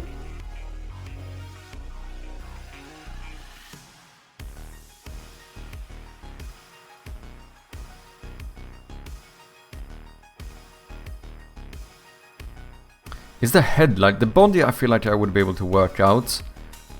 Getting the correct head shape here is gonna be difficult. Since I like moving anything 1 pixel off changes so much. Like if I do this, now he looks wonky-eyed. Which means that I would need to go like 2 pixels. I would need to go boom, boom, and then make double eyes. But now the head is massive instead. The struggles of pixel art, isn't it?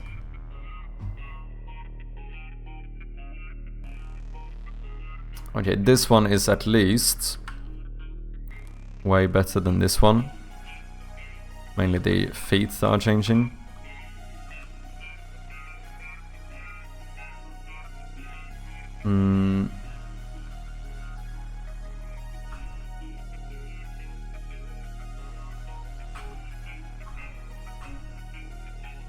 So in the game jam version we only had 1 pixel eyes. Which I think we are gonna need if it's gonna be outside, because otherwise the head is gonna end up being too big. If it's like this size, but that means he needs to be standing inside of the room, then double eyes could work quite well. But here, it might be too much. Maybe for this scene it could be fine though. Maybe. Just the eyes do kind of look angrier, right? Or less friendly. If you have double eyes or double pixels. It's mad how much it changes now with just adding another pixel here and there. Because if you have to say it, this looks potentially more curious. I feel like this looks a little bit more like squinted eyes. What if introduce a gradient opacity from bottom up so it looks like it's standing in a shadow? That way keep the eyes. That could be a way, because that is why I did. This is why I had in the game jam version. So I couldn't be bothered making a actual body. So I just had his body like fade out. Which you could potentially do to be able to have a size like this in the window. But he would still look too big, that's the thing. But I gotta head out, have a great rest of the stream. Thank you very much for dropping by and sticking around today, Creative Waste. It was nice to have you here, and I'll catch you next time. Cheers. Hope you have a good Friday.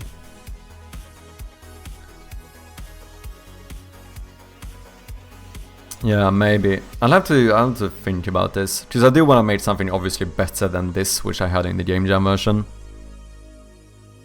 Seeing it, only its eyes seems really scary, but then again I have PTSD because of Silver Fang anime. I don't think I've seen that one. But I think it's a good point. I do think only having the eyes is quite scary. That's kinda how I did it in the game jam version.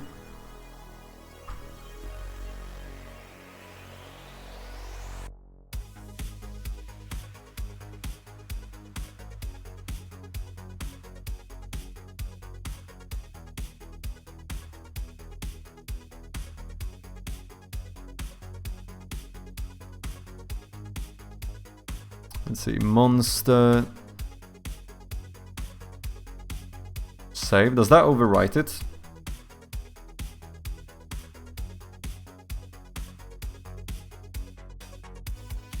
Okay, we have an ad running. I'm gonna take like a 1 minute break and just get some more tea, and I'll see you guys in just a little bit. Thank you guys very much for your patience. And we are back. Thank you guys very much for your patience. I do appreciate ya. Okay, let's see if we can try and just get these eyes in. And then fix up the cutscene a little bit, make it a bit spookier. Am I blind? Monster. Okay, this is gonna be filter mode, no filter, compression, none. I'm also gonna do read write. Apply. No, one more thing. Sprite mode multiple. Good thing to know if anyone is planning on working with pixel art in Unity. Make sure to always turn off. Filter mode should be point no filter, and compression should be set to none. Just a little heads up. You never want to deal with any compression and stuff when working with pixel art. That's gonna mess up your sprites. Okay, I don't need the full monster for now. Let's just try these. Let's call this Monster Eyes. Apply.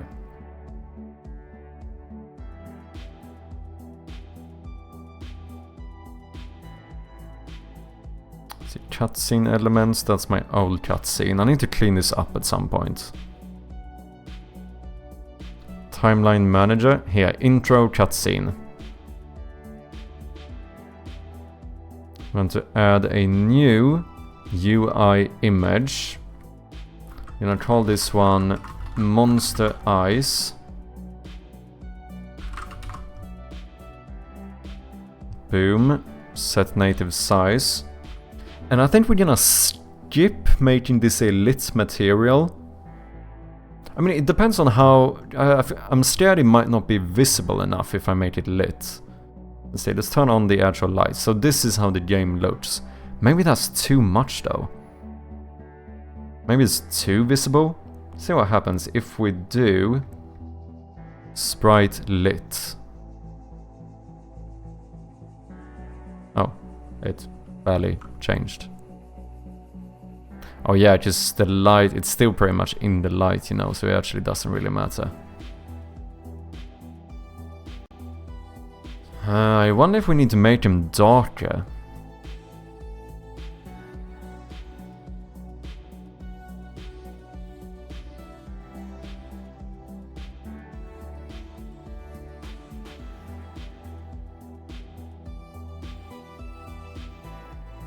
Oh wait, why is this one lit? You don't need to be lit.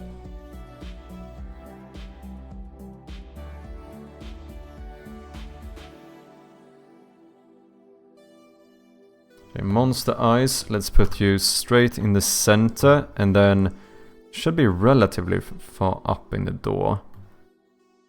Maybe something like this?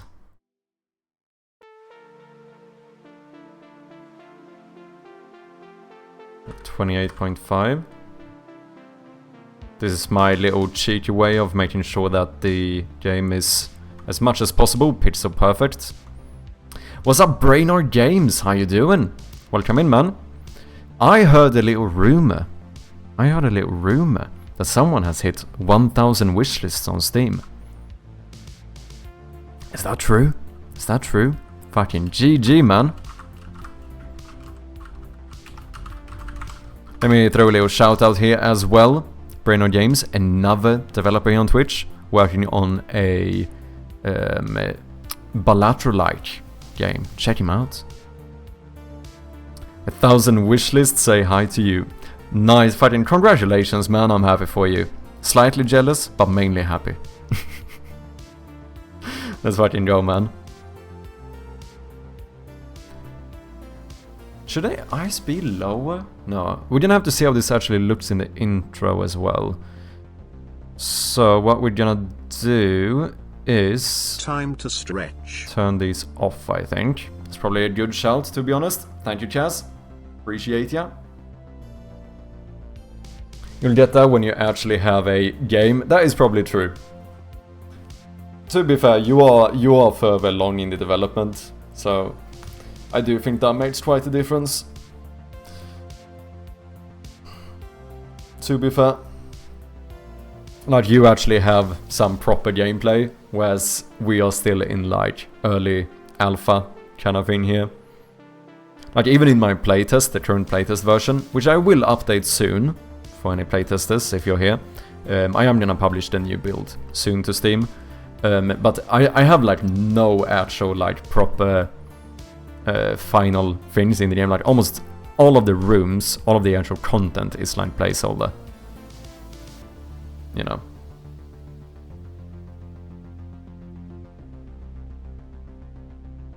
Yeah, at this point I can just focus on development and finish the game in a month and release. Nice. But taking it slow to focus on marketing and everything else too. Yeah, I do think that is important, right? Do you have... what's your final, like, goal when it comes to wish lists? Or are you just going as many as possible? Or do you have, like... do you have a number you are hoping to hit?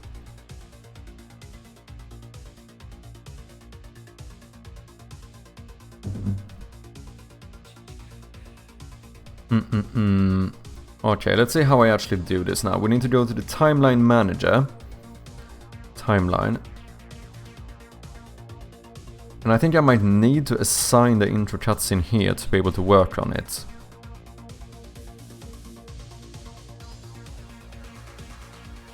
To begin a new timeline with intro cutscene. What? No, here we go. Here we go. This is the introduction. I don't know, I might remove this "where am I" thing later on. We'll see.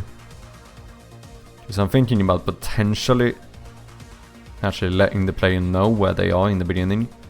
Okay, here we have the first one. So I think we want to duplicate that one. And then do this one at the end. So in the one in between these, that's when we're gonna like foreshadow the monster. And then we stand up. So question now is, can I... what is this? These are the eyelids opening. Okay, can I split this one? Duplicate, delete. S.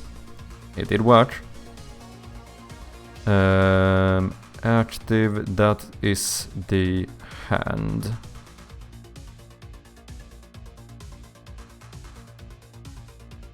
Then we have the animation here. So how do I make this a convert to clip track? There we go.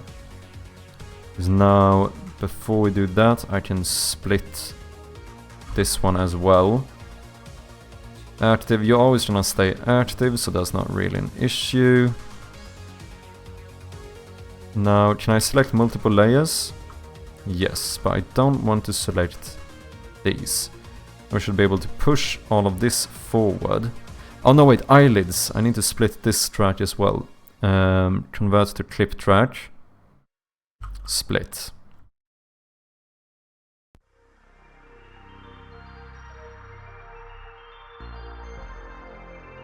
Boom, we push this forward, and now we should have time for one extra blink.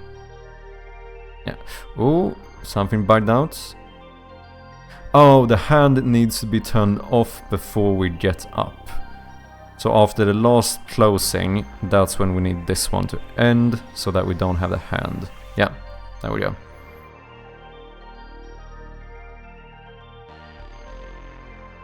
I will have a nice push on April, and that will help me optimize the ad campaigns. Probably I will be releasing a demo too in April or early May, nice. Then mail bigger YouTubers. Then Steam Next Fest. Before Steam Next Fest, I'm hoping to have something around 3k, nice.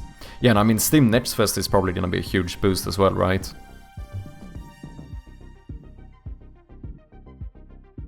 I imagine that's the case.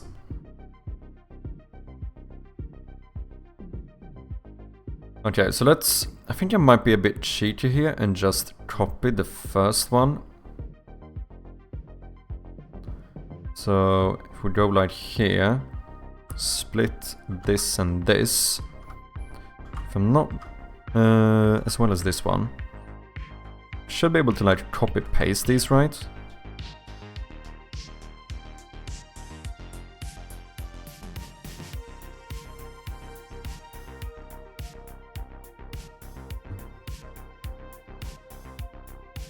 Okay, I think they need to be quicker.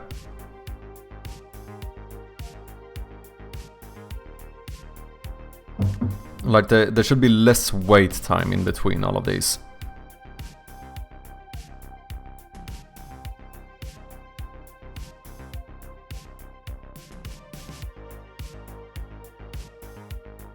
Even here, I think after the text disappears, it's a too long wait time before we open the eyes the first time. I do think this should be a bit snappier.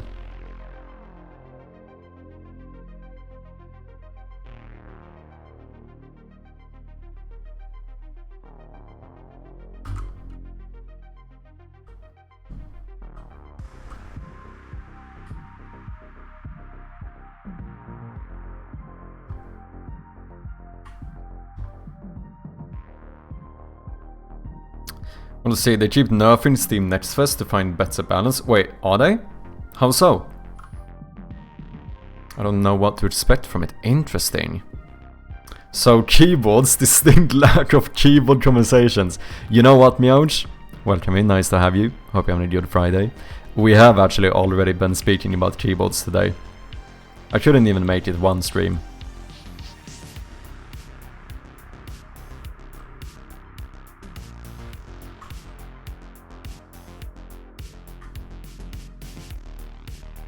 Yeah. They are making it so top tier games don't dominate it. Giving more visibility to underdogs? Oh really? That's... Oh, wait, but you say the nerfing, that sounds like it would be a kind of a good thing then. Nefarion, thank you very much for the follow. Appreciate ya. Hope you're having a good Friday. Interesting. I wonder... that's very interesting. That seems... like, I don't want this to sound bad now, but from like Steam's point of view, that seems like it would be a bad business decision. I mean, it sounds good for the underdogs, of course. I don't know.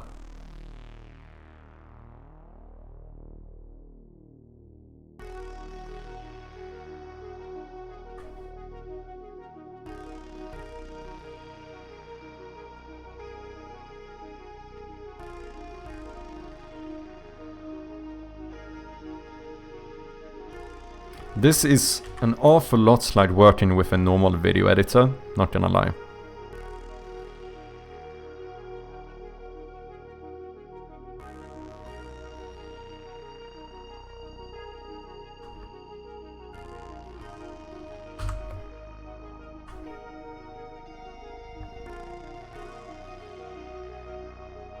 Oh, did I fuck something up? Oh, I have the opening there. Okay, okay. Wait, can I... Yeah, we keep this part. And we cut this one here. Now we should be able to remove this.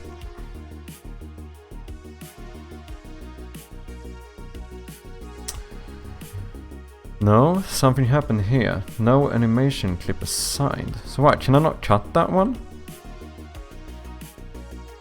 It's fine.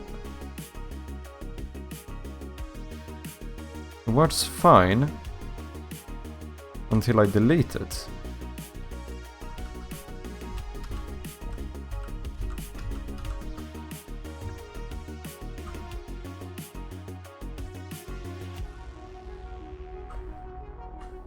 Okay, stay like that then.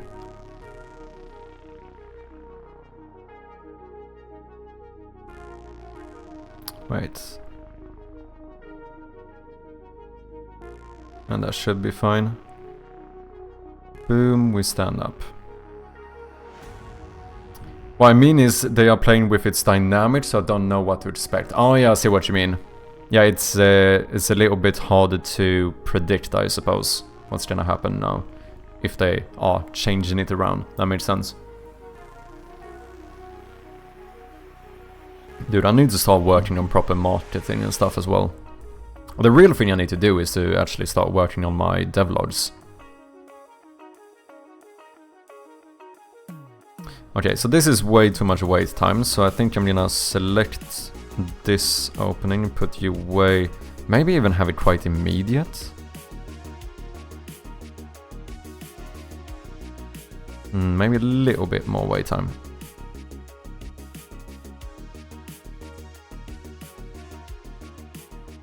And then we would do this blink, and I think once again, I think I want less wait time in between.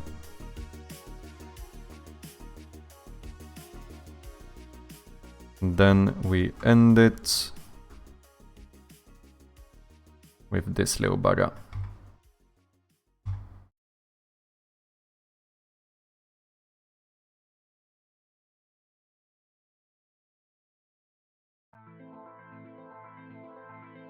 Yeah, should be fine.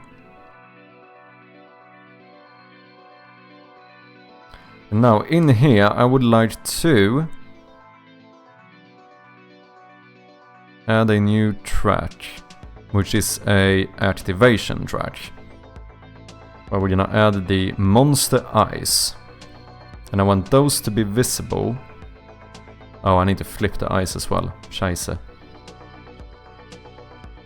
Oh wait, what if I made the eyes a part of the room? No wait, that would be the actual room. I don't think I want to do that. Yeah, because I'm actually flipping the entire first room here. They can change their minds and go back to how it was before, and that could maybe hurt us. I don't know. Yeah. I wonder, have they talked about why? I mean, just out of what? Good morals? Because it sounds like a weird business decision. Like, obviously, I think it sounds great for us if they do decide to promote the smaller games.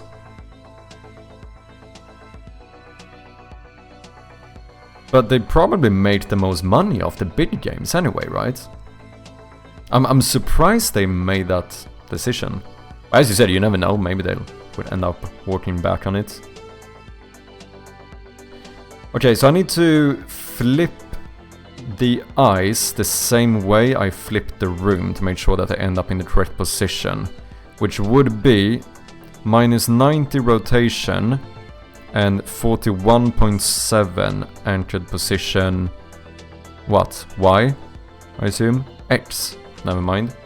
41.7. Okay.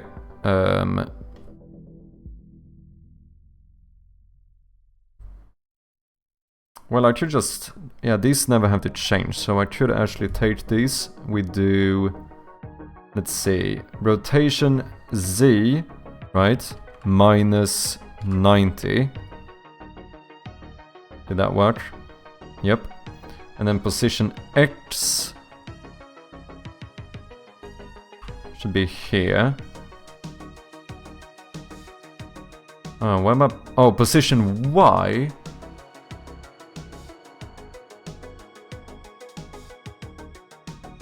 Is now the technically like the X, so that one should be centered, I assume.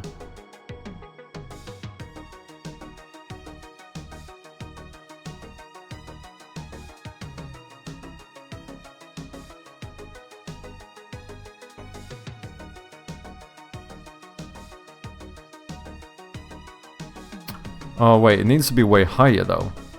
Because now it's like a... I don't know. We have a very, very short monster, right?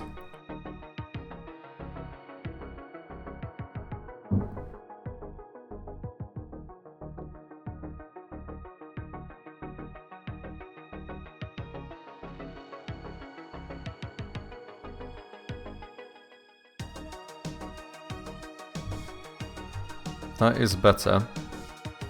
Okay, I don't know if I can be bothered being pixel perfect here. I don't think my intro is pixel perfect to begin with, to be honest. Since the height of the room was 41.7, that sounds like it cannot be pixel perfect. Oh, I mean, to be fair, we can just activate this one and we can see. Yeah, it's not.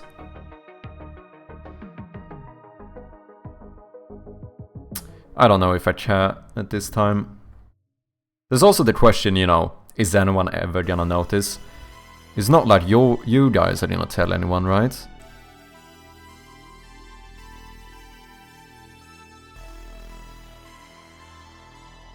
Anyway. I think this should be a bit darker.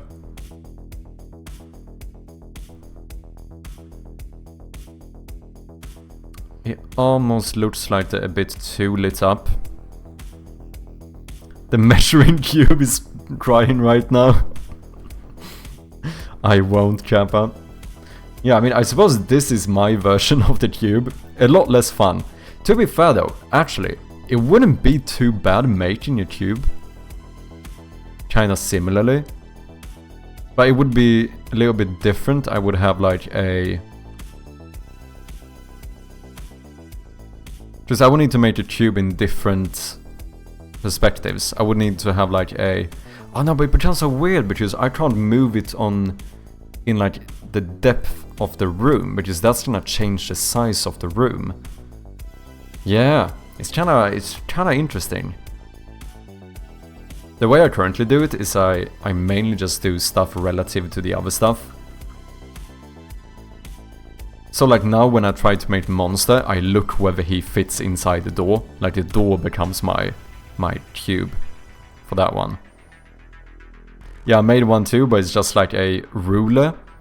Yeah, a ruler could actually be good though. That's actually a good point, because then I wouldn't need to put the monster inside a room. I could put a ruler here and just go, oh yeah, this is like X amount of pixels. So I need him to be this many pixels tall.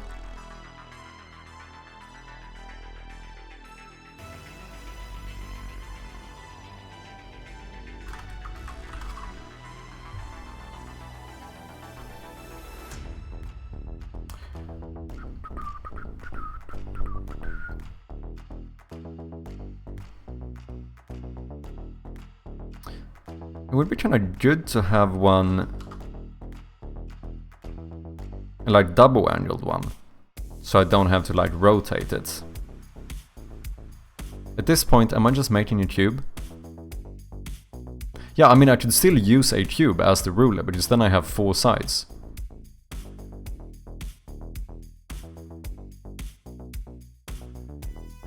But we basically use the cube as a ruler.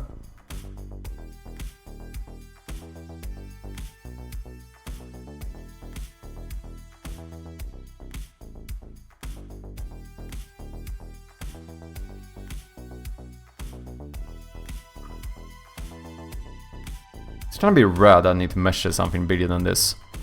Dude, do I have ADHD? I'm actually starting to fucking wonder, man.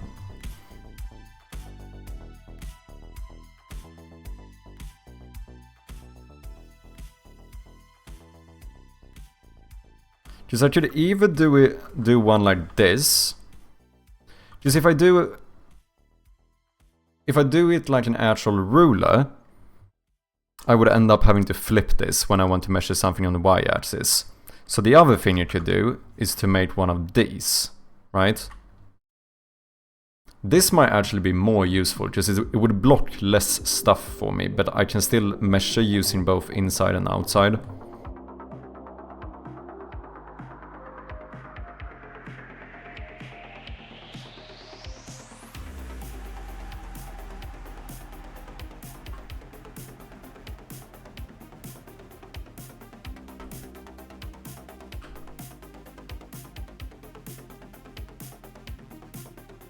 Anyone have a good color for this? Because it might actually be good having this be a different color.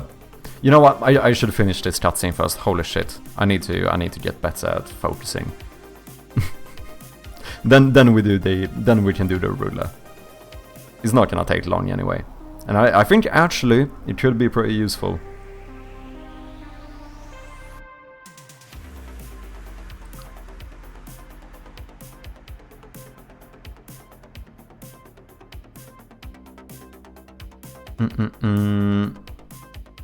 Let's see, let's turn off the pixel grid. And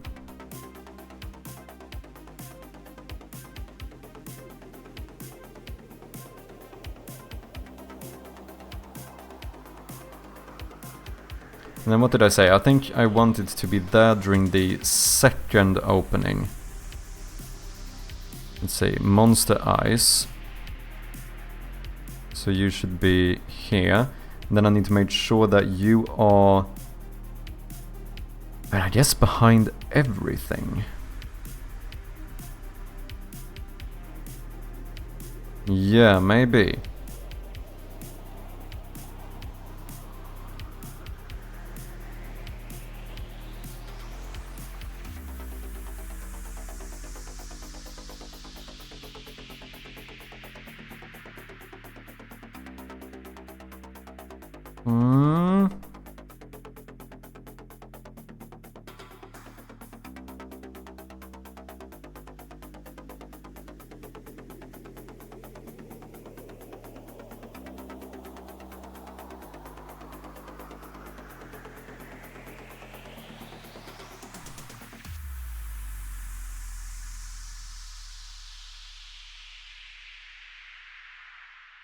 Maybe I should make the... rather than making the second one longer, maybe we make the first one quicker.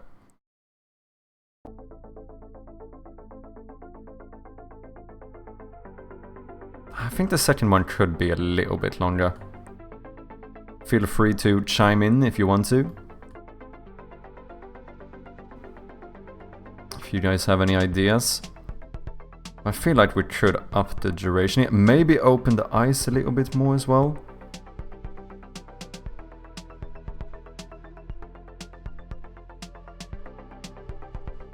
But something looks off here.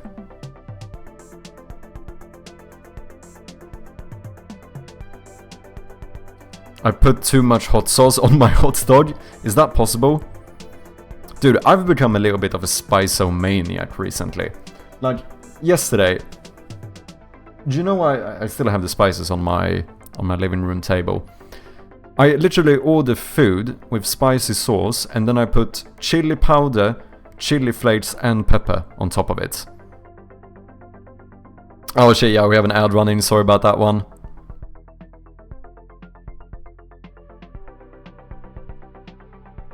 There is something here that I feel like it... What if I... Maybe I lower the opacity a bit of the eyes? Make them a bit darker? Maybe. Maybe not that much though, that might have been a tiny bit too much. Maybe like 75%. I mean, we can always try and see how this actually looks in-game when you play it. Not that it really is that much of a difference, but... something looks odd when you close the eyes. I don't like it. There's something there that messes it up for me. What did I say? what did I say? I started off explaining that I put too much spices on my food. And then, what's the problem? Yeah, it's something with the end of the cutscene, or with the eyes. When it opens, I feel like it kind of looks fine. I wonder if it's... Oh, it might be that... Because here I fade the image in, right? But I don't really fade it out. Maybe that's it.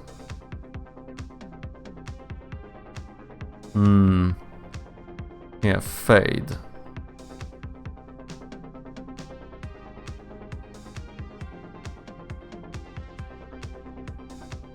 So this is fully faded in. Yeah.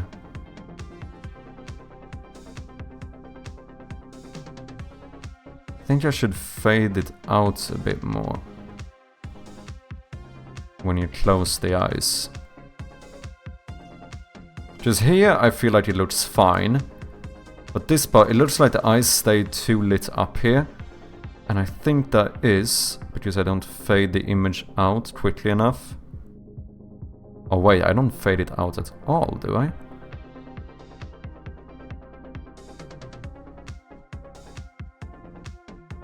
Here we fade in.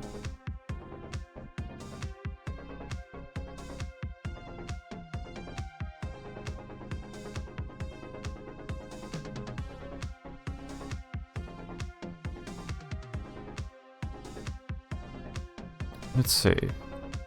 Fully faded in, and then we go 0.6. We go down to 0.5. Wait, I fade... Oh yeah, so that's slightly less. Yeah, that should be fine. So 0.5. Delete this one. Boom. We copy paste this one. Then we copy paste this one, which should be full fade in. No, that should happen even earlier, I think. Even earlier. Wait, is this not working?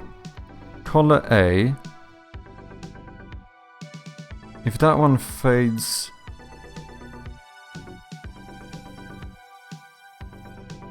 Why are you not fading out? What am I not understanding here?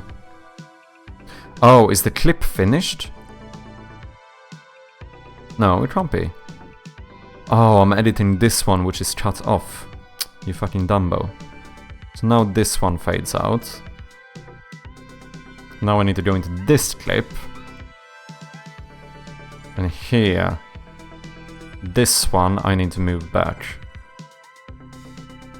So we fade in the scene, and then we fade it out. A little bit slower maybe. A little bit slower again. Yeah, I think that's better. Let's have a look.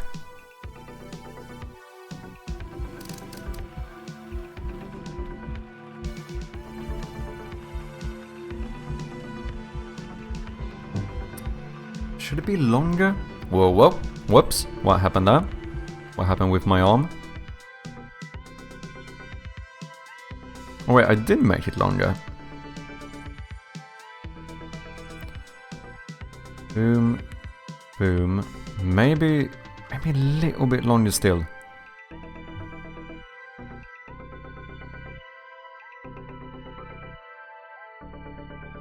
Then... Yeah, okay, I deactivate the arm too quickly. That shouldn't happen until we're like here somewhere. Maybe do a little bit extra, have like a buffer. And then we stand up. Oh wait, I'm gonna have to change that one again, because all of this needs to be moved closer here as well. Something like so. And then we move this one back. Let's have a look. I think this is good, doing a little bit of like foreshadowing in the intro. And maybe it's actually better to do only the eyes.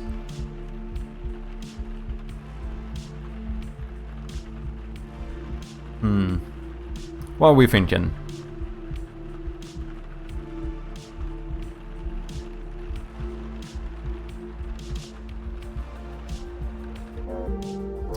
Oh my god, how did I get scared by that? I forgot I made the error room here. Holy shit.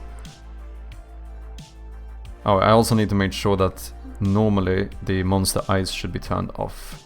Let me try full opacity again now when we have the fade, just to see how it would look.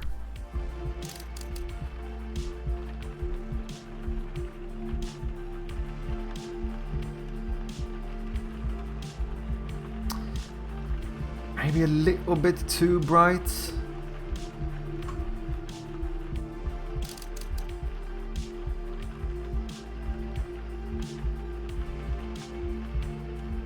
Yeah, that seems like it's too obvious, I think. Like, it should be noticeable, but it shouldn't, like... I think it's fine if some people miss this, you know? Like when I played 10 Bows, I was actually surprised when Hilfer told me. He had 3 instances of like the... what's her name? Anyway, the freaky girl in 10 Bows. During the intro cutscene. I missed all of them when I played the game. I mean, that's almost impressive. We're talking about like a 5-second sequence. There were 3 instances of the woman and I missed every single one. That's Clara, exactly, thank you. That's her name.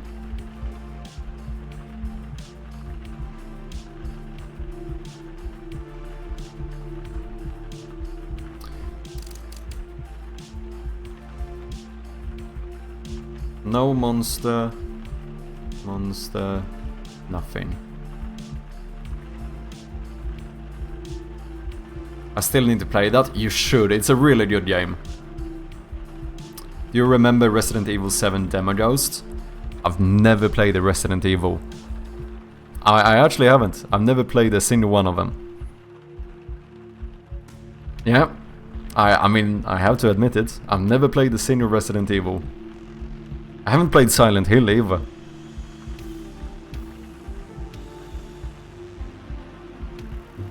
How did you get into horror games? Dude, it's the most ironic shit ever. You know, I've finished 2 horror games in my life, one of them being 10 Bows. It's pure accident, man. It's pure accident. Like, because the game jam I entered when I started developing this game, the theme of that game jam was safe in the dark.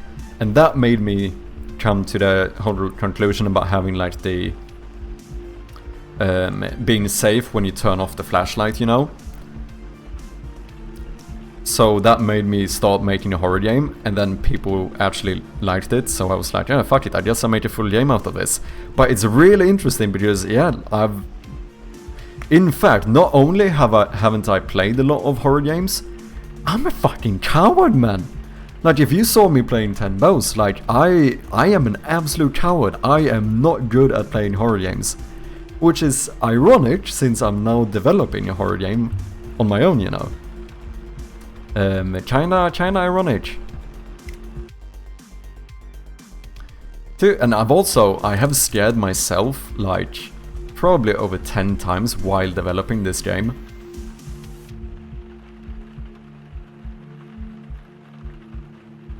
I still don't know if there's something off here, there's something I don't like about it. I can't really put my finger on it. Just like 5 minutes ago from the error room, yeah. Like small little things like that's not even supposed to be a scare, and I still get scared by it. Like I'm actually a bloody chicken, man. I gotta say, you're doing an amazing job, especially considering you're not drawing from the OG horror games. Yeah, thank you very much. I do appreciate that. No, I think it's interesting because same thing. I haven't played a lot of point-and-click games either. I would even almost go as far to say that I haven't played that many puzzle games. Like, this is a very odd game for someone like me to develop. But I think in some regards that's kinda good, because I do think I have a few unique ideas. Like, obviously now the more I've gotten into it, I have started looking more at like horror games and stuff to get more ideas. But in terms of like point-and-click games, I feel like I have something that's fairly unique. in terms of like, you don't see too many proper like first-person point-and-click games, right? Oh right, if you get to this room without a flashlight, you're actually fucked. Let me fix that quickly. First room should lead to window room. There we go. Sometimes I do feel like not having inspiration can be an advantage, but it can definitely be a disadvantage as well. But I do feel like the fact that this is like in first person is quite unique to point-and-click games. Not always, there are first-person point-and-click games, but not as obviously in the sense of that, like here you're holding the flashlight, like we have the diegetic backpack as well as the map that really like, you know, it sells the first-person perspective, which I feel like is pretty uncommon in point-and-click games. I could be wrong, there could be more doing this, but most of the times I feel like it's like third person, you click and the character walks around, or it's like technically first person, but there's no like actual elements that strengthen the first person perspective in the way that like my hands here do, you know.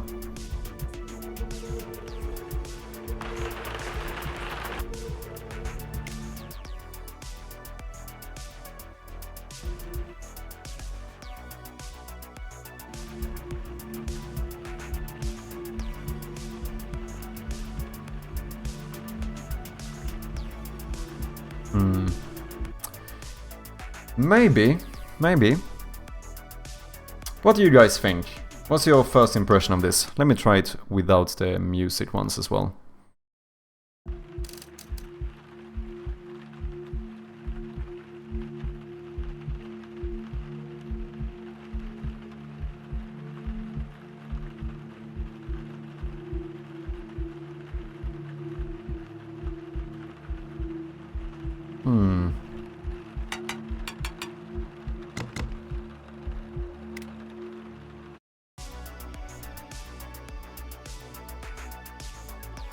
I would try to show the first one under maybe 45-degree angle instead of 90.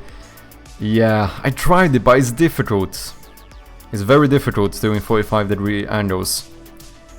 Since we are making pixel art, I cannot like rotate pixels, you know. We did try it, but I did find that it looked a bit odd. Rotate the camera is the same thing. Like, look, in practice I can turn the pixels, yes, but I don't want to, because it's breaking the arbitrary rules of pixel art. I know I'm being like a pixel art purist here, 100%. This is me being a bit silly.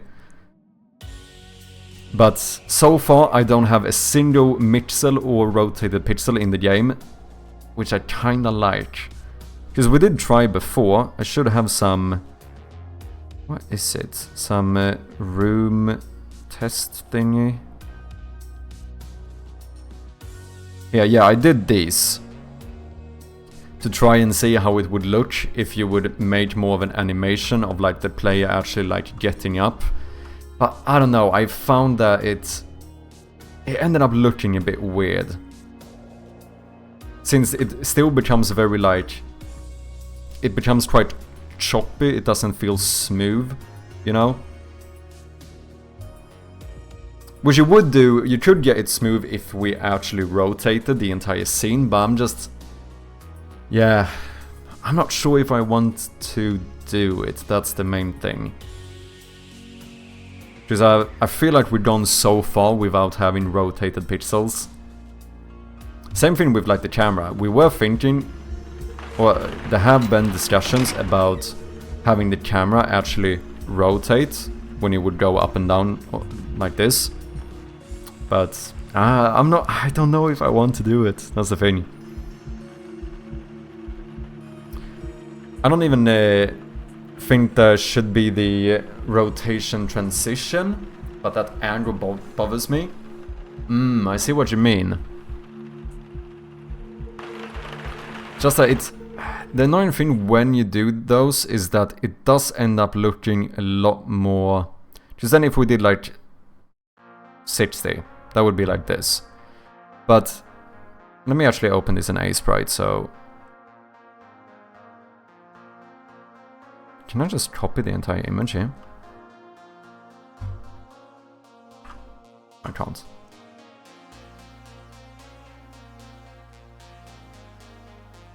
This, you see, because if I don't rotate the pixels, it becomes very unclean, right? Of course, there's some things I can do here to clean this up, like remove these double pixels and stuff, but the entire sprite ends up looking very like jagged? Is that a word? I think it is. Yeah, exactly. Jagged. Jagged. Have I tried 20 or 30 instead? Well, the thing is that it's still gonna be quite similar in terms of, like, because there's no way we're gonna get... The only one that looks at least less jagged and stuff is if we do like a 45-degree angle. Because if we do a 45-degree angle, like every straight line becomes this, and every diagonal line becomes like these, which work kinda a bit better. And even so, wait, we have it now like perfectly like this. So I mean, it is less. Red Rucker is forcing you to stand up for 10 minutes. Let's do it. Doesn't sound good, man. Dude, I think I really need to oil this one in. How you doing, Rucka? Are you having a nice day off streaming? Did you guys know Red Rucka, dear friend of the channel, is also a streaming on Twitch, playing through basically every... If you know a Souls-like game, he's probably played it or he's going to play it. So if you enjoy that stuff, check it out.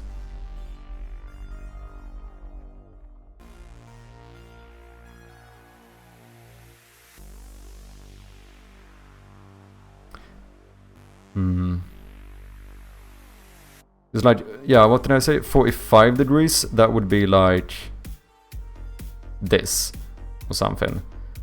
Actually, not this. Which does look like 45 degrees does look better. Oh yeah, I can hold shift. That's probably true, right? Yeah, boom. However, it still is a lot more jagged compared to the other ones, and I'm not sure if this is the... Because we're waking up on the floor, right? Like when you first wake up, the hand is laying on the floor. Which means that now we need to redraw the hand in a different position, and this kind of means that you're waking up with your head at a 40-degree angle. Which is theoretically, right? If I'm laying flat on the floor, it would be 90 degrees, right? Because if my head is on the floor, my eyes are like 90 degrees turned from the floor. Which would give you this perspective, right?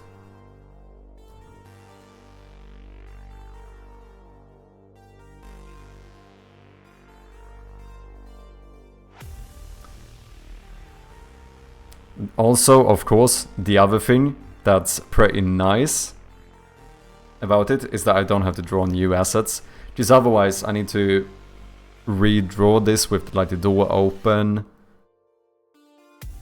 since I can't, theoretically I can't rotate the scene itself. Like I said, this is also me being a bit of a pixel art purist. Like, of course I can do it in practice, but...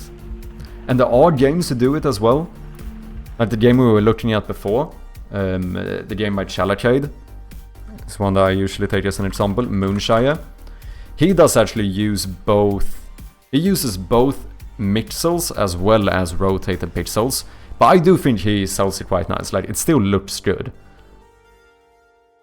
Let's see, here I think everything does look pixel perfect as far as I can tell. But here, for example, his weapon, right? This is rotated. Which is obviously a lot, you know, it's a better work pipeline, because you don't have to, Otherwise you would need to draw new sprites for each, you know, frame of the weapon, whereas here you can just rotate it, so it's kinda neat that way.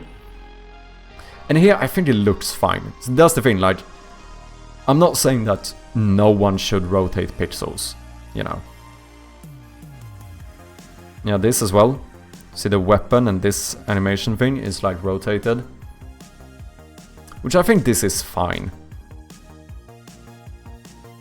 However, this, you also have to realize that there's a difference here, right? Where, oh, this is rotated as well.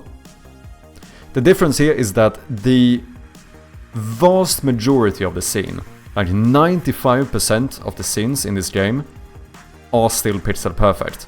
But then we have small details that might not always be. Like the weapons here. Or this thing. Like this is like 5% of the scene. Not even 5% of the scene that's rotated. If I rotate the entire room, we tip it the opposite way, right? Now, like 95% of my scene is rotated pixels. So I think it is a little bit different. But I do also, even with like this one, I could theoretically rotate when you open it. But even that, I decided to draw a new sprite. In some regard, it almost would have looked better if I rotated the vent. But there is something, I think I am a little bit of one of those silly like pixel art purists when I really try to not rotate pixels or mix pixel art sizes. So for this one, I did draw an entirely new sprite, right? That's actually rotated. By the way, how many more rooms left to implement? Probably quite a lot. Quite a lot of rooms. And I mean, to be clear as well, I haven't even implemented the first proper room yet. Like all of these rooms, the entire layout of the game is still like placeholder. Like obviously I'm gonna use these windows and stuff, and like I'm gonna use certain items in them, but like the entire scene we have going on here now is just for testing purposes. Like there's nothing saying that this is gonna be the layout when you first start the game. I mean, by 95% probability, it won't be the layout, rather. Adam C. Eunice, Insignia Dev, yeah, fucking sick pixel artist.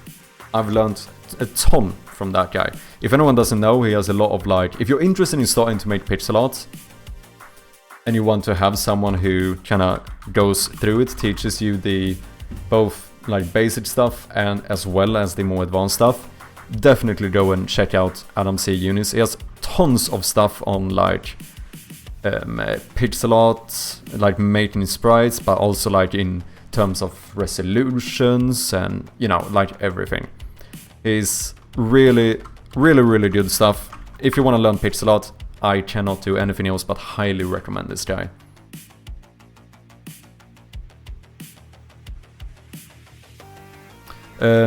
Uses pixels, but he keeps them within powers of 2, no rotation though. But that's interesting, because depending on what you mean, powers of 2 could technically be viewed as not having pixels, right? Unless you downscale by the power of 2. Then I would say that is definitely a pixel. But like with my dust, my particle effects in the room, you could almost view this as me having pixels, right? Because if you look here, this is 1 pixel floating. This however looks like a big pixel, right? But this is by the power of 2. In reality, this is as big as 4 pixels. Which means that in the general scene, I would still... I wouldn't really consider this a pixel per se. Just the way I view it is that this is still constructed by 4 pixels. However, if I did the opposite, if I made a pixel that half the size of a normal one, that I would say is a... I mean, it depends on how much you do it as well. This is just 1 particle, so I think it's kind of fine.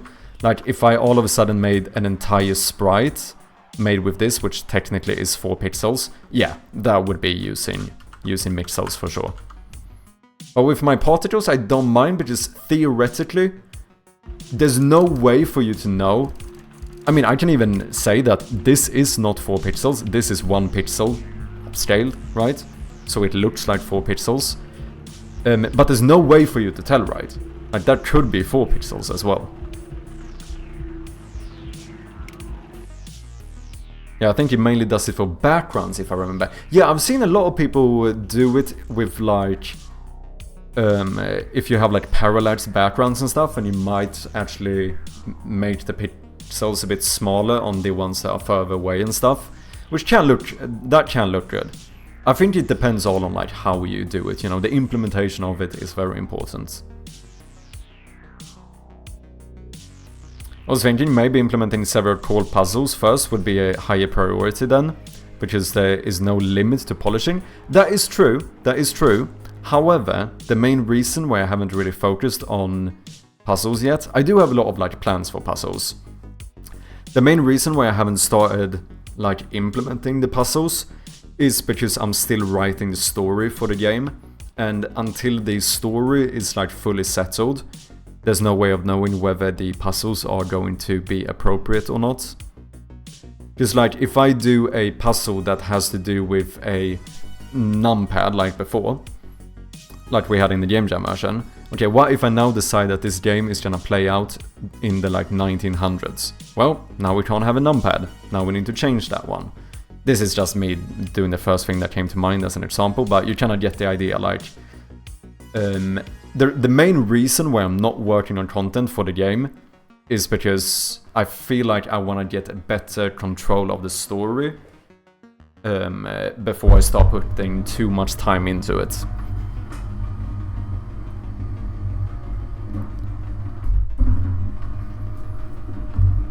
To be clear though, I can't be polishing much more because I'm almost at the point where I feel like I've refactored everything and almost fully polished everything up. I'm starting to feel really good about, like, the state of the game in general. So we're getting really close to the point where, like, you know, I soon don't have a lot other stuff to do than work on content. But I should say, the first draft of the story is pretty much fully written. So we are getting there. It's getting close.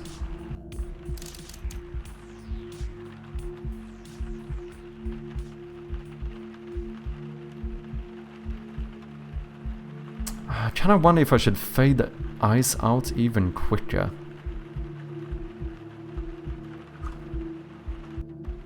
Maybe rather than doing an activation layer, I actually do a normal animation where I turn it on myself and then, like, fade it.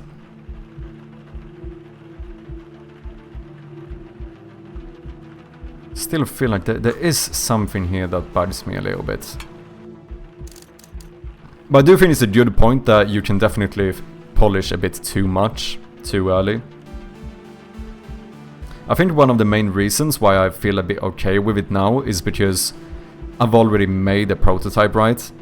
Like, the Game Jam was pretty much my prototype for the concept of this game. So I feel more like if I had never made this into, like, a functional prototype, I would not spend this much time polishing.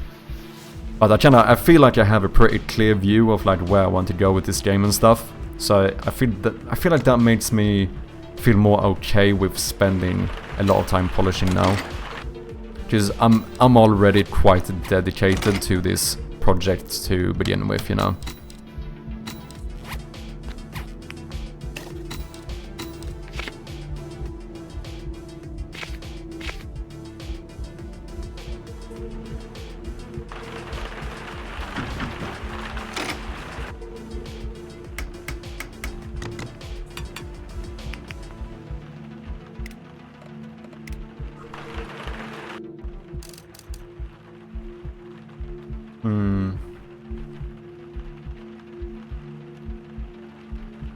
I think this is fine for now. I want just to try it out. I don't think I'm gonna want this, but just to see how it would look if we actually kept the eyes there for the first one as well as the second.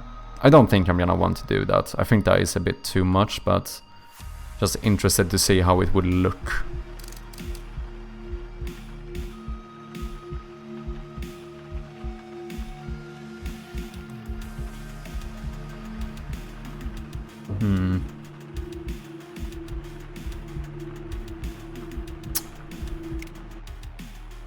Any plans for the weekend? I do have some plans for the weekend. On, let's see, tomorrow the plan is that I'm gonna meet up with my mate who's doing the music and stuff, and we might try out his audio record a bit, see if we can record some Foley sound effects for the game.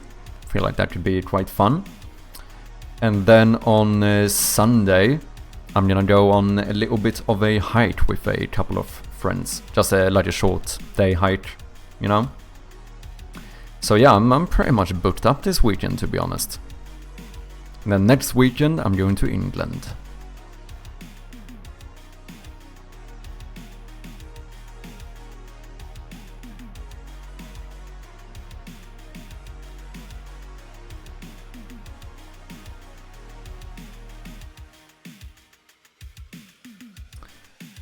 Why if we do it only on the first one? To be fair, I never tried. I feel like it's... I don't think I would want that. Or maybe I do.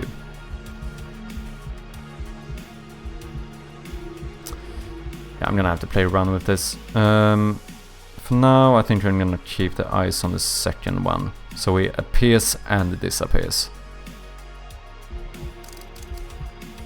England for anything special or just time off? I'm gonna meet up with my partner who lives in London, and then I'm also going to the London Games Festival.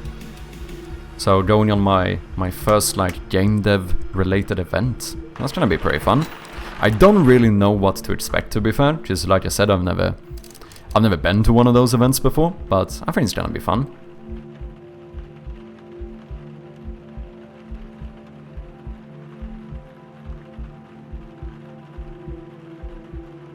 I think that's okay. I'm gonna keep it like this for now.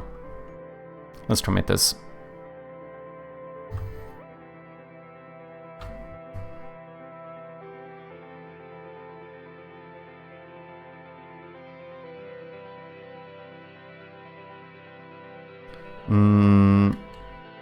Monster in intro. I think I have this on my dev board as well.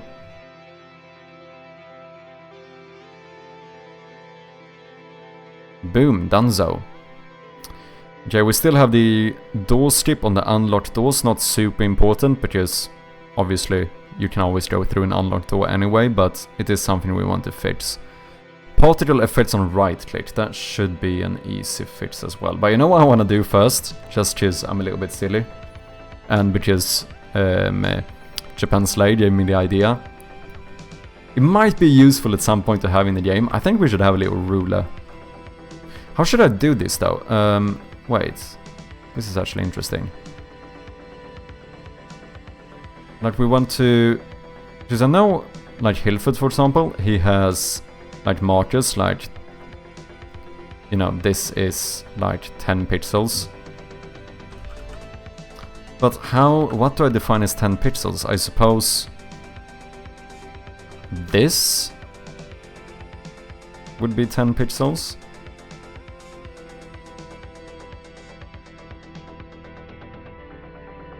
But it's unintuitive if I put these in the middle of them, because then I actually add a pixel every now and then.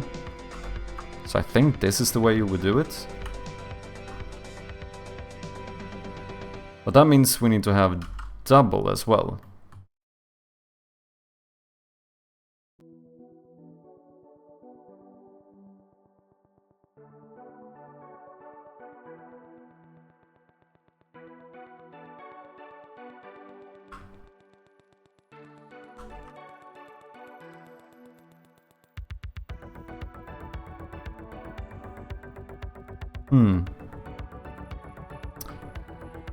Oh damn, that would be kinda cool. Yeah, I think it's gonna be fun actually. I'm quite excited. Gonna show off quite a bit of games and stuff, and you know, just I feel like it's gonna be a cool experience just to go to one of these events. Like I don't have any like proper plans in terms of like, you know, I'm not gonna meet any publishers or anything, which is what people I think usually go to these kind of events for. But I still think it's gonna be interesting to just get like a bit of a taste of like what these kind of events are all about, you know.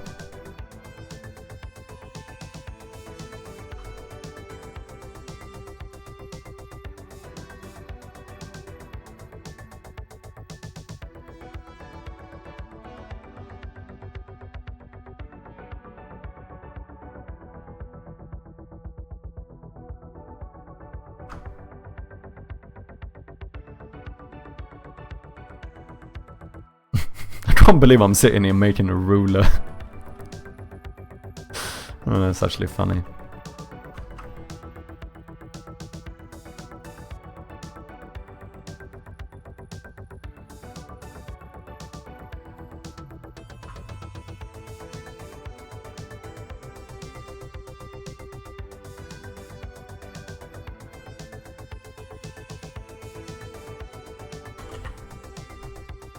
Oh wait, no, I need this to be one more up. Boom. I don't know, have any of you guys ever been to any like game or game dev event or anything? Just out of curiosity. That should be 10 pixels. What's the ruler for? Just in case I ever want to measure something in game, if I'm gonna make like a new sprite. Like with the monster, for example, instead of having to copy and paste the door to like check his size, I could use a ruler to say like, oh yeah, if he's standing in a doorway, he should be like 64 pixels tall or whatever. You know, stuff like that.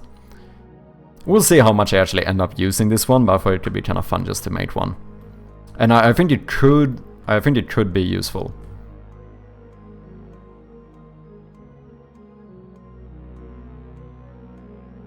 So now each one of these would represent one. I should actually do this. Yeah, I should do it like this. So every other is a different color. Each one of these are 10 pixels.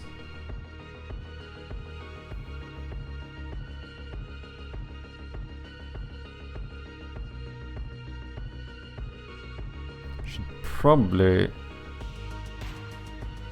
maybe do this, so I know that this would be 5 pixels, right? 1, 2, 3, 4, 5, yeah.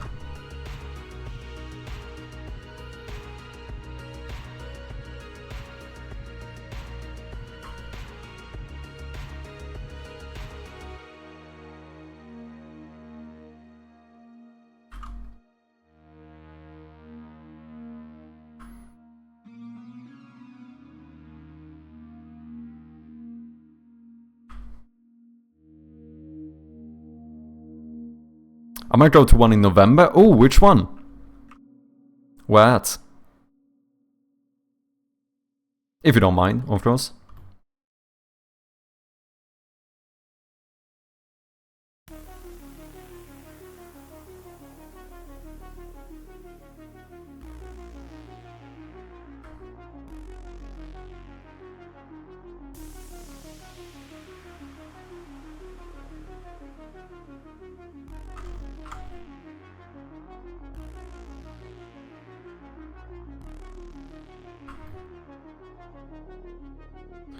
Wait, how tall should this one be?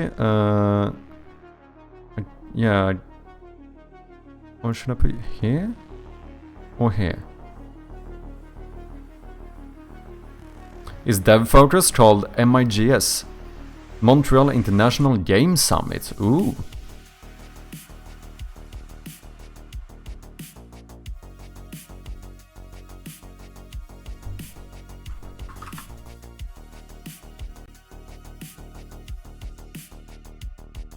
Is it a big one? I assume, if it's in Montreal.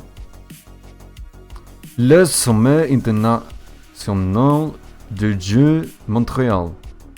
Yeah, nailed it.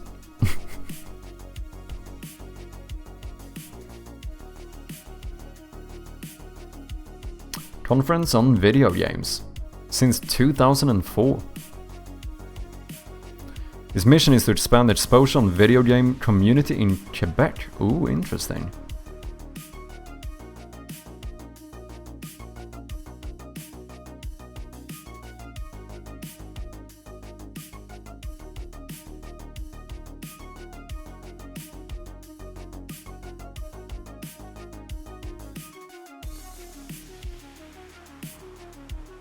Seems true, man.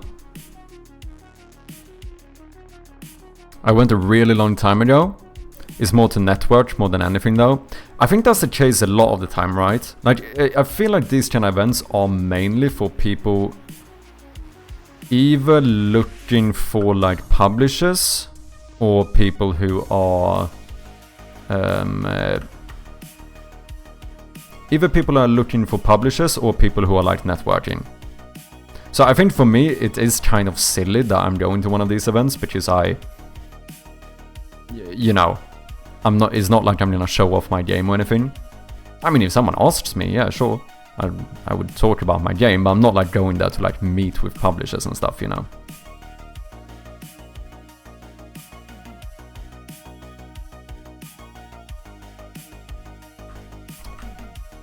Which means I do suppose that I have, technically speaking, less of a purpose to going.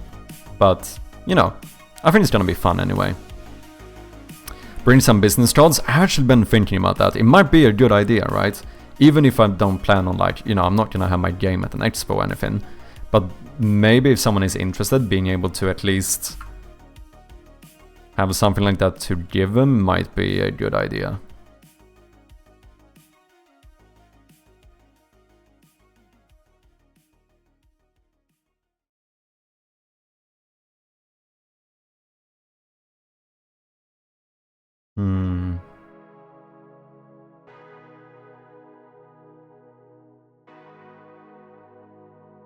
At least have links to your game and stuff, yeah.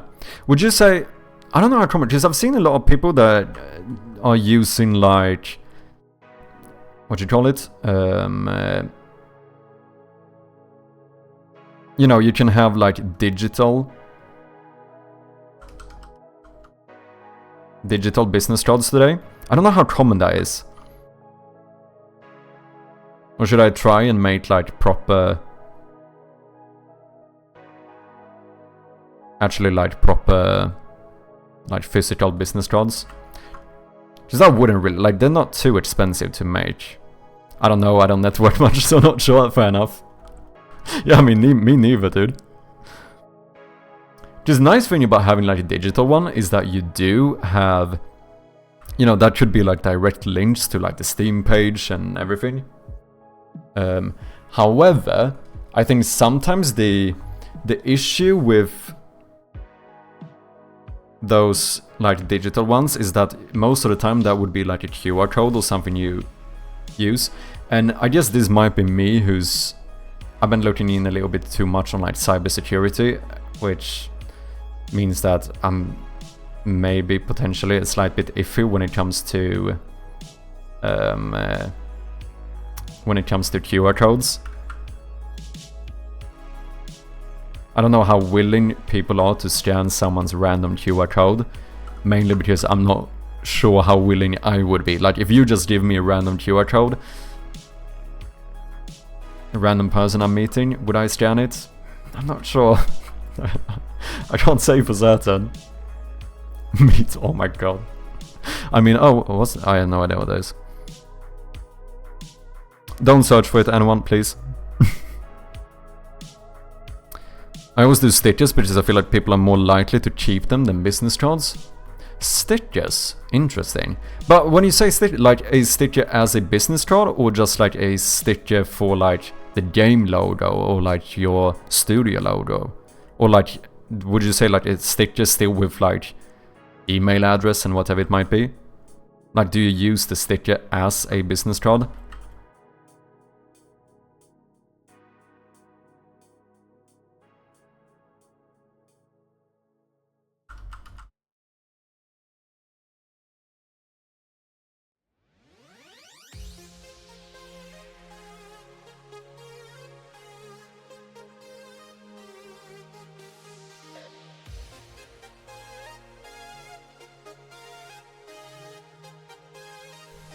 Is Hillfoot James gonna sue me for this?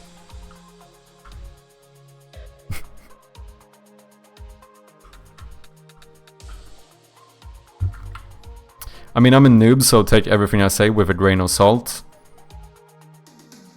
Or a grain of skepticism, but I always do sticker of a character from the game and a game name clearly visible on it. Interesting. Interesting.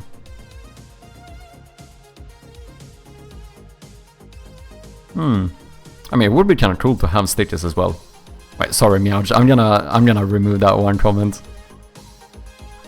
No hard feelings, man. It's tripping me up, man. Give them a sticker of the scary guy. I mean, I suppose I could, to be fair.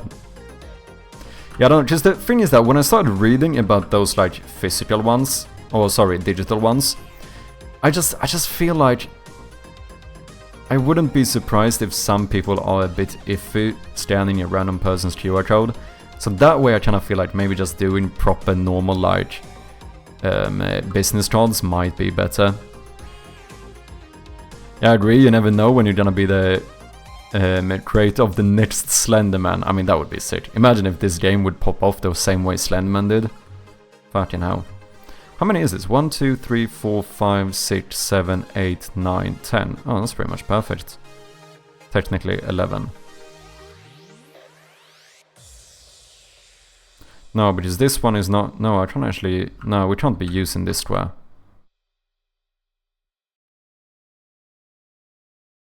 Also, why am I trying to, like, redo this one? This is... I'm being silly. I mean, obviously, I would just copy-paste this one and flip it. Like, what are we doing here? And let's see, then I would like this to be here, right?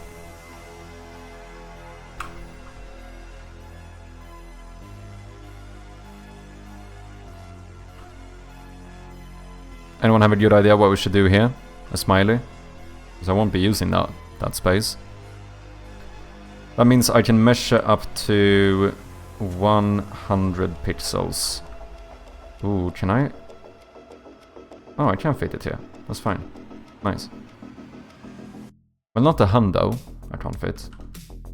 To be fair though, I don't really need to. I just need the first number. So like here, this would be 1. And then like for 100, to be fair, I could just do something like this. I'd have these like 100, right? I mean, as long as I understand it, it doesn't really matter.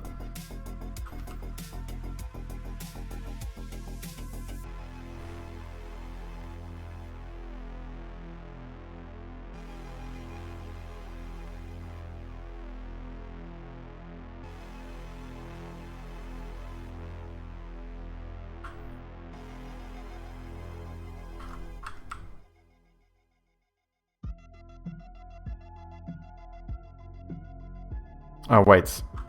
What am I doing? Obviously, you would be here.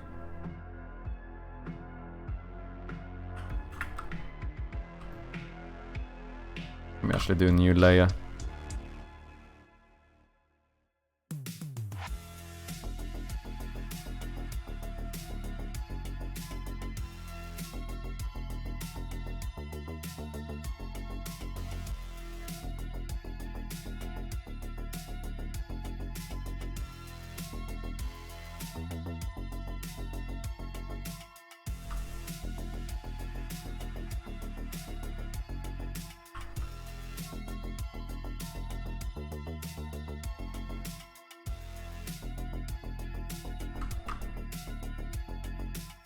Why work hard when you can work smart?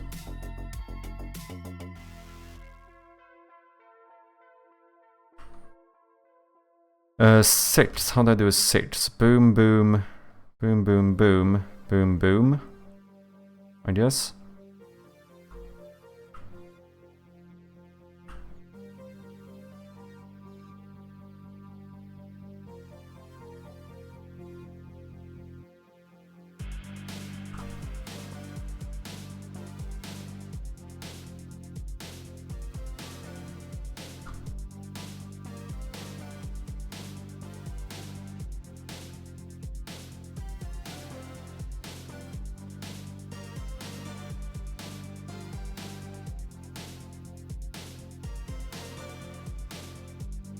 How do you write 100 in...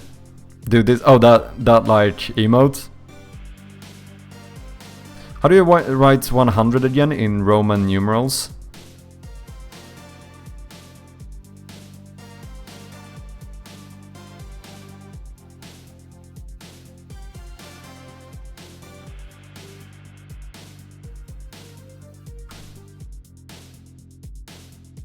Does anyone remember?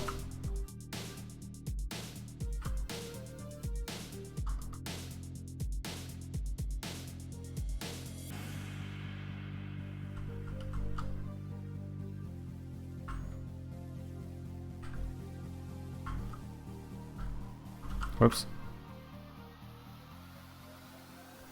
C? It's... Oh, it's C! I would not have guessed that.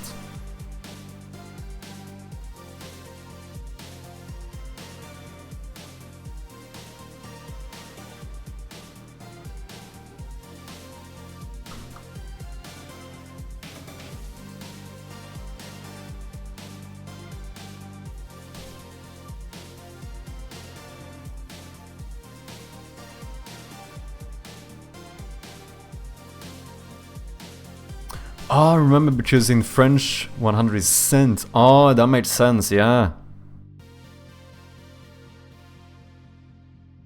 Interesting.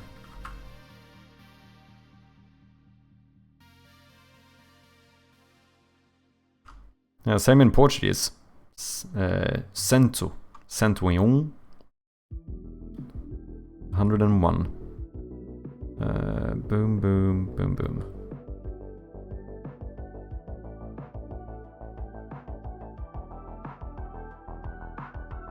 Isn't this kind of funny if I end up never using this?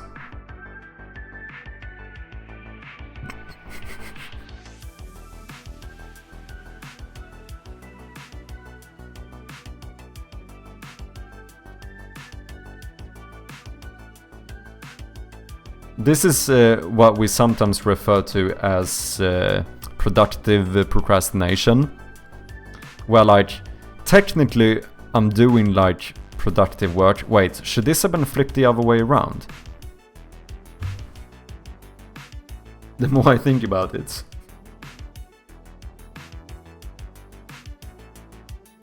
Why am I... Wait, which fucking way would you measure from? Wait, what?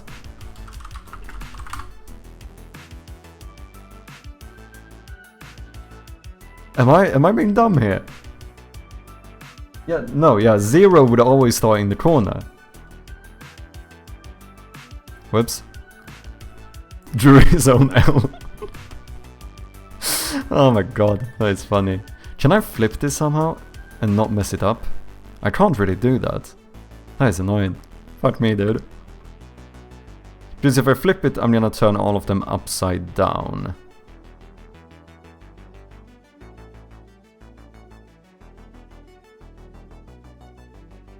The real cube was the friend we made along the way.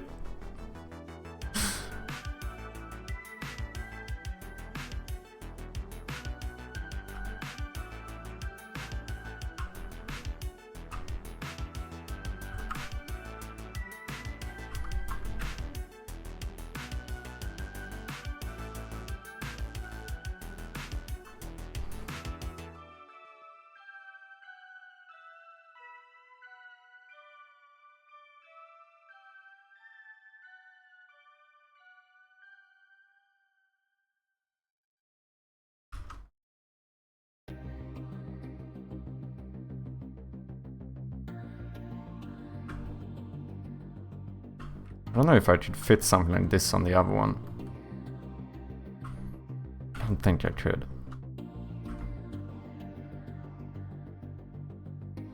Nope.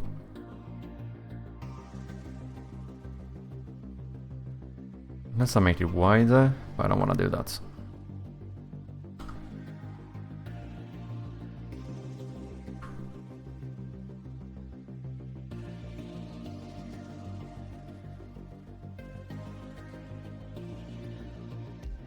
Let's see, 10, 20, 30, right?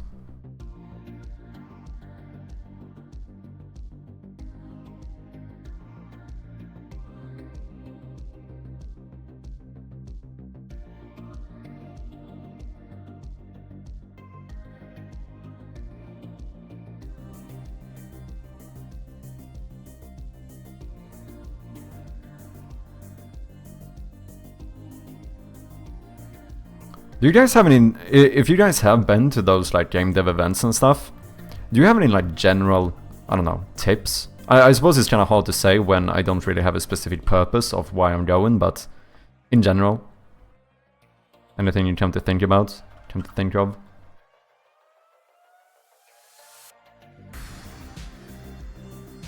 Don't be an asshole, I suppose.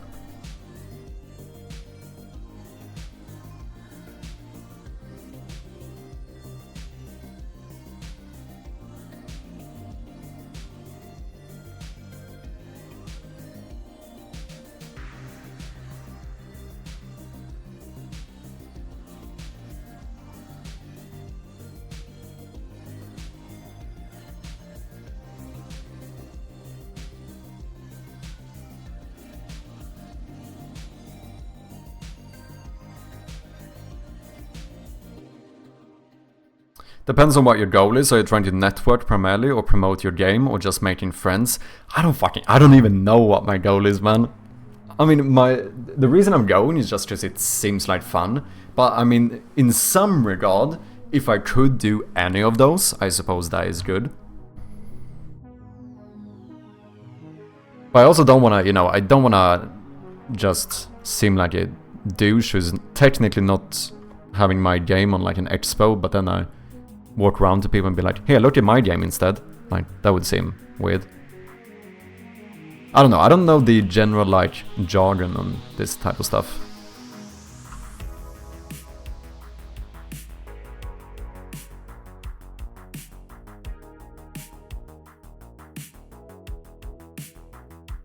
I wish I wasn't so nervous. I should have talked to more people. Interesting. I do think that is kind of good. Like, I don't know whether it's me not being anxious or whether I'm just a bit shameless and I just don't really care that much. Maybe could be possible as well. But I don't really struggle when it comes to like talking to people, I feel like. I mean, you might be able to tell I streamed for 8 hours the other day and I didn't do anything productive whatsoever. All I actually did was just talk shit the entire day. So I mean, I'm pretty proficient at just fucking talking. Not that I'm gonna walk up to some random guy and start talking for an hour. I mean, you never know though.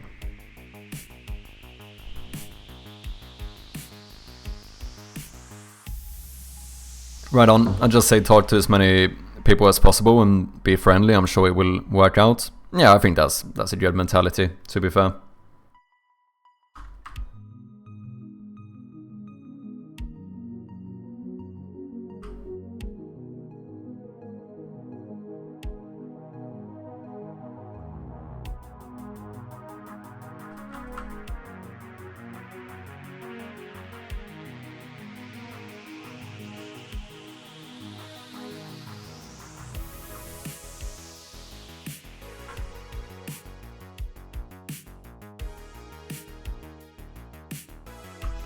Why am I making smileys all over my weird digital ruler, you ask? Good question.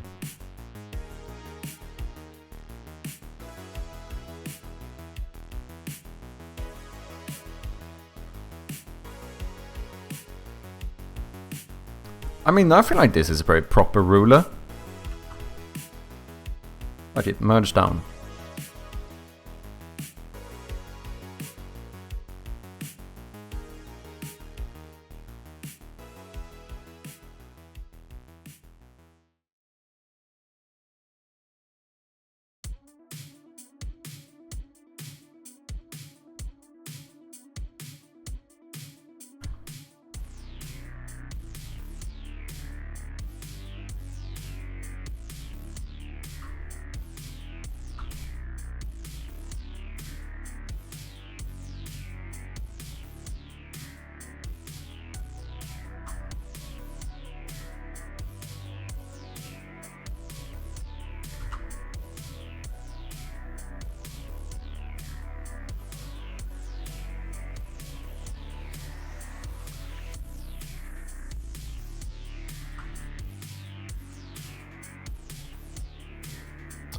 Boom! There we go. Fam, I can't believe you guys sat here and watched me make a ruler for like half an hour. I appreciate you guys. Legends. Ruler. The one to rule them all.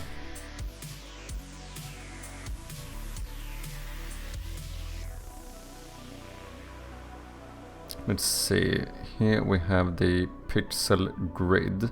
Is this my own? Did I make my own canvas for this one? Oh, that was mad.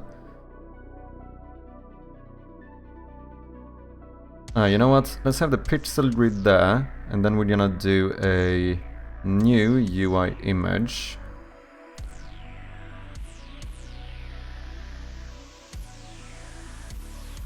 So let's call this something like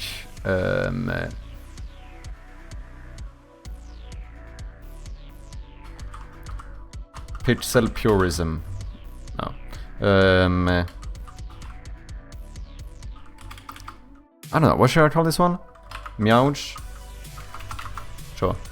Let's see. Image. Well, we need to get this one in the game.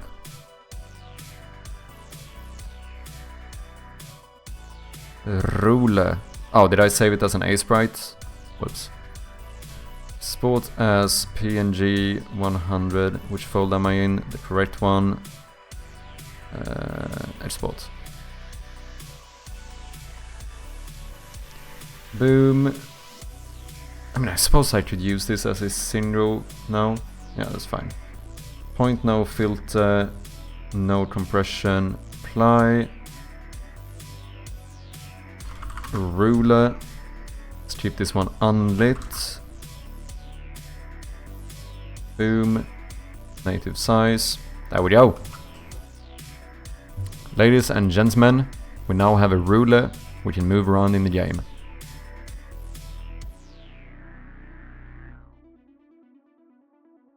Okay, so the door is like 74 pixels. Yeah. Yeah, this might actually be quite useful, to be honest. We'll see. I mean, it depends on whether I actually end up using this one or not.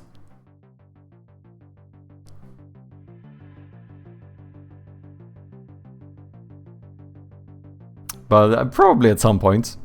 The weirdest fucking productive procrastination I've ever done, I think. Okay, should we... Before we wrap this up, should we get a little bit more work done, maybe?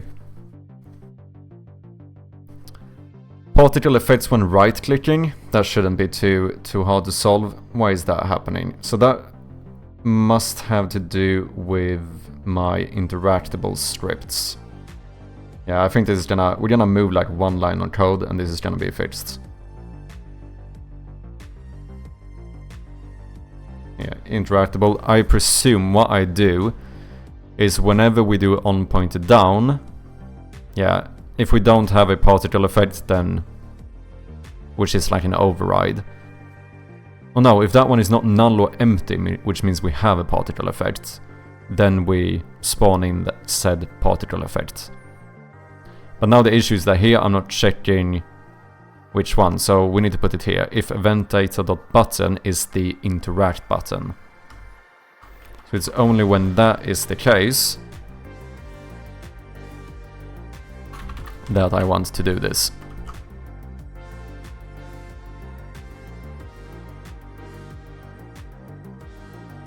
Yep. And that should be a fix.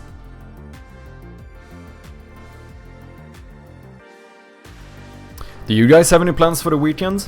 Anything fun coming up?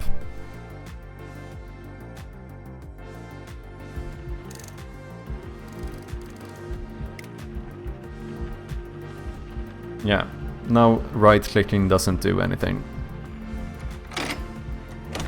But here we still get the particle effect.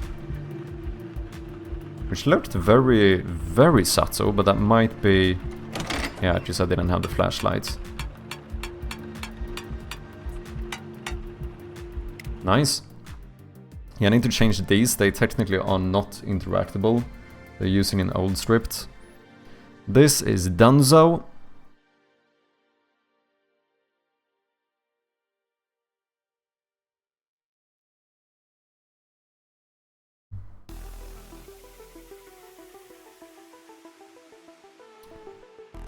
Just gonna drink a lot and do game work. Nice, in that order, lovely.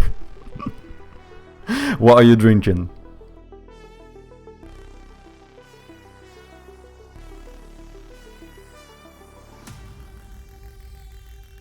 Not too much. We have a snow and ice storm coming. Ooh, that doesn't sound very fun. Sometimes I feel quite thankful for living in Sweden. Like, there's almost no, like, real natural crazy stuff going on here. You know, I'm not super jealous. It sounds a little bit stressful, you know. I hope it isn't too bad, though. Costco brand White Claws, they're like $1 per can. Less than $1, damn. Yeah, unfortunately, I did get a little bit of a taste for whiskey. Whiskey ain't fucking cheap, man. I mean, like, if I drink nowadays, which is very rarely, I don't drink a lot, to be honest. But when I do, I usually just have like a glass of whiskey. Or 2. Maybe 3.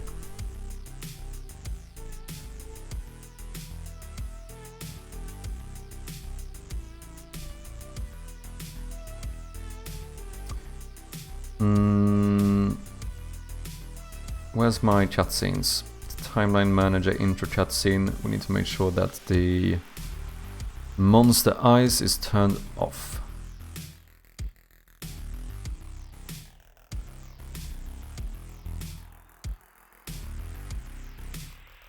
Don't want to have those floating around in game. Oh yeah, I actually, since I do need to make a sound effect list at some point, so we know like what sound effects and stuff we can try making our own Foley for. I did implement a pretty smart system, I think. I did it using player prefs, which obviously is a little bit Yankee, but it works. So what I did is that on each sound effect I currently have in the game, I added a new property called counter, which is actually a counter for how many times I've played this sound effect.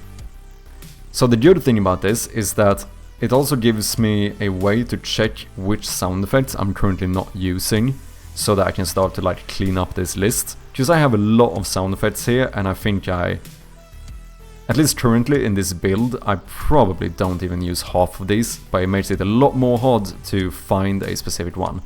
Now, the only thing that's a little bit janky is that I didn't bother making this work in the editor, so I do have to play the game to actually see the counter. And I was gonna update. So you can see that I played the select sound effect 574 times. Jump scare 0 times. There's not a single jump scare in the game yet. Door yank heavy, this one I probably played quite a few times. 209 times I've janked on the door. Door open quick, 264. Huh.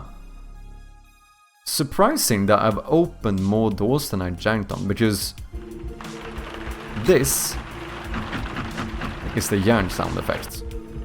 However, I've not done that more times than opening doors. Because I think when I actually open a door, I think I played... No, I don't play the yank one. No, I played the unlock one. Ooh, that's true.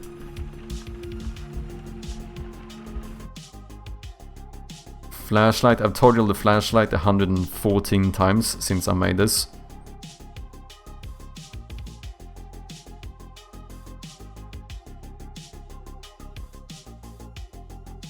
Impact metal 10 times.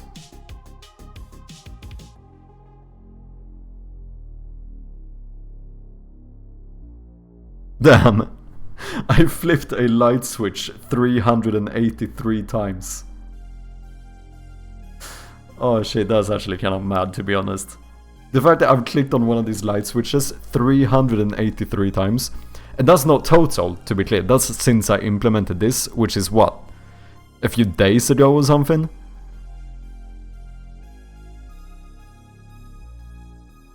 I think it was here.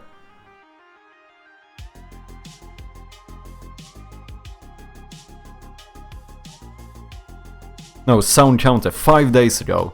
So in the last 5 days, I've flipped switches in this game 383 times. Fucking mad. What's up, Cheetah? How you doing?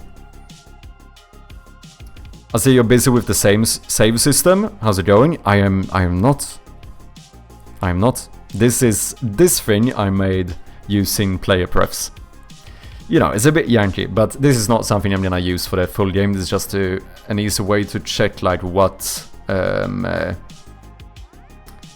which system is this. Well, it's in my audio system, but the system I use for like saving the counter is the player prefs. I don't know exactly which one you're referring to. But overall it's doing good. We've made a little bit of progress today at least. More than yesterday, definitely. That's not that that's a very high bar to beat. I'll be fine 12 degrees on Monday. Celsius?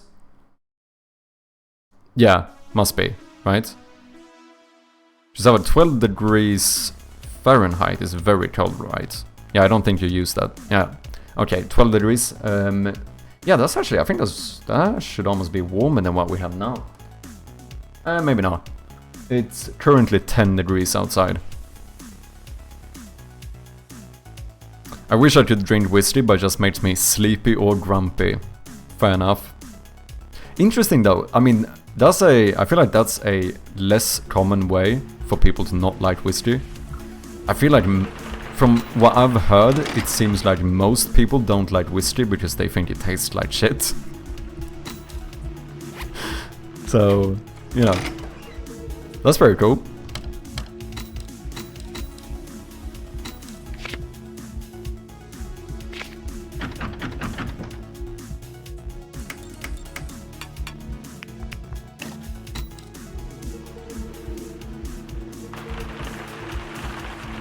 Yep, whiskey tastes like old leather to me. Yeah, I know it's definitely one of those like you either kind of love it or hate it, you know. Yeah, I need to fix these. These objects are all messed up because this one uses too much highlighting. Like if I smash this one, I can like highlight the everything, and I don't love this. It feels weird.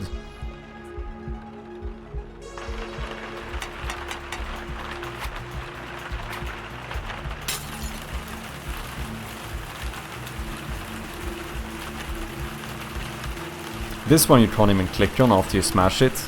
I don't know, I'm still at the point where I'm like struggling a little bit to know like how much interactions I should have.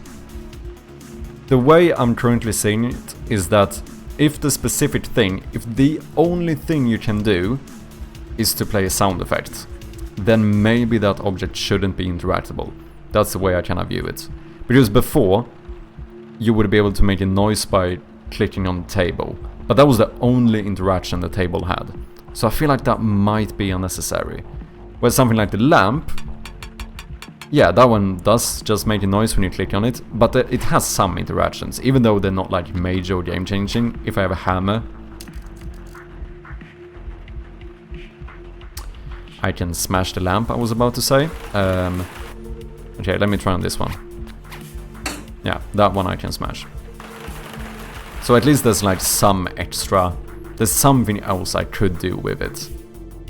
Same thing here, like here now it's only the doors that are interactable. Before, like the inside and the outside of the cabinet made a sound effect when you clicked on it as well. But I think that's too much. I don't think every single object has to be interactable. I promise this is not because I'm lazy either. Because it's not too much work to make it work like this, but I don't know, this just seems unnecessary when you actually can't do anything with it.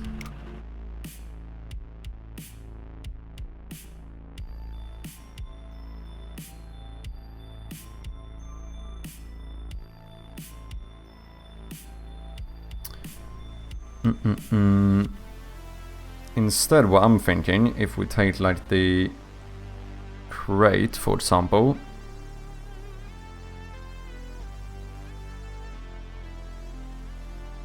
Oh, wait, are these not prefabs? Wait a second.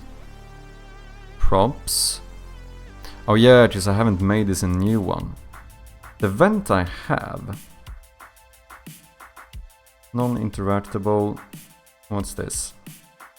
Yeah, this is the issue. So the closed vent is item interactable. That's not supposed to be the case. You should since I kind of merged these, this should now just be a normal interactable. What do you mean open prefab? Oh, right. Apply to vent cover, open vent cover. Place you here. Highlight object, deselect item. I don't need to raycast alpha pixels. Particle effect default. Okay, item interactions. Can I move these? No, I can't. So we should have the screwdriver, which should open the vent. And then we should have the hammer, which will just smash the vent. Now we should be able to remove this one.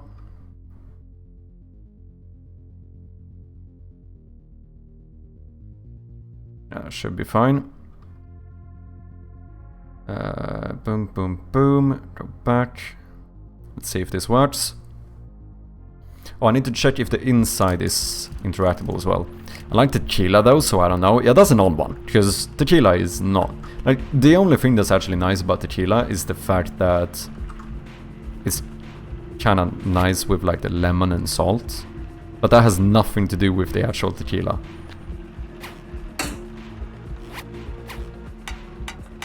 Yeah, now we have the particle effect. Just make sure, yeah, the inside is not interactable. So now the question is, should the vent cover be interactable? Because this is another one where all we do is play a sound effect.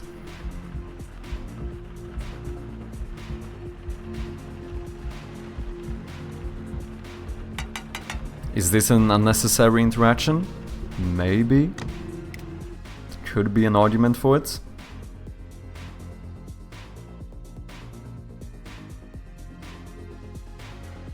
Okay, so what I'm gonna do is that I think I'm gonna unpack. Let's see, first room.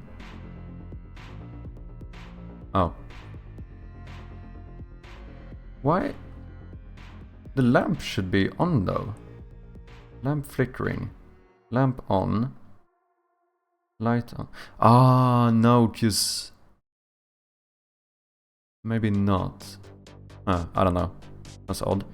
Let's see. Crate, let me actually unpack you completely. Then let's see. Crate inside. You should not be interactable. I think all I want you to do is nothing. You should be non-interactable. And then the closed crate, you should not be item interactable, you should be a normal interactable. Where the only interaction we should have... I'm kind of blocking this stuff for you guys. Is if you use the hammer, you should be able to smash the crate. Otherwise, just play the knock wood sound effect. Yep. In smash, switch object, alert monster. That's good. Open crate. I don't think this one should be interactable either. I don't think it should. I think you should be non-interactable.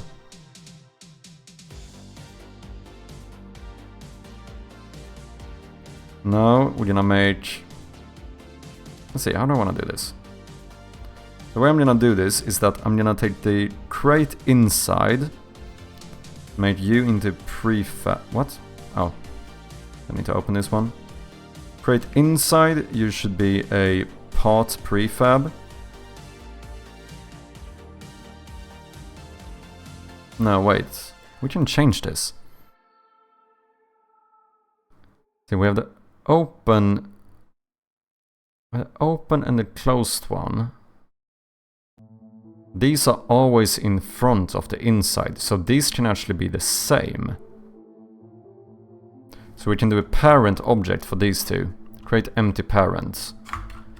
And then we call this something like create outside. I think that should still be functional. Now we make these two into prefabs. Then we go in here and we make the full crate into a prefab. The reason I do it this way is because that means that if I ever want to put something inside of the crate, I can do so without unpacking everything. Because otherwise I would apply it to the prefab or make like a prefab variant, and that's annoying. So the way I do it instead is that I make everything into a prefab. Now I can spawn the crate or put the crate in any room. I unpack the parent prefab. And then I can place stuff inside of it, because obviously stuff in the crate needs to be in front of the inside, but behind the outside, you know, so it looks like it's inside of it. But that means that if I ever go in and I make any changes to like how the inside of the crate works, let's say I want to make that one interactable again, then it's still going to update every crate inside instance in the entire game. Okay, let's see now. Boom. And if I smash you, you are no longer interactable.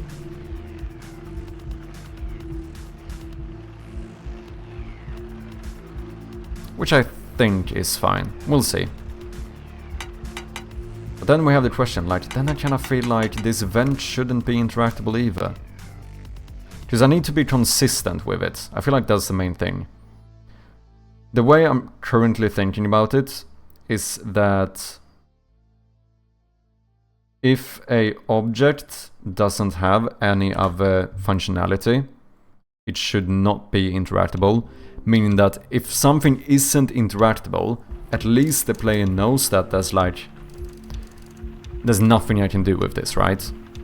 So it kind of gives a bit more feedback where now, since you can click on the vent, the player will know and understand that, okay, that means there's something I could potentially do with this one, other than just clicking on it. Which obviously is true, because if you do have the screwdriver, you can unscrew it. Now the vent is not clickable, telling the player that nothing here is interactable anymore. You've like finished the interactions. Sometimes, like I said, we still have like unnecessary ones. Like this lamp you can click on, because it does have additional interactions. Not that it really does anything, but it still means that you can do something else with it, even if that's just to smash it with a hammer.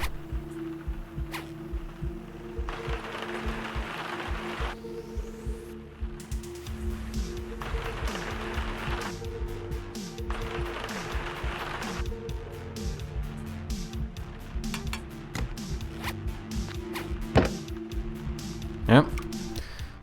Okay, if my playtesters do get to the point of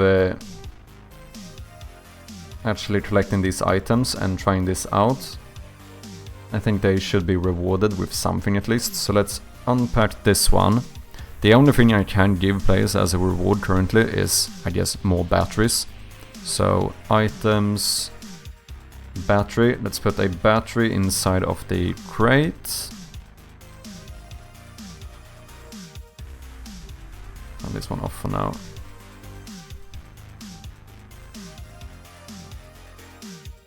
Boom, boom, boom.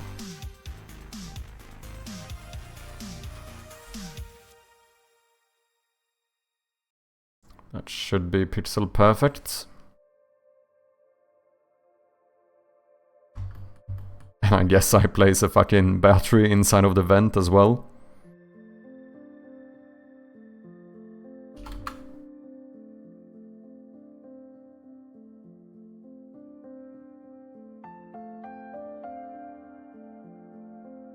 battery. Boom.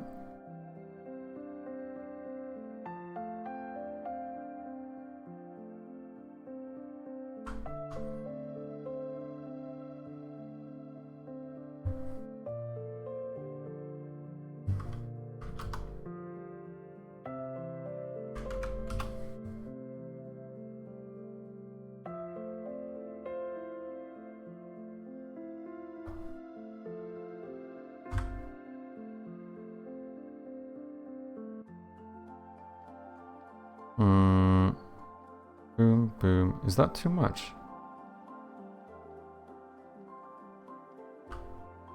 Yeah, that should be 2 pixels off.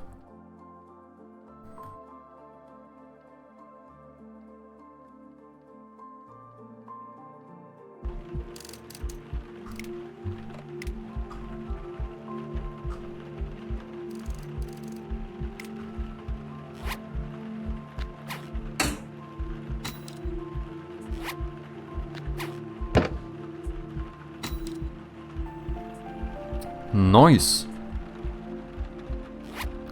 Now they can get a few extra batteries if they want to. Need to fix these windows as well.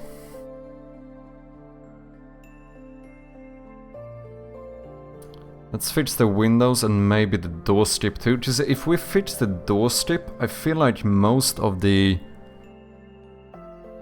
problems are pretty much fixed to the point where we could maybe update the Steam build and have the playtesters start playing around with this build, see how stuff feels.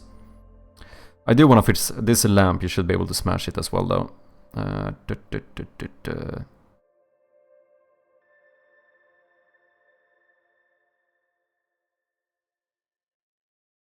Lamp flickering. Let's open this prefab. So that would be both lamp on and lamp off. Should have item interactions. Let's make a empty object called int smash, where we add alert on click in case the monster is nearby, because this makes a loud noise. We're also going to... Dude, my camera position is not great when you work on this kind of stuff, so I can't move this up really. I mean, I suppose... Well, wait, can I? Oh, I can do this, never mind. That should be fine. I didn't think about the fact that you could actually collapse the rect transform as well. Okay, we're gonna alert on click. We're also going to play sound on click, which is going to be impact metal, but this time maybe up the pitch a little bit. We do like 10% more pitch. There's a little bit of a higher tone when you smash the lamp compared to the vent, which feels like it makes sense. And then we're also gonna do... And that's really it. Yeah, we play the sound effect and we alert the monster. Lamp on, interactions, item should be hammer. The successful interaction would be int smash. And then we're gonna do the same thing here for the lamp when it's turned off. We're gonna have the hammer and int smash.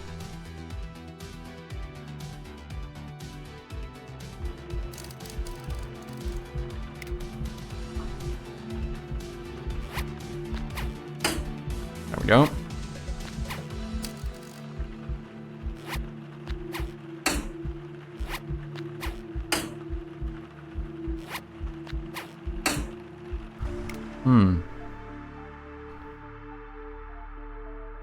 Didn't sound how I expected. Vent cover.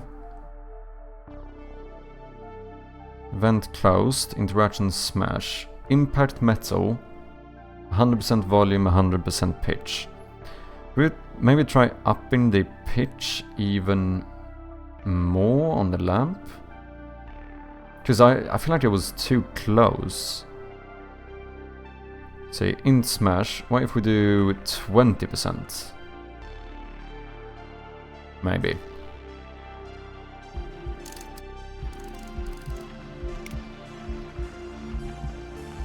Master key and tools. Yes, thank you. So that's a normal sound. Yeah, that's better. Now they're still quite distinct. Even though I am definitely reusing the sound effect. Oh shit, you know what I just realized? Maybe that could be kind of fun. Yeah, you know what? Ah, fuck, that's so much better. What if you smash the lamp, you actually break it? Instead of just doing the sound effect, we change the functional lamp to the broken one.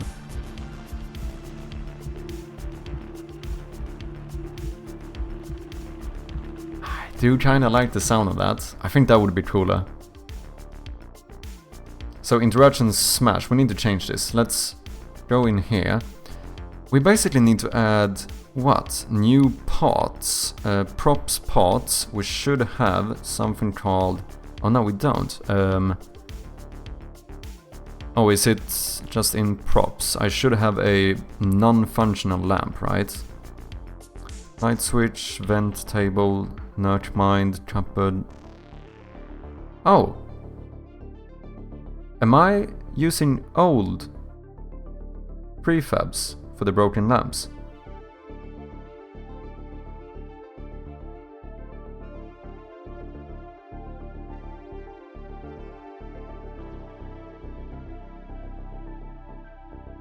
Lamp broken. How do I... Can I find this one in my... Is there a way to find it? Prefab, open. Like in my folders or whatever? There must be a way.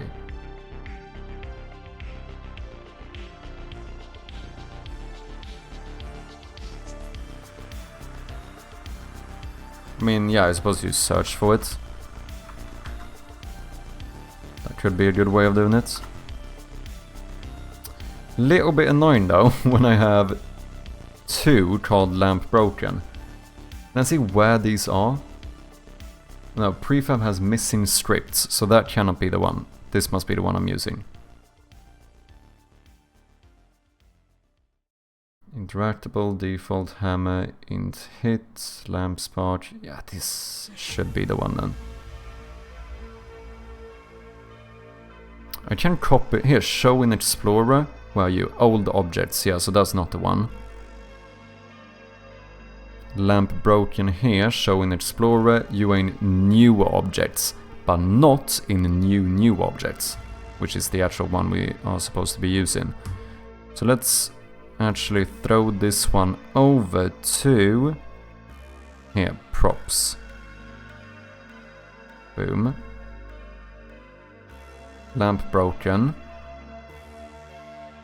Well, this one should be fully functional as is, to be fair. Yeah.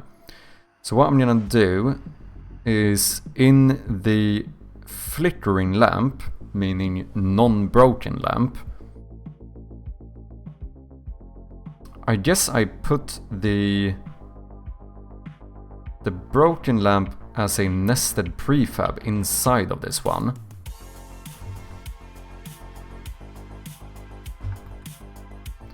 Make sure that you are at the same position, 0, so that we can switch to the broken one.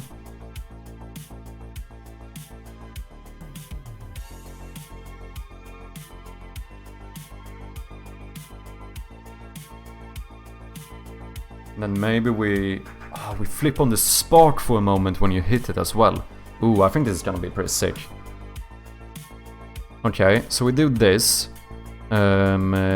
We turn the broken lamp off.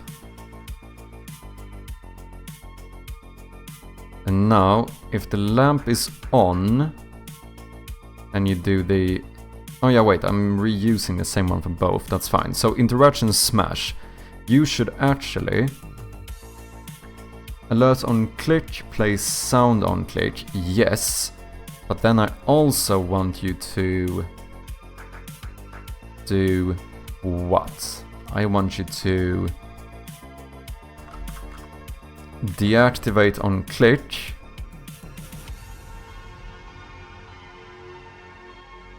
I want you to deactivate the lamp off. No, wait, we can actually switch objects on click, that's better. Objects to deactivate is going to be lamp off and lamp on. We deactivate both of those, and then we activate the broken lamp instead.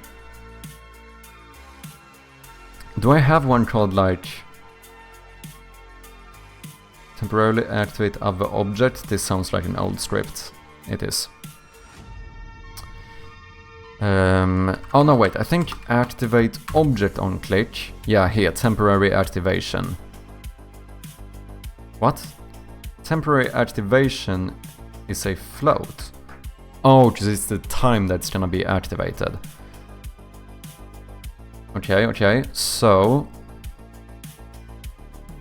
I think we're gonna activate this spark for just a second. And then play the broken lamp sound effect as well. Oh no, wait, this changes things.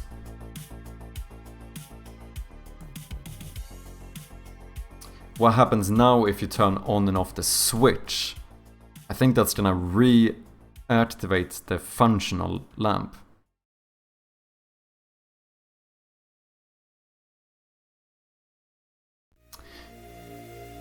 I think the way I might need to do this later on is to make something where like the light switch is not its own prefab. Like it's a part of the lamp prefab.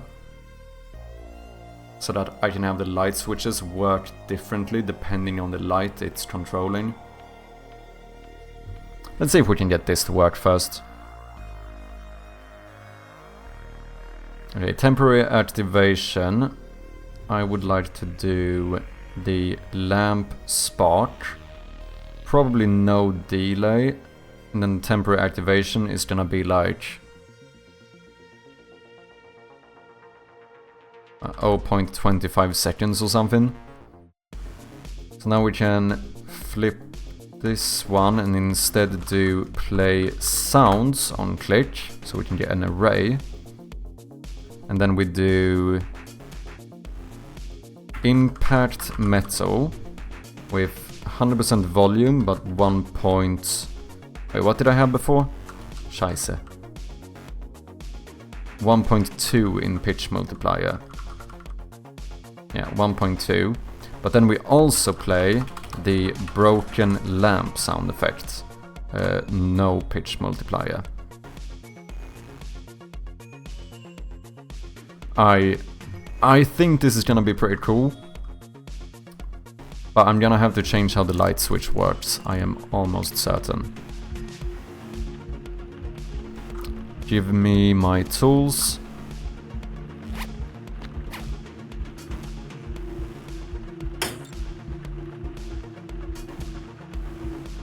That's pretty cool.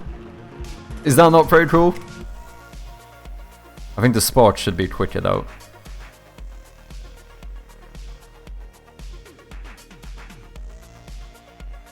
In Smash, maybe just like 0.15 seconds or something.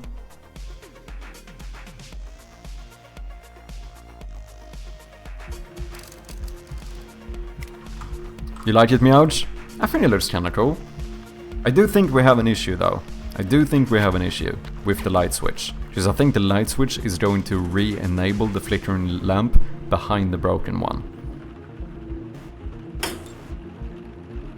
But that's pretty cool. That is pretty cool. But now, if I turn this one off and then turn it on again, yeah, the lamp is still broken, but the functional lamp is activated behind it. Oh wait, there's a really easy... So I just check if the lamp that's turned off, if that one is enabled, yeah, we can calculate whether the... I don't even need to change the script. Oh, well, I need to change the script, but I don't need to change it in a very complex way.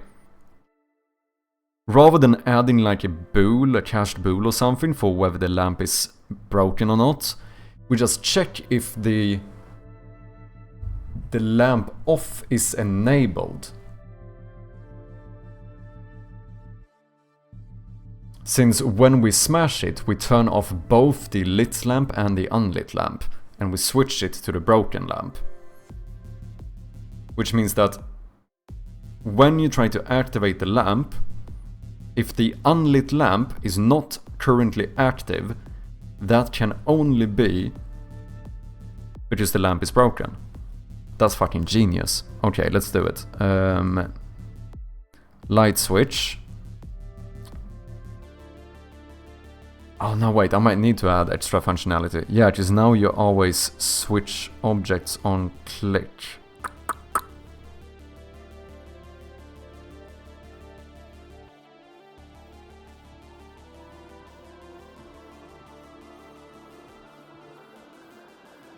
I guess I could add a conditional, like, game object here, where we have, like, you know, only switch if...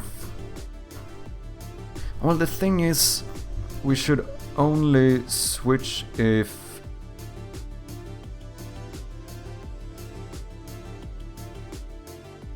a certain... We should only trigger this if a certain item is enabled. But that goes... It's the same for the play sound on click. Oh, maybe this does add a little bit of a weird functionality though. Unless I do an override and interactable.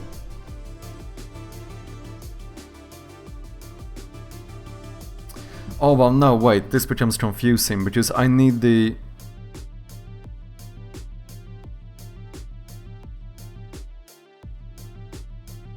Oh, how do I do this?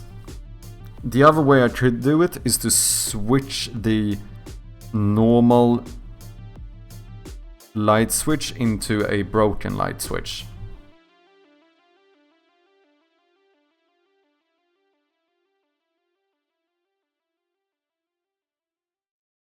When you smash the lamp. I can't do that with what I currently have.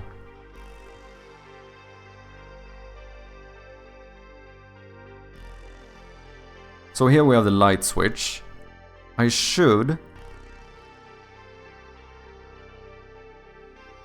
Oh, is the light switch broken also?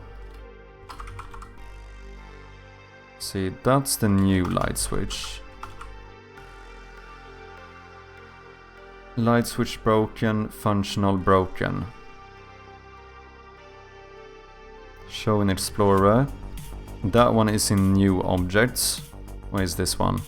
Old objects. So this is probably the one I'm currently using. Interactable, default, play sound, activate. Yeah, that looks good. So what we're gonna do, let me just double check that this is the correct one, new objects. Let's move this one into our new props folder.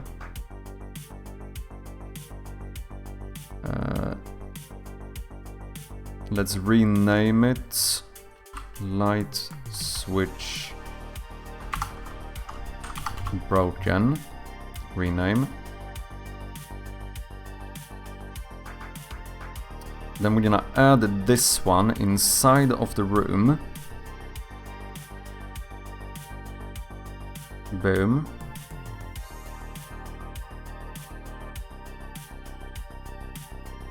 Light switch broken. Boom. Now put you at the same position.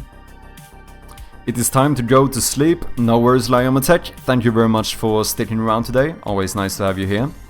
And I hope you'll have a great sleep. Thank you very much for dropping by. Appreciate ya. And also, thank you very much for that insane 6-month subscription in advance. Absolute legend. Thank you. I will make sure to add you to the credits. Have fun. Huvudgöte. No idea what that means, but huvudgöte. Really. Kiitos. I'll catch you next time. Have a great weekend. Oh, are you going as well, Cheetah? Are you going to bed as well? I'm not going now. I'm going soon though. I'm gonna get off relatively soon, but I'll see if I can work out this, at least this lamp before we do so.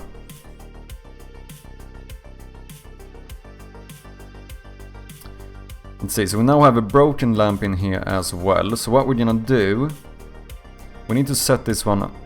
Oh, don't scare me like that. Oh, sorry, man. Maybe I should have been more clear. Yeah, no, I'm still on for a bit longer. Switch off, broken lamp. Okay, object to activate. This is gonna be confusing. Well, you're gonna activate the lamp spark and play those sound effects.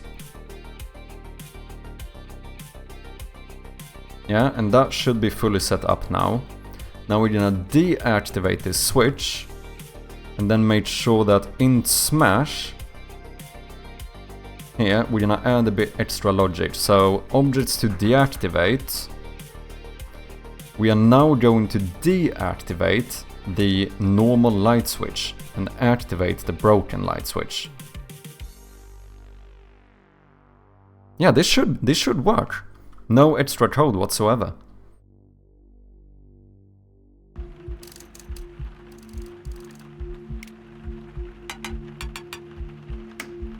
So this one's still fully functional.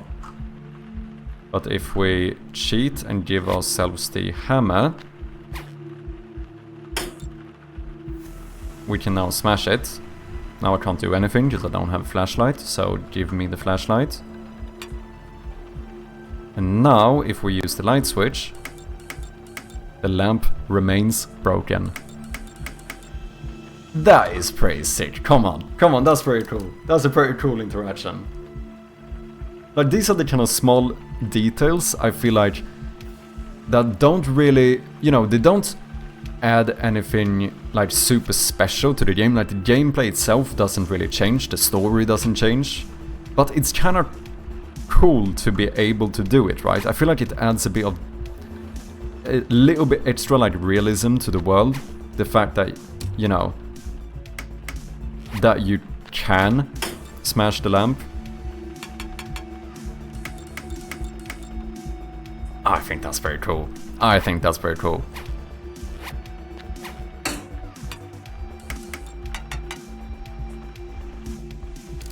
Dude, this might almost be one of my favorite interactions so far. I think the only one that currently beats this interaction is probably the window. I really like this one. Just let's be honest, the window is pretty sick as well. The fact that we changed the ambient noise so they actually sounds like the window is broken. The fact that we play two of them at the same time though is a little bit messy. That's something we need to fix. Now you can bring a light bulb to your friend's place this weekend to smash for audio. Dude, you just gave me an idea. Should you be able to change light bulbs in the game?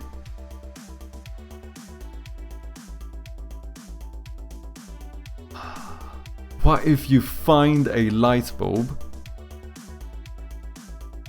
and if you use the new light bulb on the lamp, we basically reset it.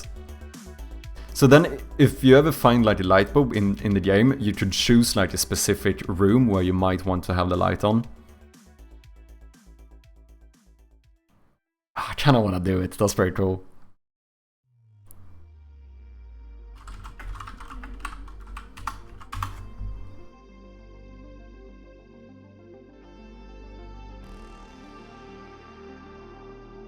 I think I might do it.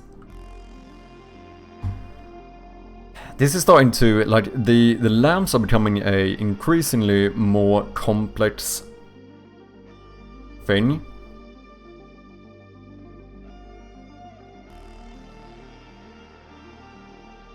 Because now that means that any lamp that starts out broken, you would theoretically be able to turn on. So in that case, we should probably make a single... We should reuse... Yeah, that's what we should do. We should now take the functional lamp, this one, that has everything we need, make a new prefab where we just enable this one from the start and turn the other one off. Because then I don't need to go in and add like extra logic to the currently broken lamps.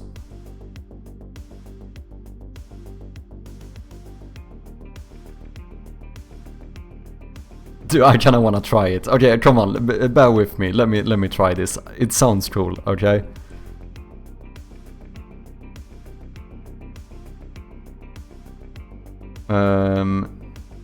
How would I do this? Well, it would be an interaction of the broken lamp. So here, we would have to add a new interaction. Which means let's make a empty object here. Maybe even put you here. We're gonna call this one something like... That's actually a pretty good way of going about it. What if I... make a parent object in my prefabs, and then we call this interactions, and I can have all of the interactions in the same place.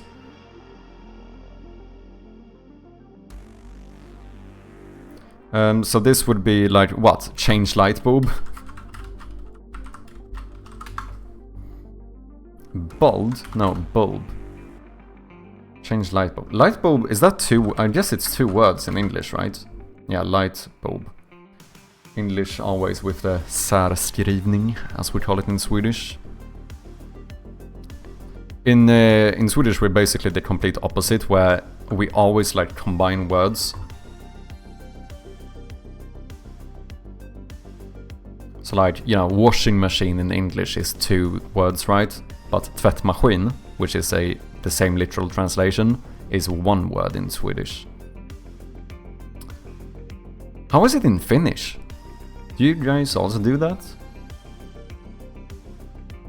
I think they might. Change light bulb. Okay, we're gonna need some sound effects for this. Now I don't know which one.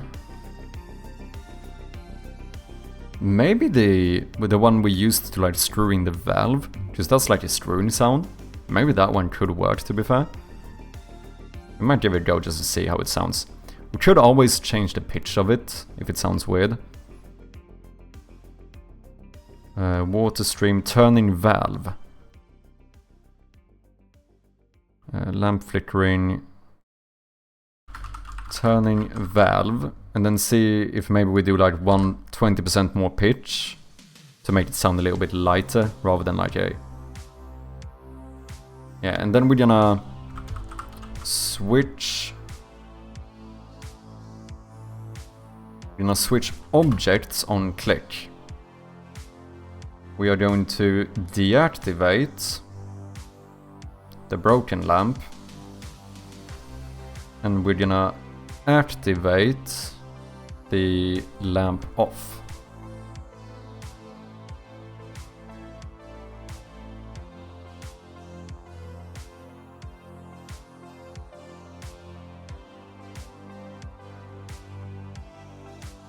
No, wait, yeah, we're gonna activate lamp off and we're gonna deactivate the broken lamp. Yeah, that would turn this one off and enable this one that's not broken. Now, the broken lamp. Let's see. You have a new interaction, which is going to be to change the light bulb.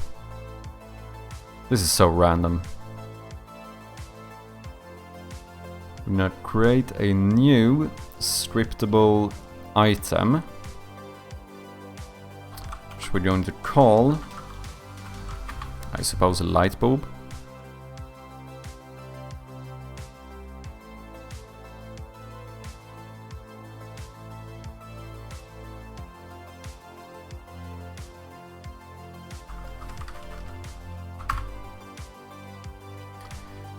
Item type.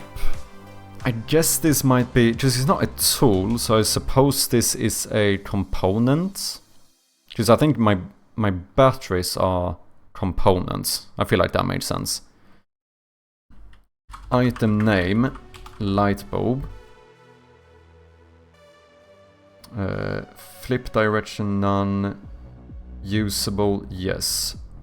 Item interactions, none.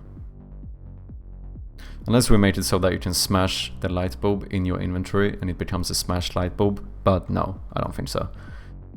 Okay, let me... Because I'm pretty sure I'm gonna want this, because I feel like it sounds cool. Because in the end, I'm not saying that we should have like light bulbs everywhere so you can turn on the light or fix the lights in every single room. But it would be cool every now and then if you would find like a functional light bulb.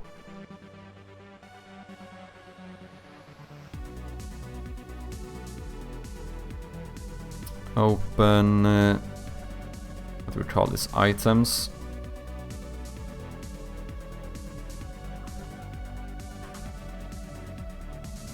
Am I gonna use the same one when you pick it up?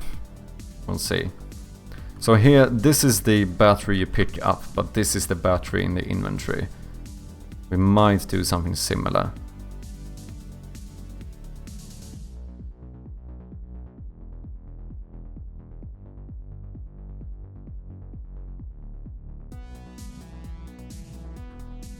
Whoops. That does not look like a light bulb. Light bulb.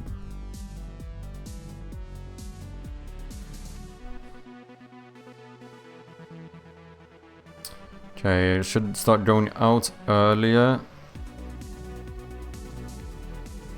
Then we do it a bit more round maybe. But it's hard when I don't have a lot of pixels to play around with here. So I don't think the one you find on the ground cannot be... To be fair though, it would be bigger than a battery.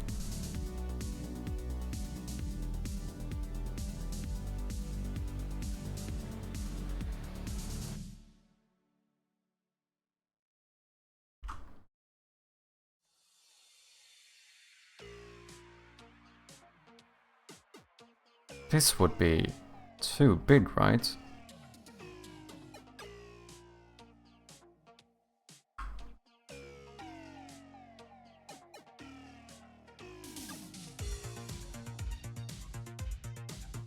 That doesn't look like a light bulb.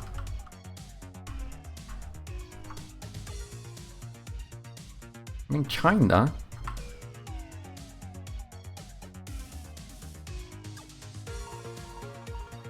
Yeah, I think something like this might be fine. That's like close enough. Because in the end, if you can't tell exactly what this is when you pick it up, that's fine. Because as soon as it's in your inventory, you have the item description, right?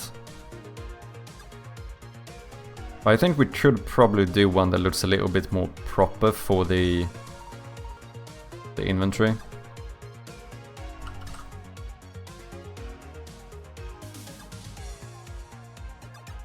Okay, this is not gonna work, but let me just try something here. It's gonna be too wide. What is it?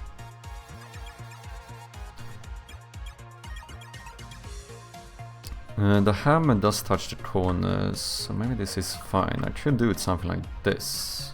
Maybe even like this. And then maybe something like that for the like screwing things.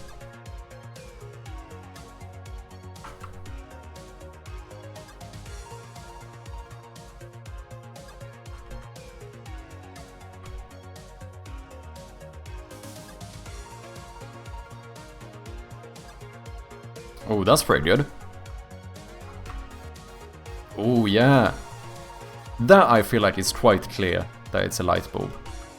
Maybe I should do this?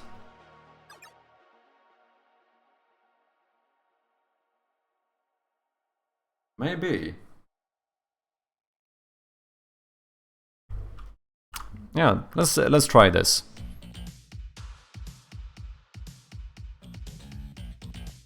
Art. What would be fixing the light bulb? Wait, what would the fixing the light bulb do if you already have a flashlight to light up rooms? It would light up the entire room. You would see... No, wait, it's actually good. If you have to spend a lot of time in a room, if you fix the light bulb, you don't have to drain the battery of the flashlight. So it's actually kind of a strategy. Like if you have a specific room where there's like a tough puzzle, and you feel like, oh wait, I might actually spend a bit of time here. Instead of wasting your flashlight now, you could theoretically change the light bulb and have the light in the room. So it's actually kind of an advantage to have them. I didn't think about that at first, that was kind of an accident, but that made sense, right?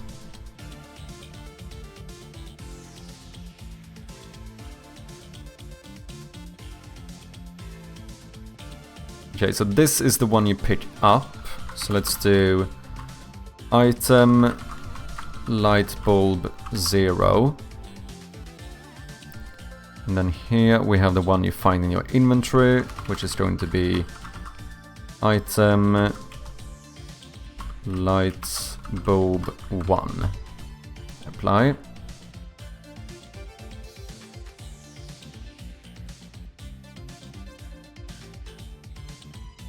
Don't know what that is about. I'm gonna pretend like I didn't see it as a responsible man. Okay, so now, let's see, I did create a scriptable object, right? Change light bulb. No, wait. Lamp.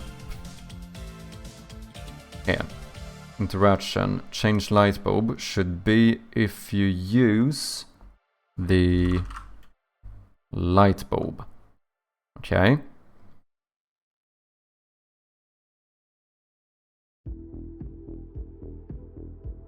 Now we need to set those items up. So items, light bulb. Inventory sprite is going to be item. That's gonna be this one, the big boy. And then we're gonna, let's duplicate the battery prefab. I'm gonna call this one light bulb instead. The sprite is of course going to be item light bulb, set native size.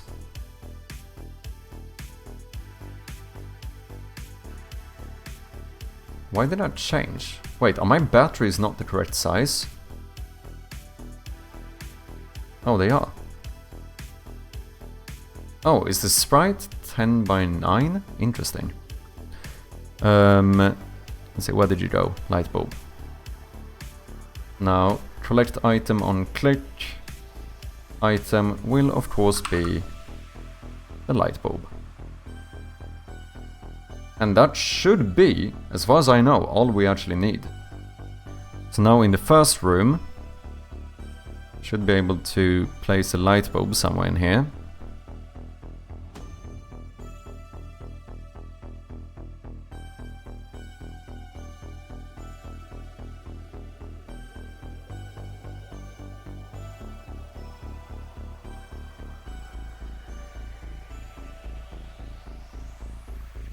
Let's try it. The sound effect might be a little bit weird, we'll see.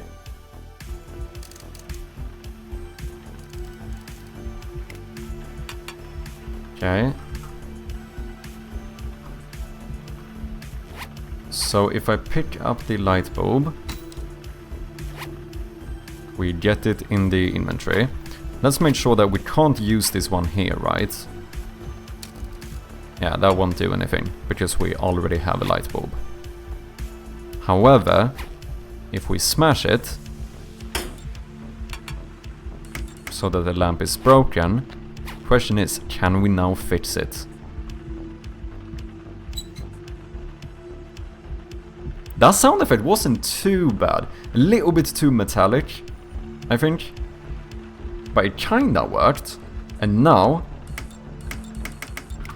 Okay, we forgot to switch to the functional switch, I think. Where is my here? Flickering lamp. Interaction change light bulb. objects to deactivate and activate, we need to add 2 which are null.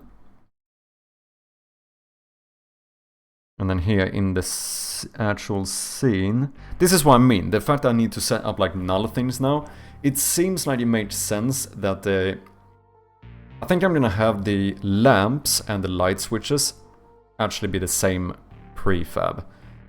And then like the override I do is just like where I place the light switch, I suppose. Most of the time they are in the same position though. Because that would make it easier to, whenever I want to add a light to a room, I would get both the light. Because if I add a light, I'm most likely gonna want a light switch as well, right? Okay, but let's just make this work for now. So we're gonna go to interactions, change light bulb. We now, when you do this, we want to deactivate the broken switch. We want to activate the functional switch.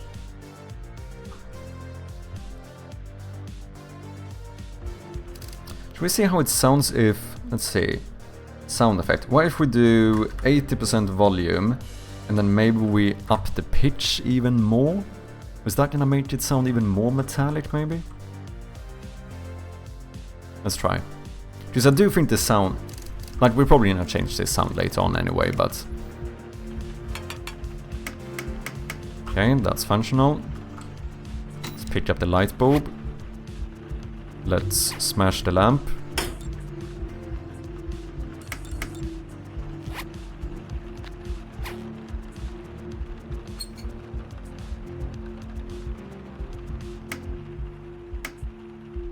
And now you again have a functional lamp. Which means I should be able to smash it again. And now I'm screwed. That's very cool. Come on, you have to give it to me. That's kind of cool, isn't it?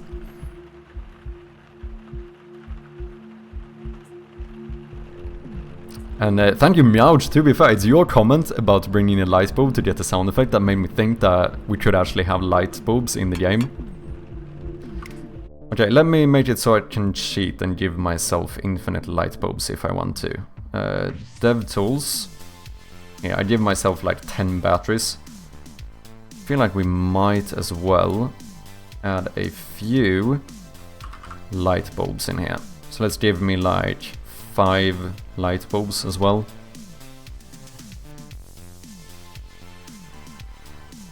So I wonder, I did change the actual prefab of the broken lamp. Oh, so you know what happens now? Yeah, the broken thing now, in terms of the ironically broken lamps, is that I think the lamp would disappear if I tried to change the light bulb of an already broken lamp. Yeah, now we can see I got 6 light bulbs. Also pretty nice, we do have stackable items now. Okay, so we smash this one, and we change it.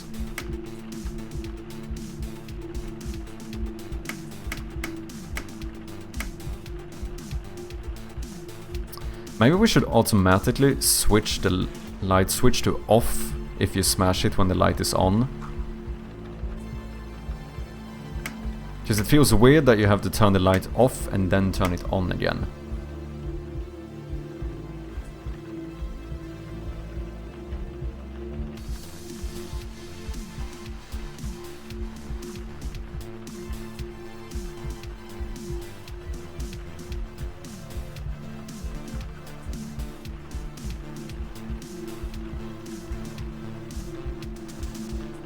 Or if I would do it fully dynamic, but that might be unnecessary. Like theoretically I could make it so that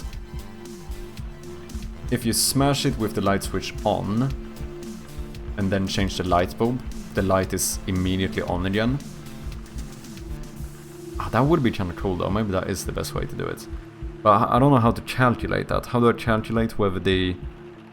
I mean, I know I could do it with like new scripts and stuff, but should I do it with what I currently have in terms of my components? Because when I fix the lamp, Yeah, the broken lamp doesn't currently know whether the former lamp was turned on or not, or the functional lamp was turned on or not.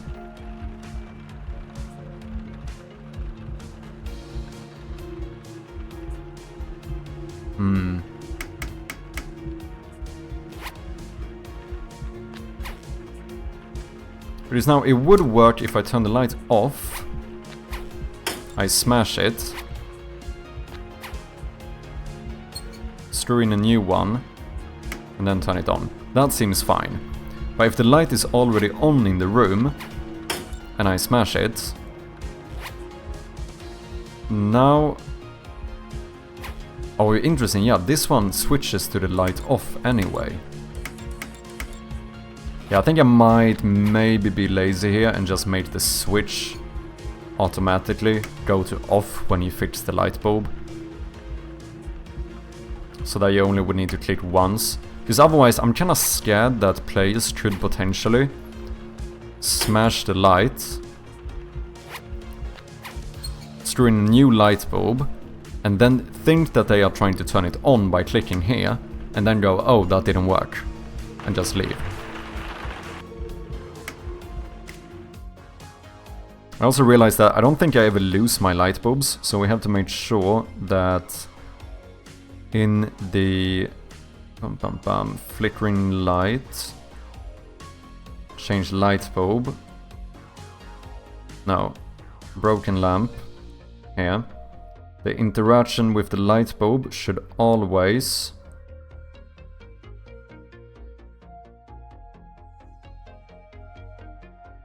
I can't make you guys see this, can I? I can. Yeah, remove required item. Boom. That's what we want to do. To make sure that you actually lose the light bulb when you change it. And then change light bulb. In this script,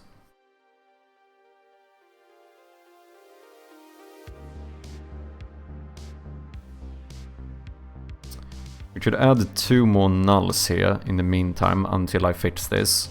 And then in the specific room, we go,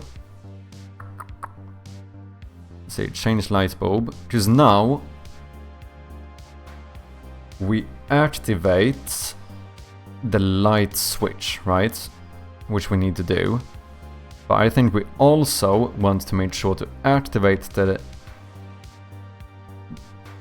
child object of the switch being off, as well as deactivate the one that's on. Because now it should never happen that you need to click twice to get the light on.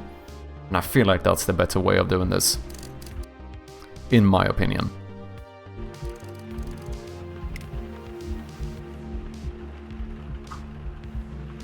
Okay, let's get this stuff.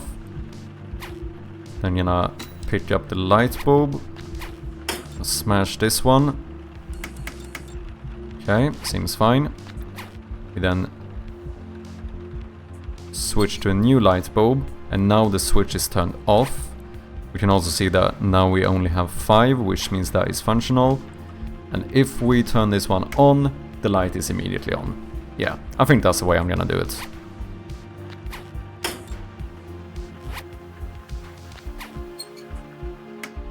I mean, it feels even cooler when you don't have the flashlight on and you accidentally do this, and the entire room just goes dark.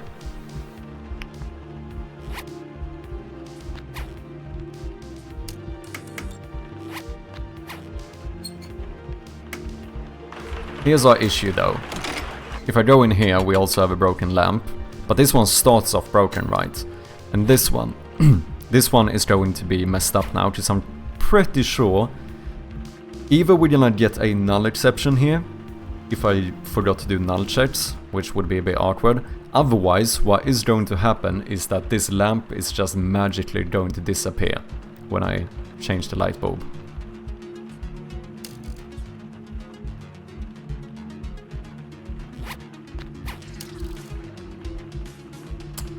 Never mind. Oh, did I not override that? Yeah, I might not have like overridden this prefab? Yeah, I didn't. And also this prefab doesn't have the change light bulb interaction. Okay, let's see, let's apply all.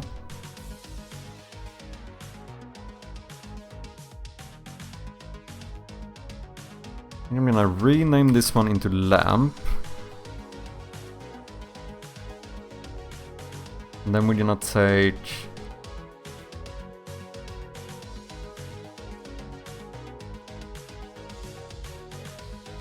lamp off, lamp on interactions. I'm gonna move the change light bulb interaction over to this one.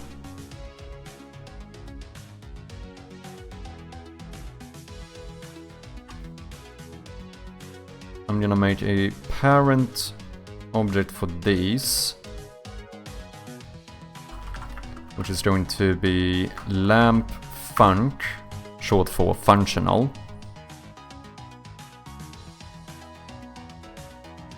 And I guess we might make this a prefab as well. Why not? Prefab.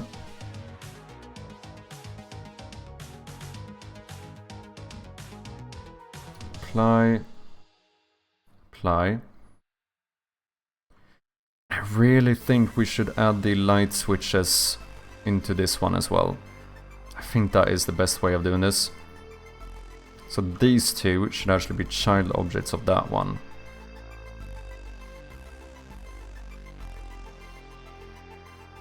So if I copy these, open this one, we paste them as child objects. But then we still made sure that the default position is always going to be here.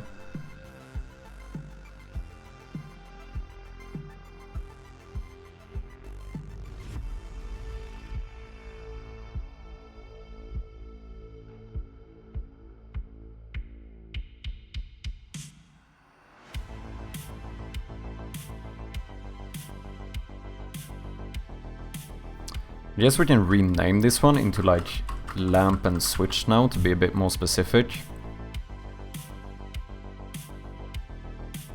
Because now I don't need to set up any null references, right? Like the good thing about this is that when you smash it,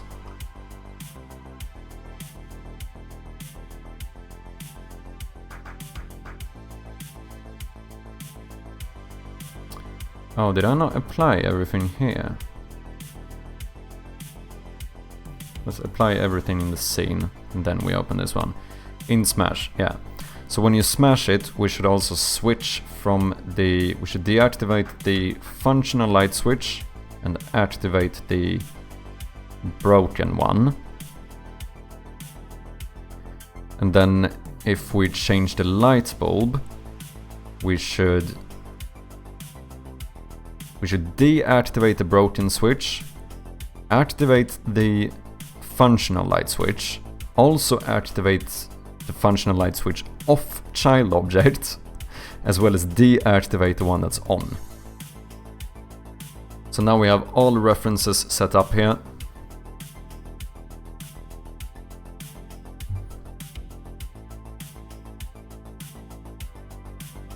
You know what, I'm just gonna call this lamp. Now in props, we can basically say that the light switches are now considered part prefabs. To be fair, so is the lamp and the broken lamp.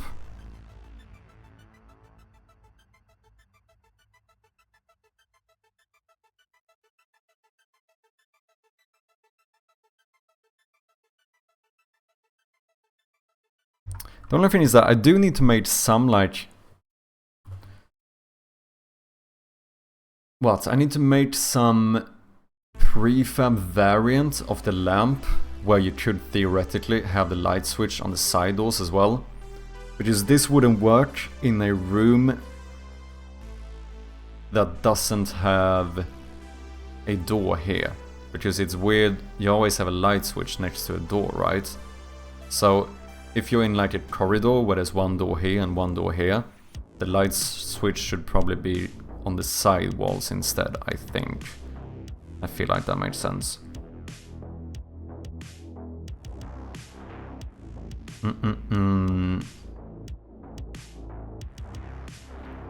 Yeah, this should be fully functional now. To the point where I think we can delete these switches in the scene.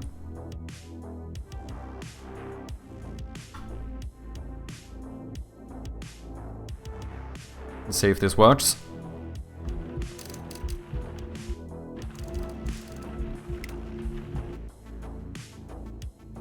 Oh, whoopsie. Okay, the light switches must have unassigned variables. That's weird. I should null check this. Why am I not null checking? That's very dumb, I would say.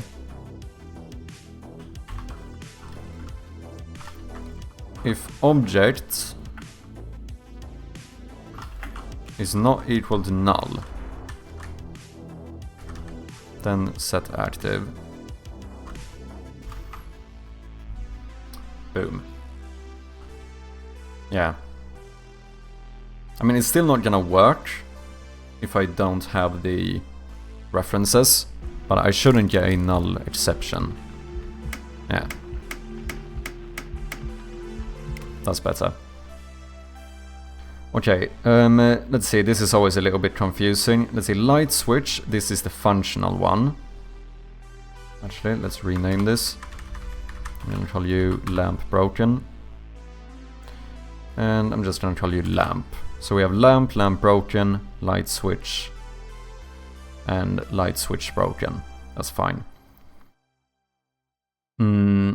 Okay, so the light switch off should... The light switch is off.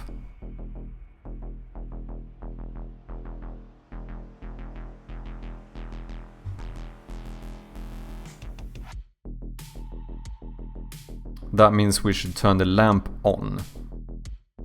So object to activate, lamp on, and we should deactivate, lamp off. Right, I think that's it. And then in the on switch, that means the switch is on. If you click on this one, we should deactivate the lamp that's on and turn on the lamp that's off. Holy shit, this is a bit confusing, isn't it? It's the fact that I'm using the terms on and off when I also have the items called on and off. So you like turn on an object that's named off. You get it. It's a little bit confusing, but let's see here. So those are now set up correctly.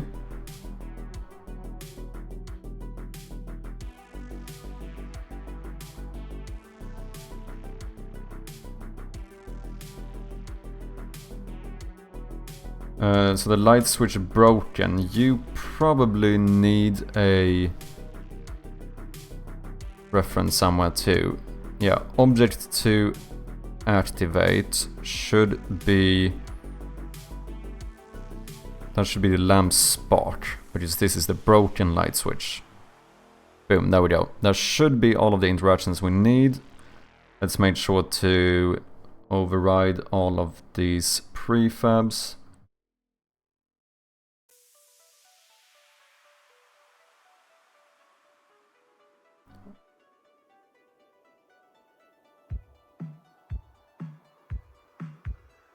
Oh yeah, I can't technically save this since that's a different prefab, but as long as they are child objects of the same prefab, it kinda doesn't matter.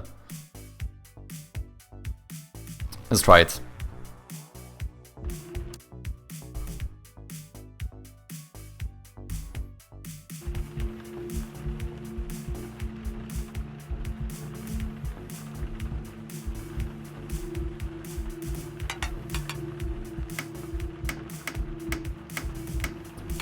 Seems functional.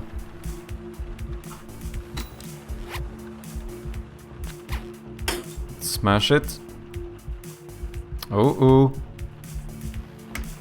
That's not right. Yeah, something is off.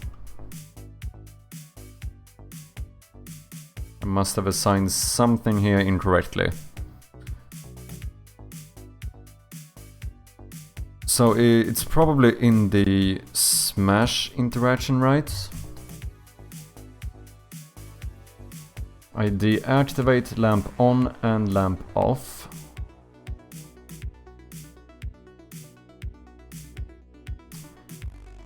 Why not just deactivate the parent object? Okay, this should work anyway. And then we also deactivate the functional switch. That is correct. Turn on the broken lamp and the broken switch. Should be fine. Okay, I think it's the switches then. That's wrong. Or change light bulb. Let's see, we deactivate the broken lamp and the broken light switch and the normal light switch on.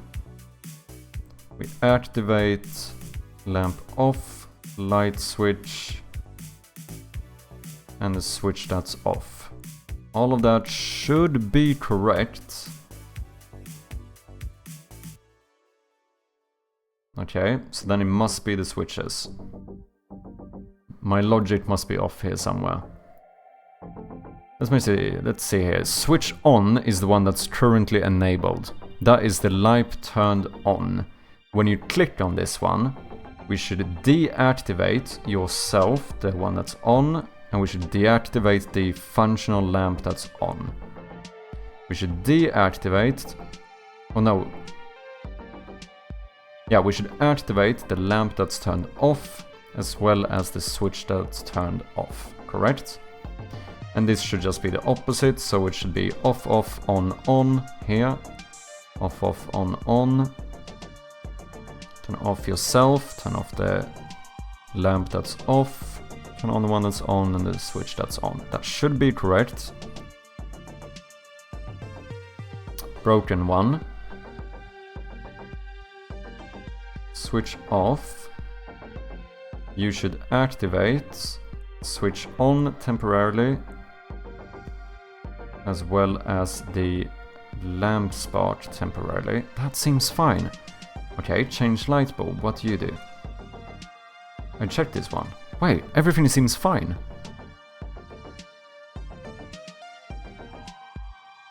Okay, I need to be more aware of exactly what's happening here. When does it stop working?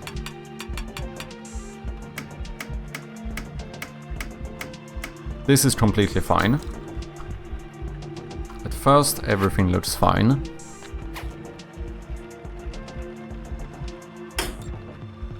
No, something is wrong when I smash it, because now the switch here is turned on.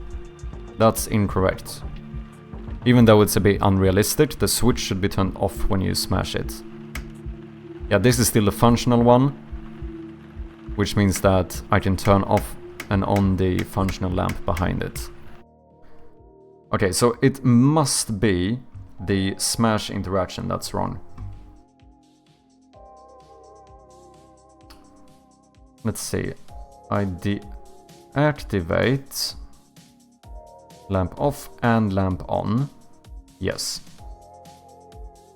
I also deactivate the functional light switch. Should be right.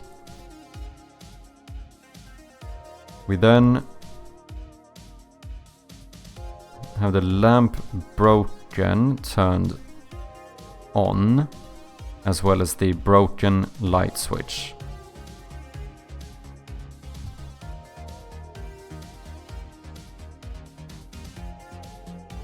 But I turn off the light switch. Why is this not working in the scene?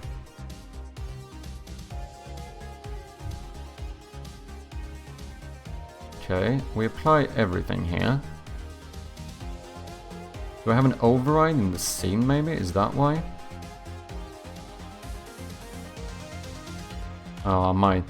Yeah, I do. Okay, Okay, so we revert this, that's the issue. Fair enough. Fair enough. That was a little bit cheeky, but it made sense.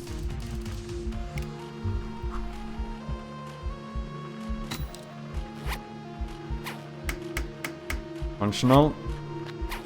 Smash it. It's now turned off, which means that you cannot turn the light on because it's broken. But if we change the light bulb, it's now functional. That seems pretty good.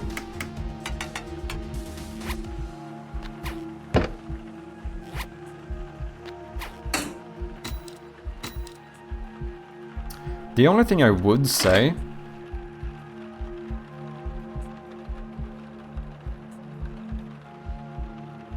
is that when you have a functional lamp, what I've done, since when you start the game, you know, you don't have the flashlight.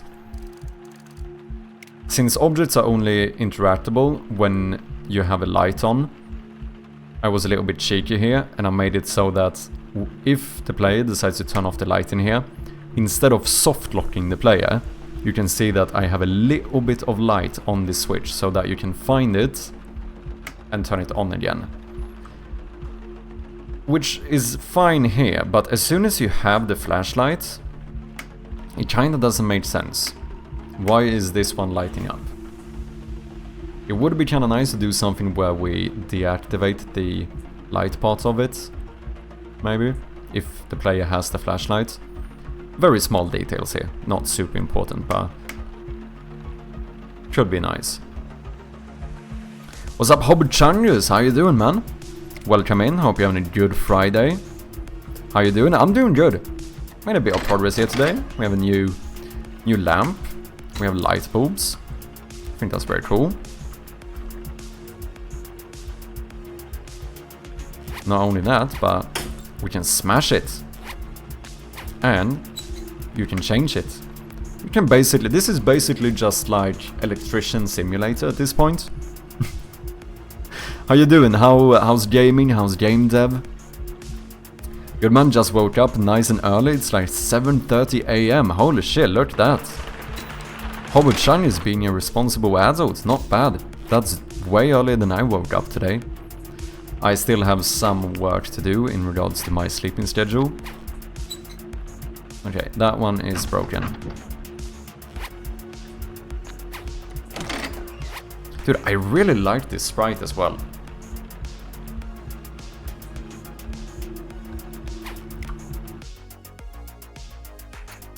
Let's make sure that the players can actually find a few of these as well. So maybe in like the crate here, maybe we put a light bulb in here as well.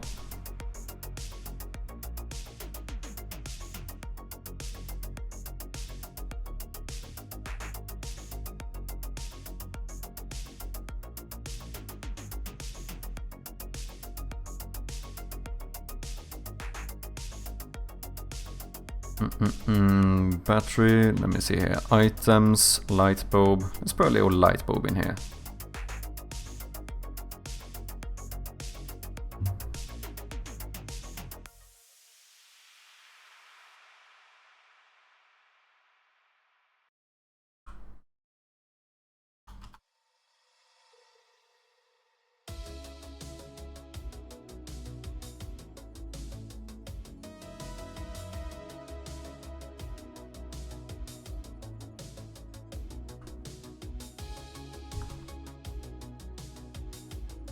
Yeah, that's fine.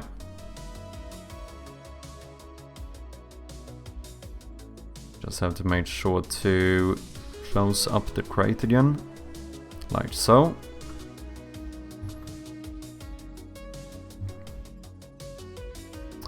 I've been lurking a little bit and watching you flick the light switch on and off. Yeah, do you want to see how many times I've done it? We can see how many times I've played the light switch sound effect. I started tracking how many times I played each sound effect, so I know which one I'm like using and stuff. It's kinda mad, to be honest, some of these. Wait, where's my audio system? Let's have a look.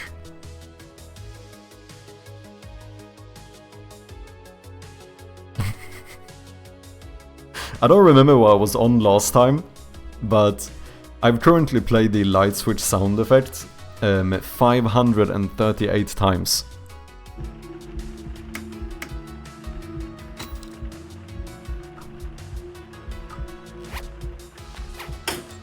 Dude, I really like this interaction though. I think this is very cool. Adds a lot of interactability, right? I feel like it adds some depth to the world, you know.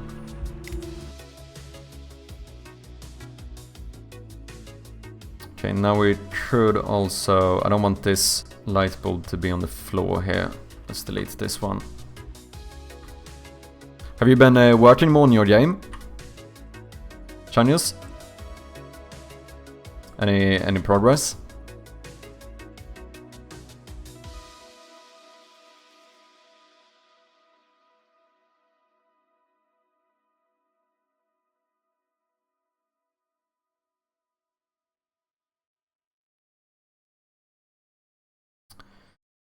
Should we give players even one more light bulb somewhere? Maybe in this room? There's a lot of stuff in this room though, to be fair. Maybe we put like a light bulb on top of the cabinet or something?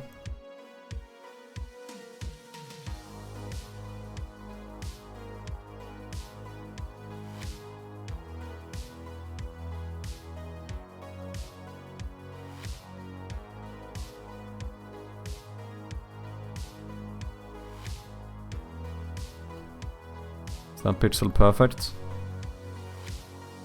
Should be.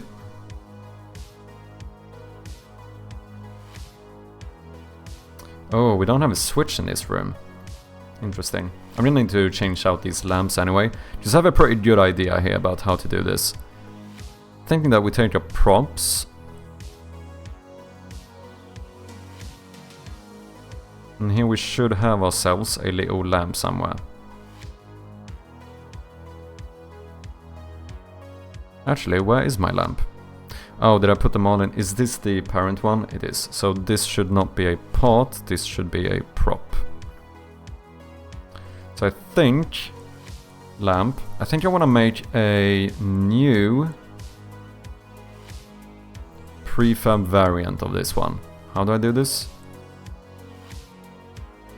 Create prefab variant. And then we're gonna call this one lamp broken. So the only difference with this one really is what is turned on from the beginning, right? So we turn off these two and we turn these two on. Easy peasy.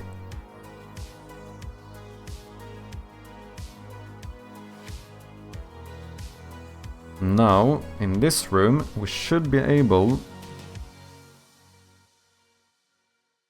to remove the broken lamp,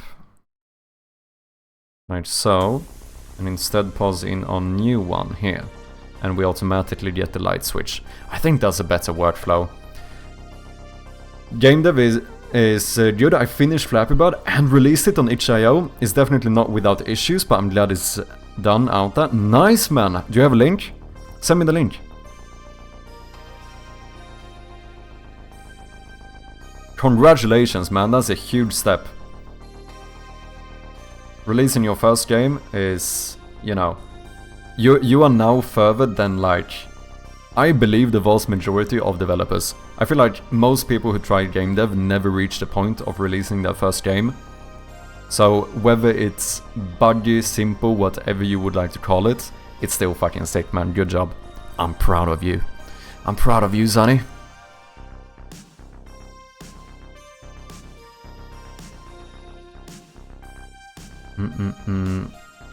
Oh wait, I need to delete the switches as well as the broken lamp, and then we pass this one in. Should probably check whether this is actually functional as well. That might be a good idea. Let me just double check here. Do I also have a light switch enabled? I do. Light switch. Let's remove that one.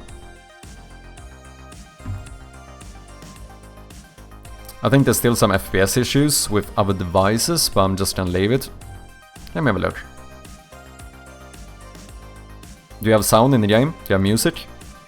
A Flappy Bird-like game with a seagull and faster. This is my first game made in the Godot engine. Enjoy. Fuck yeah, man. Let me follow you as well.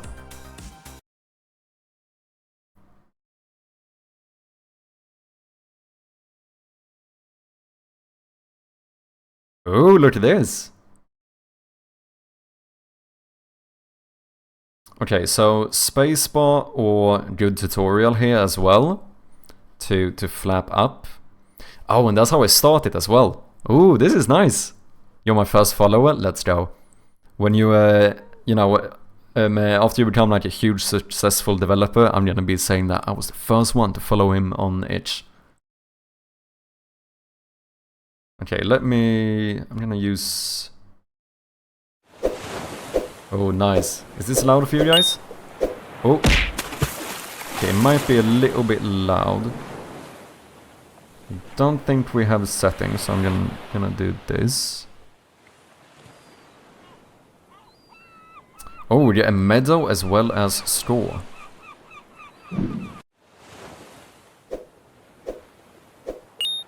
Oh, dude, I have not played Flappy Bird in long enough. Okay, okay. I need to be able to do at least 10, right? Scheiße. Okay, okay.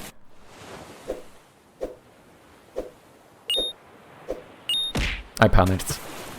Come on, man. Come on, come on, come on.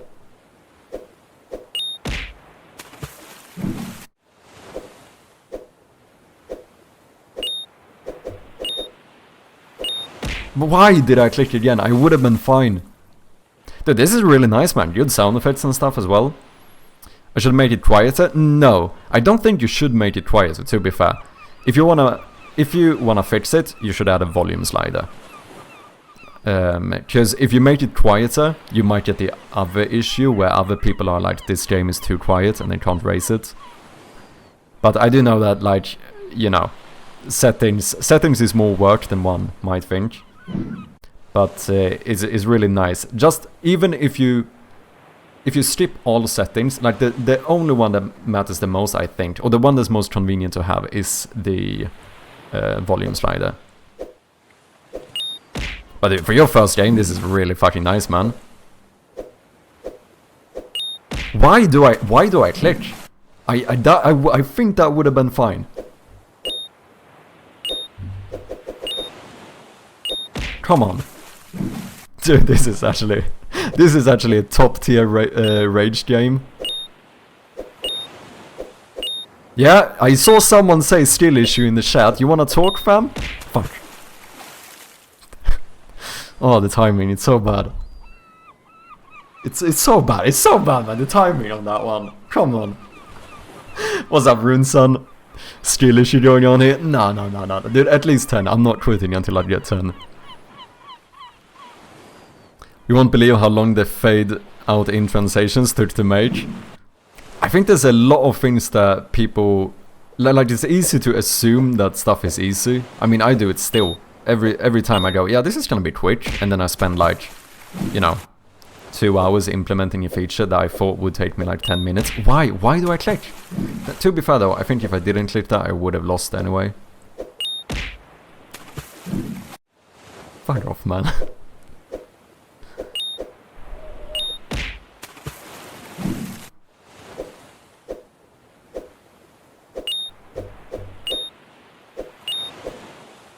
Oh my god, this is actually a top tier rage game, man. Watch me in 10 minutes when I start like smashing my monitor and stuff. Come on. Come on.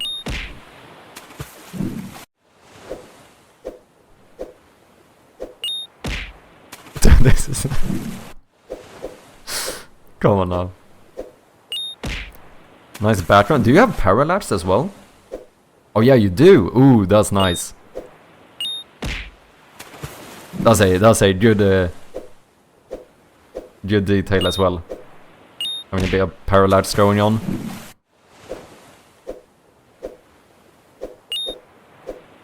Come on. Ooh.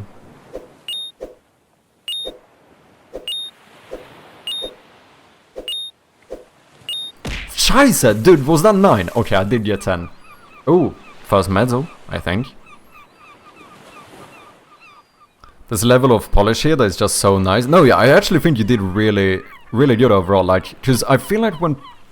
Most times when it's like the first project people ever do, I feel like polish is usually the kind of stuff that you miss. Just having, you know, the little title moving around, the tutorial like fading in and out, like this small little thing, the parallax, the background moving at a different speed than the other ones. Like all these small little things add quite a lot to a game. Like I think polish is a, you know, I put quite a lot of value on polish, I think.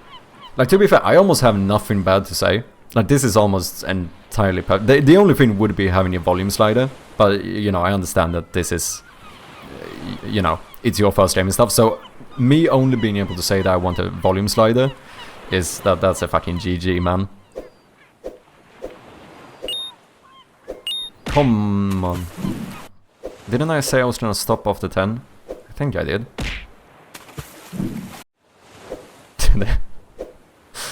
Why did I click that? I mean, that one was obvious. Dude, Runsan, you're talking about skill issues. Let me see your fucking high score in this. I got 10. Let me see you get more than 10. Okay, I can't even get 1 now. Oh, actually, that did count as 1, to be fair. Oh, why is the hitbox, actually? Oh yeah, I think it's on the same pixel line, right? I think that is the hitbox, if I'm not mistaken. For like when you get the store, I mean. Yeah, I think so. It's just me being curious about the behind the scenes here.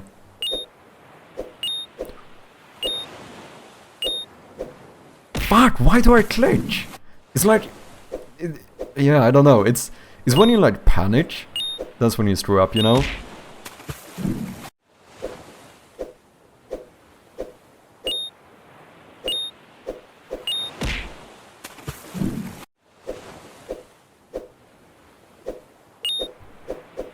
Why? Why? I would have been fine. I'm pretty sure I would have been fine. Oh, that's a nice one.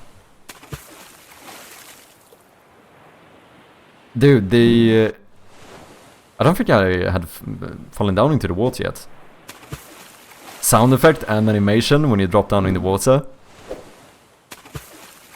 Oh, that's really nice. That fucking good job, man. That's really nice.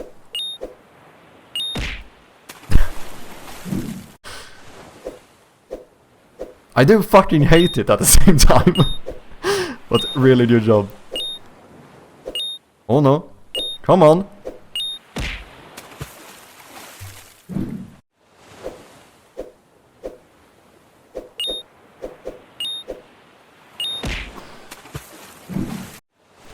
Yeah, good sound effects. Overall.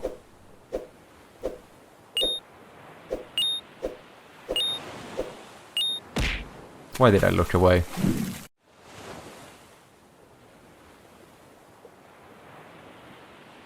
Yeah, Parallax could have had more layers to sell the effects. I just wanted to keep it simple. No, yeah, for sure. And even just having the parallax between the, you know, the one background and the things moving add quite a lot. Because otherwise, I feel like it would have been... If this would have moved at the same speed as well, yeah, that would have looked a lot worse. Even if you don't have like multiple layers in the background, I feel like it was definitely worth adding the parallax.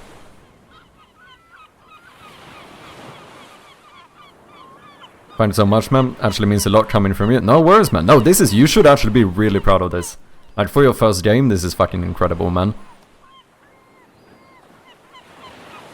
I think this definitely has more polish than my first game did. In terms of like the, you know, animations, the parallax, the sound effects. Just this one. That one is dope.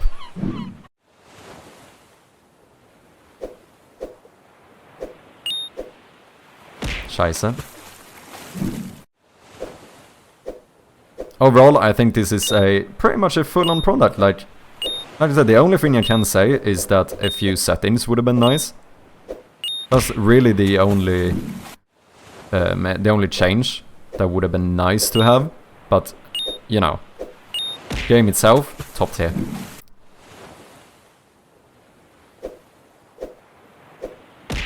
You said this was your first game, a lot of polishment. It really is. It really is. Yeah, sound effects matter a lot. I know when, like when we first started adding sound effects into like Shroud of Gloom, dude, it was a huge game changer. Okay, I'm gonna just beat my record one more time, at least. Well, maybe it would be good if I can get more than 2.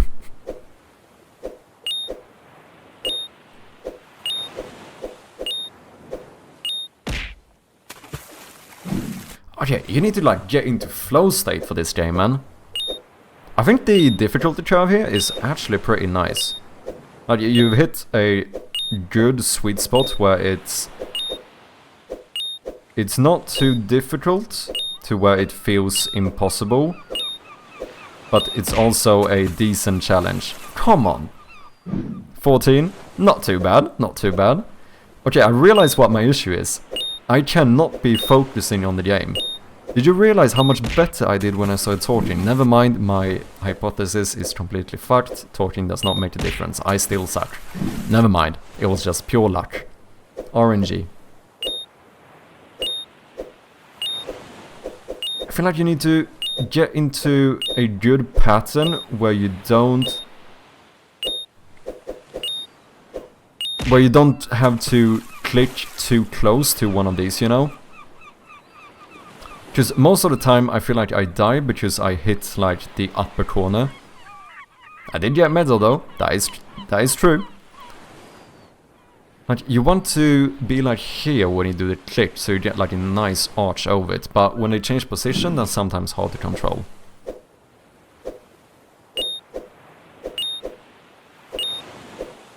Oh, just those ones are scary.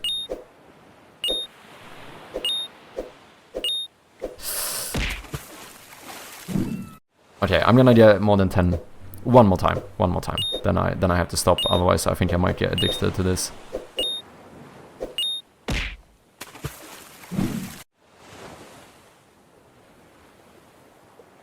Let's see. So, fun fact about the water, rather than sensibly just scripting the sprite from left to right like the others, I hand animated it pixel by pixel. Oh, I see. Like, it's not actually moving in the game, it's the sprite is animated.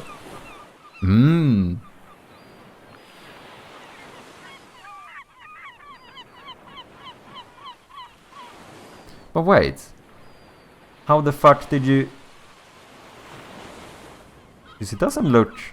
In what did you animate it? Or did you animate it in Godot?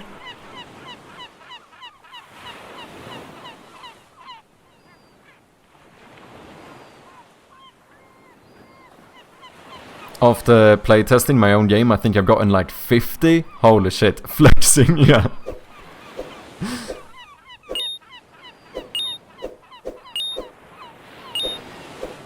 Yeah, this is like top tier scope for first game as well. Like, the most impressive thing is that you decided to actually do a simple game. Because vast majority of people don't, let's be honest. I mean, I didn't either. The first game I tried to make was a massive RPG game.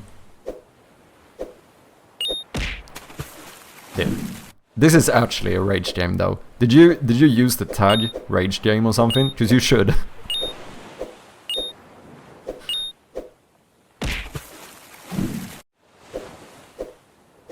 Oh, it's in Krita? Nice.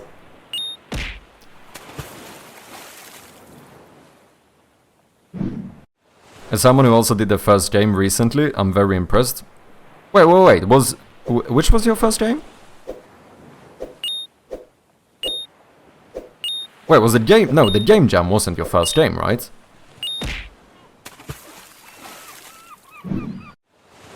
Wait, was that your first game as well? Oh, fuck me, dude. Well, that's fucking impressive too. Holy shit, I don't remember. Did you tell me it was your first game? I feel like I... Did you? I don't remember. Did I know this? I don't remember if I knew it was your first game or not, and it was still fucking impressive. Dude, that is also really good.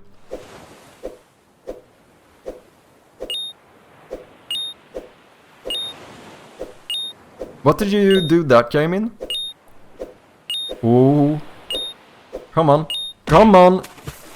9. Fuck off.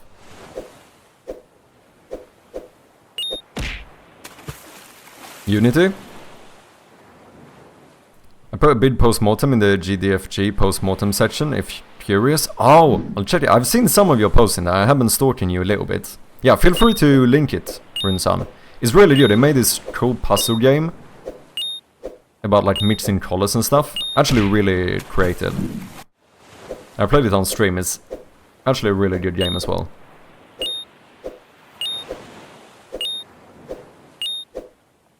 Come on.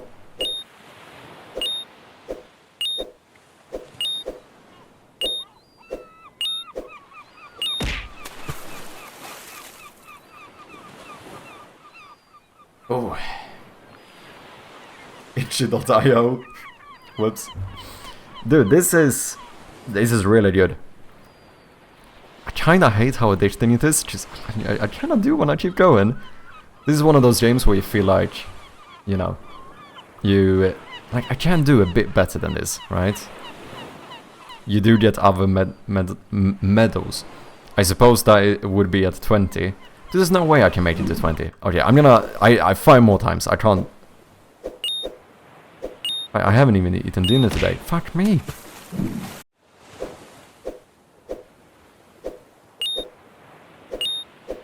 Yeah.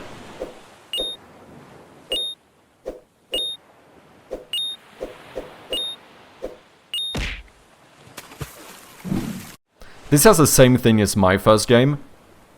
Alright, I'm gonna snooze this ad. Holy shit, 1 second left when I snoozed it. In my first game, I made one of these like catch games, you know, stuff falling down from the sky and you're supposed to catch it.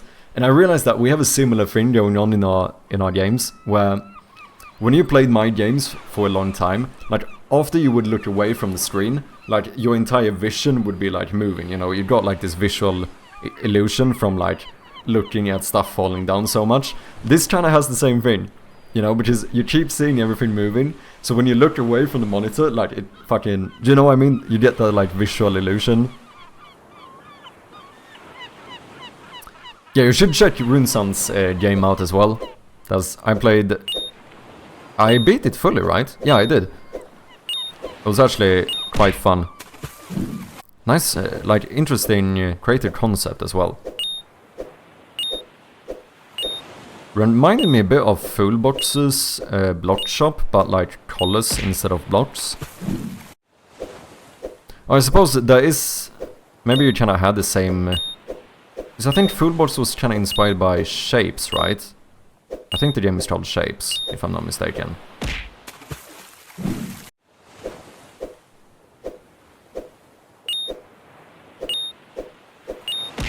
Okay, I can't... I'm gonna rage if I keep going.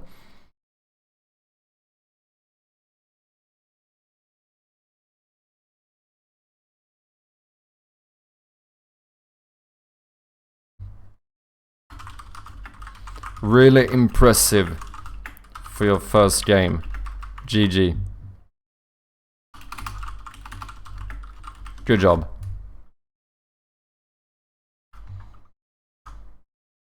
Go and check out Hobby Challenge's first game ever made. Incredibly polished for your first game. You should be proud, man.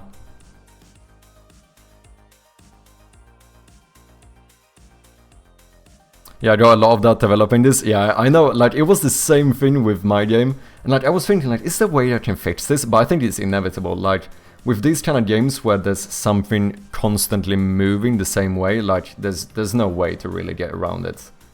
Because this was my first game, and it would be the same thing, just on the other axis, right?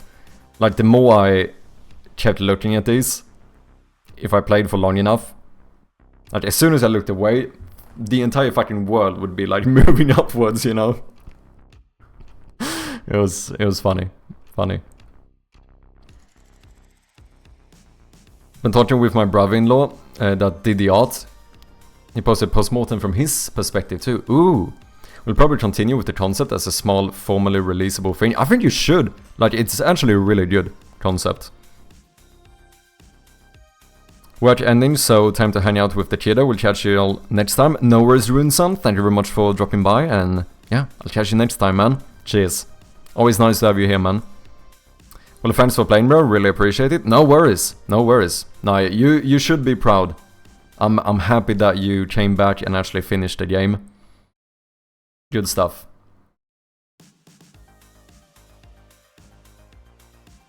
Do I even have a lamp in the window room? I actually need to check. I'm not sure if I do. See, lamp broken, light switch. Let's remove these and add this one.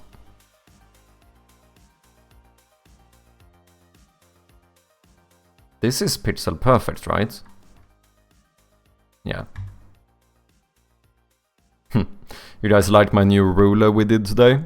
In case I ever need to measure something. I think it's pretty nice.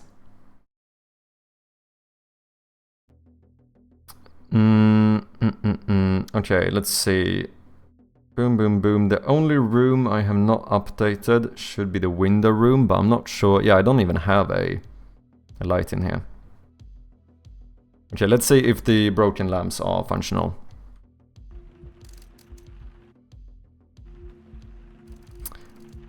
Thanks, I've been waiting to show this for a while now. When did you finish it?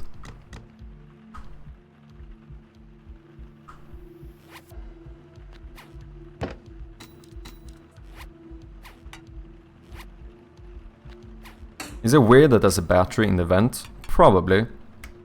Do I care? Not really. Okay, so no light in here. If we go in here, we have a broken lamp, which is broken. But if we put in a new light bulb...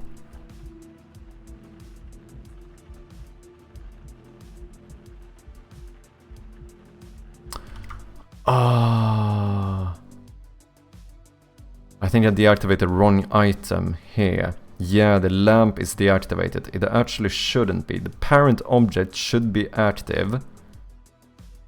But the lamp on should be deactivated. Yeah, because now I tried to activate the lamp on, but the parent object was still deactivated. Okay, now I think it should work. Go in here. Do I have a light bulb? Nope. Let's cheat. Okay. That's functional. Screw you in. Boom. There we go.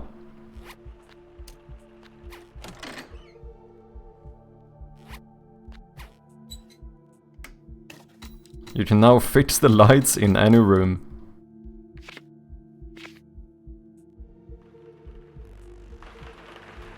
Except for this one, because we don't have a light in here.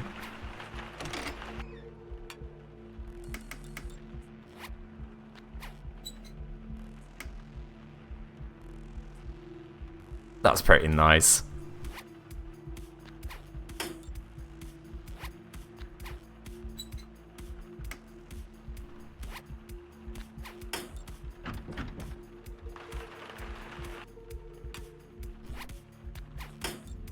I actually really, I don't know why I'm so hyped about this interaction. It's not really gonna, you know, be a huge change to the game, but I feel like it adds a lot of, like, depth and reality to the world, you know? And to be fair, it's gonna be good since you have batteries and you, like, drain your flashlight. That means that, say that there's, like, a really difficult puzzle in this room and you have to, like, spend some time in here.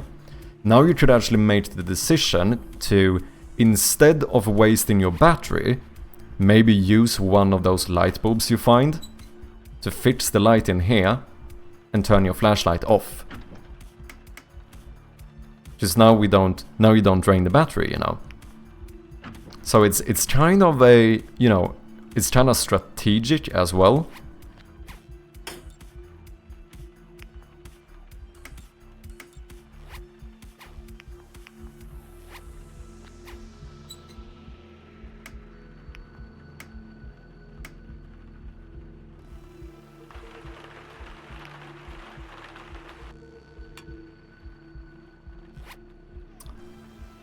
I quite like it.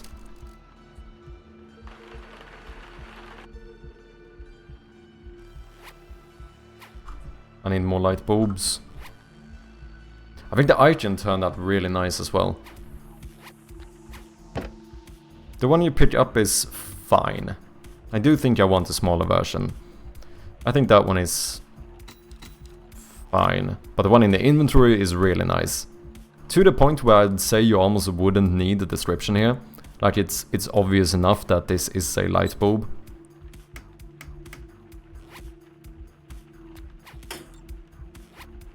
Be right back, see you soon, Hobo.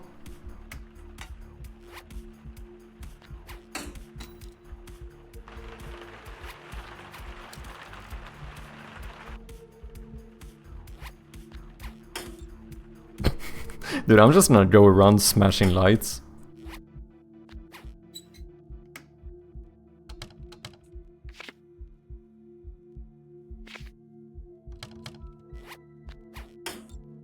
That's nice. I like it. I really like it. However, ladies and gentlemen, we have been on for nearly 8 hours. I think this is where I'm gonna have to end it for today. Go and get myself a little bit of dinner. However, please stick around and let's see if we can find someone to throw a little raid at. See who we have live today. If you haven't, if you've been enjoying the content, please make sure to follow the channel. Other than that, we do have a community over on Discord in case you want to join it. And of course, last but not least, if you haven't wishlisted Shroud of Gloom yet, please go ahead and do so. It would mean a lot to me. Very much appreciated. Don't scare me like that. No. Okay, this time I am actually the one going. Okay, who should we go over to? Let's see. We do have Nerdmind on. Oh, we also have Red Cabin Games. I think, yeah, this is a fellow Swedish developer working on a really cool, like roguelite in space. I don't think I've ever raided him before, so you know what? Let's do it. It's been on for nearly 4.5 hours. We are in the same time zone. But it seems like he's up and running, so yeah, let's do it.